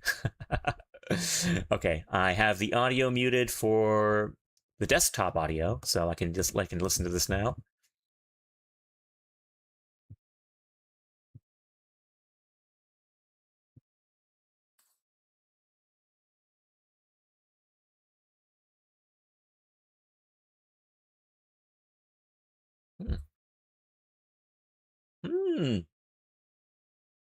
It is a lot of bleeps and boops. It doesn't have a whole lot of melody going on, does it?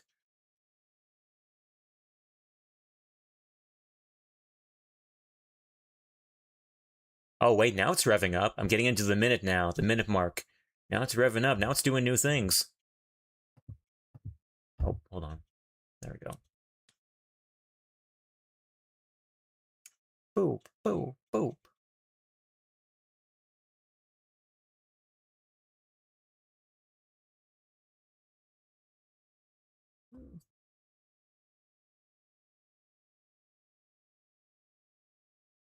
Yeah. It's like, it's a it draws an interesting line between music and noise. It's like trying to be music, and it's got a beat going. It's got a beat going. But it's hard to know if you can call that actual music, honestly. At least that one. I'm listening to the second one now. Oh, that's music, though. Oh, I like that. Well, that's cool. Wait, that second one's good. Firecracker's the name of this one. That's got like a Japanese, like a traditional Japanese sort of band going for it there. It's the kind of music you would hear in a traditional Japanese festival. Oh yeah, this is leagues better than the first one. This has got a great melody going for it.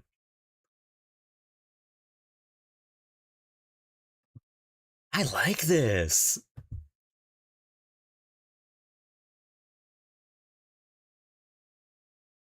Oh, it's a long one too, huh?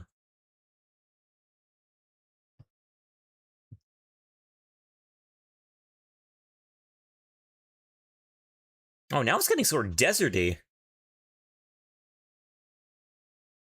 Yeah, now it's getting sort of deserty. Like I'm at the 1 minute mark here, and it's kind of changing the vibe here.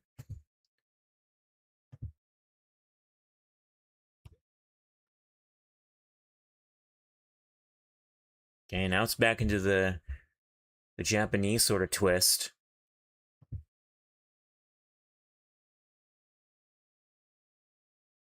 Got the electronics program for the prop. Even posted a preview on my Insta. Oh, wait. That's awesome. Yo, Morgan, I'm going to have to tune into that then, because I'm following your Insta. Yo, congrats. GG's, man. Hey, getting through it, making it happen, man. I like the I like thinking that, you had my stream on the background and it kind of so it kind of went in to the process, like my gameplay, my stream kind of is like um it's part of what your program is now, or whatever you were doing there. Yeah, so like a part of the process went into the programming. Supposed to be working on other stuff. I keep getting distracted by other projects. Up. Same man, I get it. It happens. The late night vibe. That's cool, man. No, GG is like, shoutouts for being productive and doing that stuff. Should have given me credit. But isn't it low key? And I'm not, not bragging or anything, but isn't it true that whatever we listen to in the background when we're doing projects, like whether it be music or podcasts or anything like that, it somehow works its way into the actual project, like that vibe. Because it's like, so much of what we do, like when we create something, so much of our personality and everything surrounding it kind of goes into that project. To the point where it kind of takes on our own identity in a way, and everything that surrounds that, and everything we listen to, like when we're listening to things in the background, like that kind of works into our psyche, and all that kind of thing. So indirectly, I think it wouldn't be wrong to say that the streams you're listening to, that they do find your way into the project. So there might be something to be said for putting me in the credits. Well, yeah. No, I think there's something. I always love getting into that stuff. Also, this music is getting great, and I'm kind of like not reacting to it anymore. But I'm gonna move on to it. I'm gonna move on to the next one. Simoon is the next one.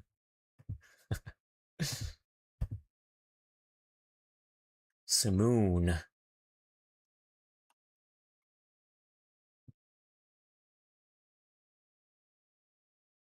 Hmm.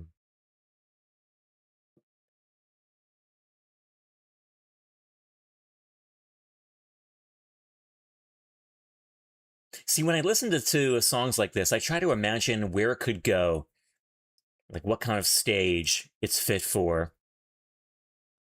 This one's a little funkier.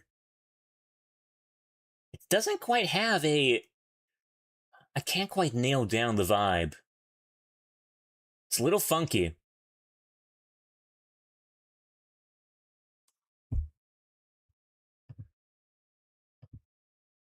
Hmm.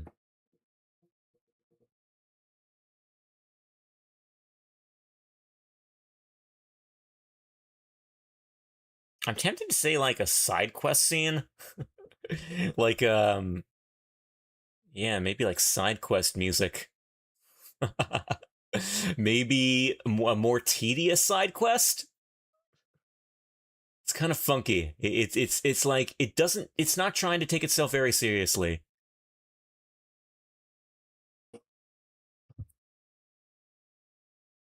This one sounds like Earthbound. It would later serve as inspiration for 9 a.m. for the GameCube Animal Crossing. Oh, interesting. I could hear that though. I could hear that. Yeah, it's got that vibe. It's sort of like, oh wow, now it's getting really funky. Yeah, I'm at the 145 mark now. It's integrating like these high pitched, high frequency noises. These like beeps and boops. Yeah, this is really Earthbound coded, I would say. Now it is. Beep, beep, boom.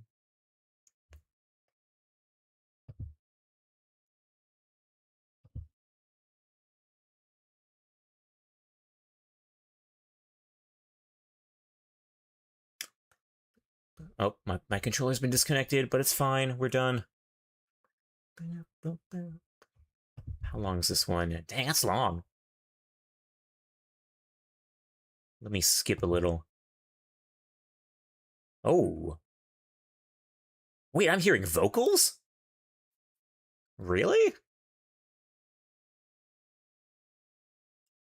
Whoa, is the piano coming in too? Wait.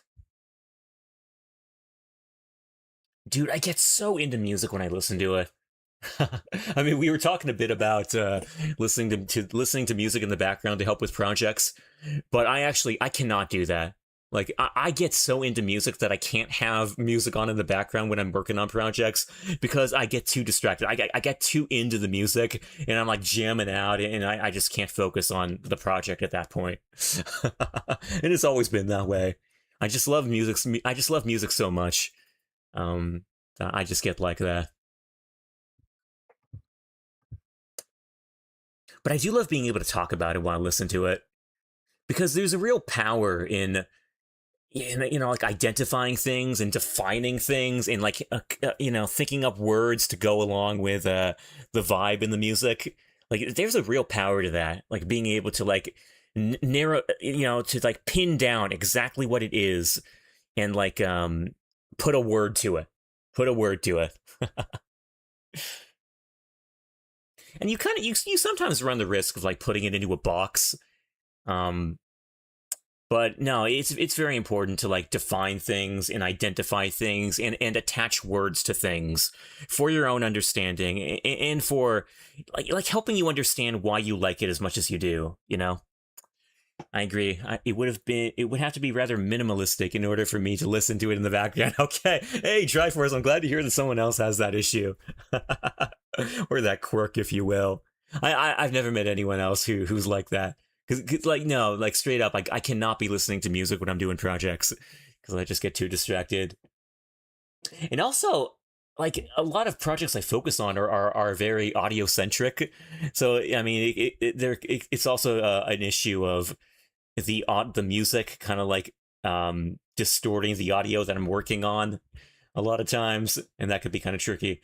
Like I'm always very impressed when I hear people like working on like editing video clips while they're listening to streams in the background. Like I could never do that because I feel like I'm always trying to listen, or a lot of the editing work requires you to listen to the audio in the project, and any stream audio would distract you from that. So I don't know how people do that, but a lot of people do it surprisingly. Okay, we're at the end of that one. I'm gonna listen to one more. Gonna listen to one more. This is exactly the kind of chill vibe I'm looking for after coming away from that intense playthrough. um okay, Triforce, if you had to recommend one more, which one would you recommend? I know you said you had to kind of start from the beginning and work my way up. Favorite track on the album is La Femme Kenoisi. I don't know how to pronounce that, but I'm gonna go into it. Okay, thank you, Triforce. La Femme Kenoisi. Oh, that's only a few up. Cool, cool, cool. Whoa. What is this doing? Oh.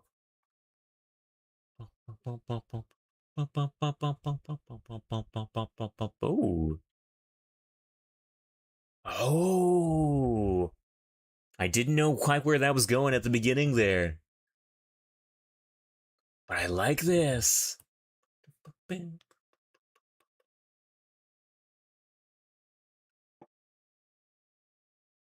Yo!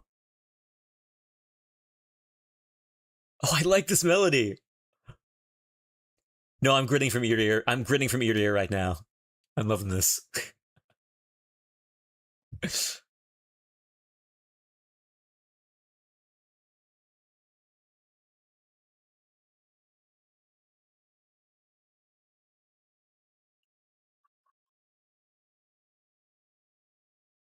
Dang. This sounds great. How long is this? Okay, now it's kind of looping at the 1 minute mark. What if I skip?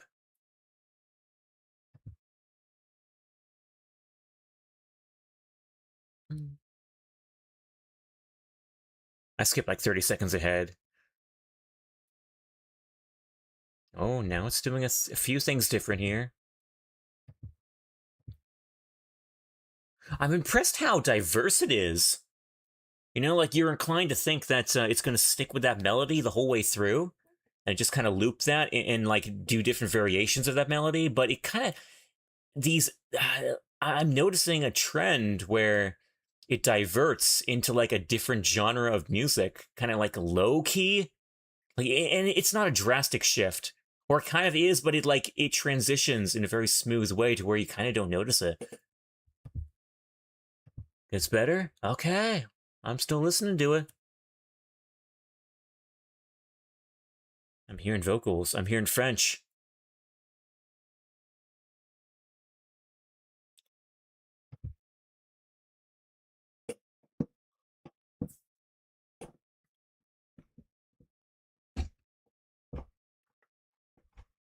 Hmm.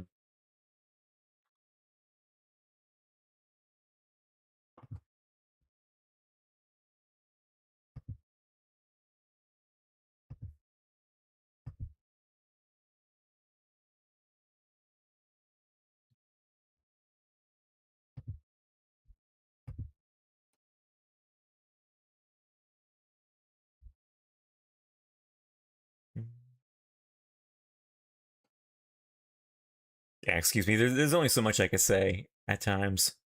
Just kind of listening to it, feeling it out. It's kind of doing a lot of the same things. Oh, wait. Oh, wow. Okay. We're getting into the almost 4 minute mark here. And I'm hearing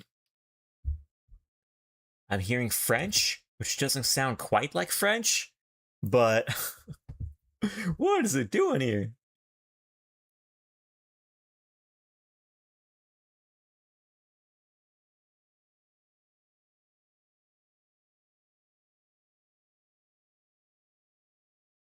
That melody sounds familiar. I feel like I've heard that somewhere. Which could chalk it up to just being like how you know, how much of a reference it was for other video games.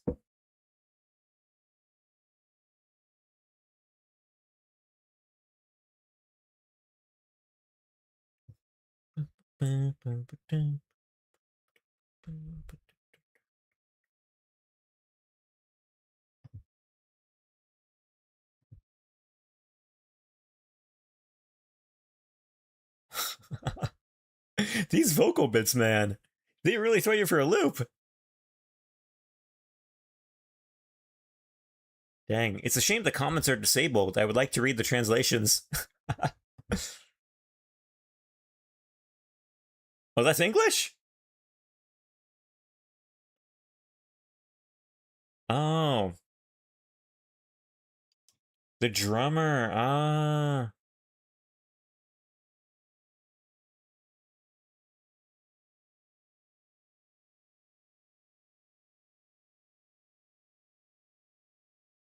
Well, that's French for sure.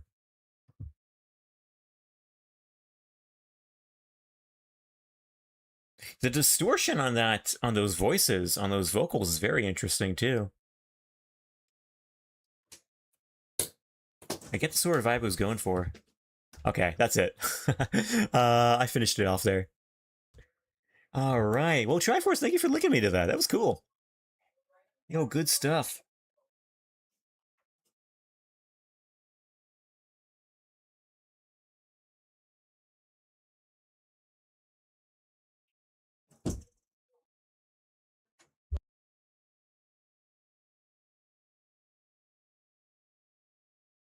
Sorry, muted for a second. But yeah, no, that was impressive. I could hear bits and pieces of like other video game music that I can't quite identify, but like little notes and stuff. Yeah, I can see why it was so like inspirational to other people. Like when did that come out? When did I mean, if it was inspirational to other artists, 78. Oh, holy crap, man. Dang. Yeah, that was like the era. Like that was the era of the electronic music for sure. Oh wait, Mega Man X or Genesis just came out? No, Morgan, I've been waiting for that, but I didn't quite know when exactly it was going to hit. Wait, that's awesome. Okay, well, I know what I'm playing tomorrow. Yeah, we're just gonna straight up interrupt the flow, interrupt the. Oh, tonight. Oh, Morgan, I'm so dude. Thank you for telling me that. I'm sure I would have found out somehow, but you gave me the hot take there, like hot off the presses sort of take. Dude, thank you for that. That's I did want to be informed about that the second it came out because I've been having my eyes on that for a while. And I knew it was coming out in August, but I didn't quite know when. But that's great. Yeah, we are straight up going to interrupt the flow of the Zero series primarily to play. Oh, and we got the link straight up too. Right on. Thank you, Morgan. Oh, that's great. Dude, I'm psyched now. Some of my some of my hype may be a bit curtailed because I'm kind of tired. But oh man, I've been waiting for that game, and I cannot wait to try that out. Yeah, that's tomorrow, man. We are riding the hype of that game coming out straight off the presses, day of, and we're gonna play it tomorrow, and that's gonna be a thrill. Oh, dude, I'm hyped now. I'm going to try to get to bed tonight. I'm going to try to be able to sleep tonight, even despite that news. Oh, dude. Oh my gosh. Well, that's gonna keep me. That's gonna keep me busy. That's gonna sate my appetite in the 30 extra years it's gonna take for Mega Man X Corrupted to come out. No, that's awesome. Yeah, gonna give it a try tomorrow. Oh yeah, Morgan, I'm gonna be straight up that alley. Yeah, no, dude, straight up. If you get to it before my stream, then just skip my stream. Like you shouldn't have to suffer spoilers. For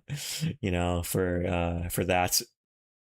But yeah, no, I'm gonna do the same. Like I'm sure everyone's gonna be playing that tomorrow on Twitch, but I'm gonna save the experience for myself and myself alone. With the chat with you all if you choose to show up and spoil yourselves, which like straight I'll be candid with you all right now. If nobody shows up to my stream tomorrow, I'm gonna say good on them. I'm gonna say good on them. They're playing it for themselves and they're dodging spoilers. Like that's what you should do. No, don't tune into my stream. Play it for yourselves and ride the hype, man. Like, how often does a Mega Man X fan game come out? It's like so rare, man. And man, we need it. We need that injected into our veins on a regular basis because we do not get it from Capcom ever, or even from fans very often. Okay, that's gonna be the last out of me. Maybe by now someone is streaming that I can raid. But if not, I'll just say goodbye to you all, send you off into the void, let you find your own streams, or just go to bed. I mean, that's a novel concept, isn't it? Like going to bed. Who'd have thunk about that? Oh.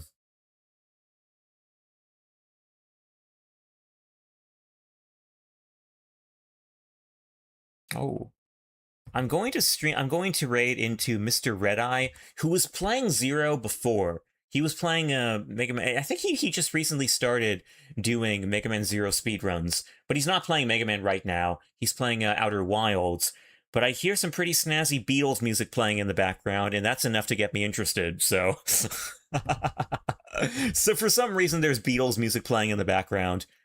Imagine watching Skybane. I know. Get out of here, Blue. Play Mega Man X. What's it called again? Play Mega Man X Genesis. Like, no, don't watch me play it. You got to play it for yourself. Yo, Blue, that'd be a cool stream for you tomorrow. Like, playing Mega Man X Genesis. Like, I mean, we're all X fans up in here. You should play that yourself. Be an awesome time. But yeah, no one watches me. They just listen to me in the background where they're doing their own projects. If you don't, like, if you have your full attention centered on these streams, then what is wrong with you? Like, don't you have anything better to do than listen to my dorky voice going just full rampant and diarrhea at the mouth at all times? Like, what am I even talking about? I don't even, like, the only way I can listen to myself is that I have headphones on, you know, which kind of filters out some of the dork. Not enough, but just enough to where I think I can tolerate it. I don't know. I'm talking too much. I'm gonna raid into Mr. Red Eye. Blue, hello, Blue. Goodbye, Blue. Hope you're having a good one, man. And I hope you have a good night's sleep, because we should probably be sleeping, honestly. Okay, raid. Mr. Red Eye. Getting him in here. Okay. There we go, guys. As always, an absolute pleasure and honor and privilege. It's like if the Queen of England donned me with a royal title that which is like leagues above any sir or what are the ladies called? What titles are they? I don't know, but whatever title she gave me that was like leagues above the most pivotal figure in history, it would not be close to the honor that you grace me with by your presence, by showing up to my chat, and I mean that from the bottom of my heart, even if it sounds like sarcastic. But stay cool, man. Stay cool, guys. Stay legendary, and I will see you around the block. But until next time, legends never die. See ya, fam. Have a great week. Bye-bye.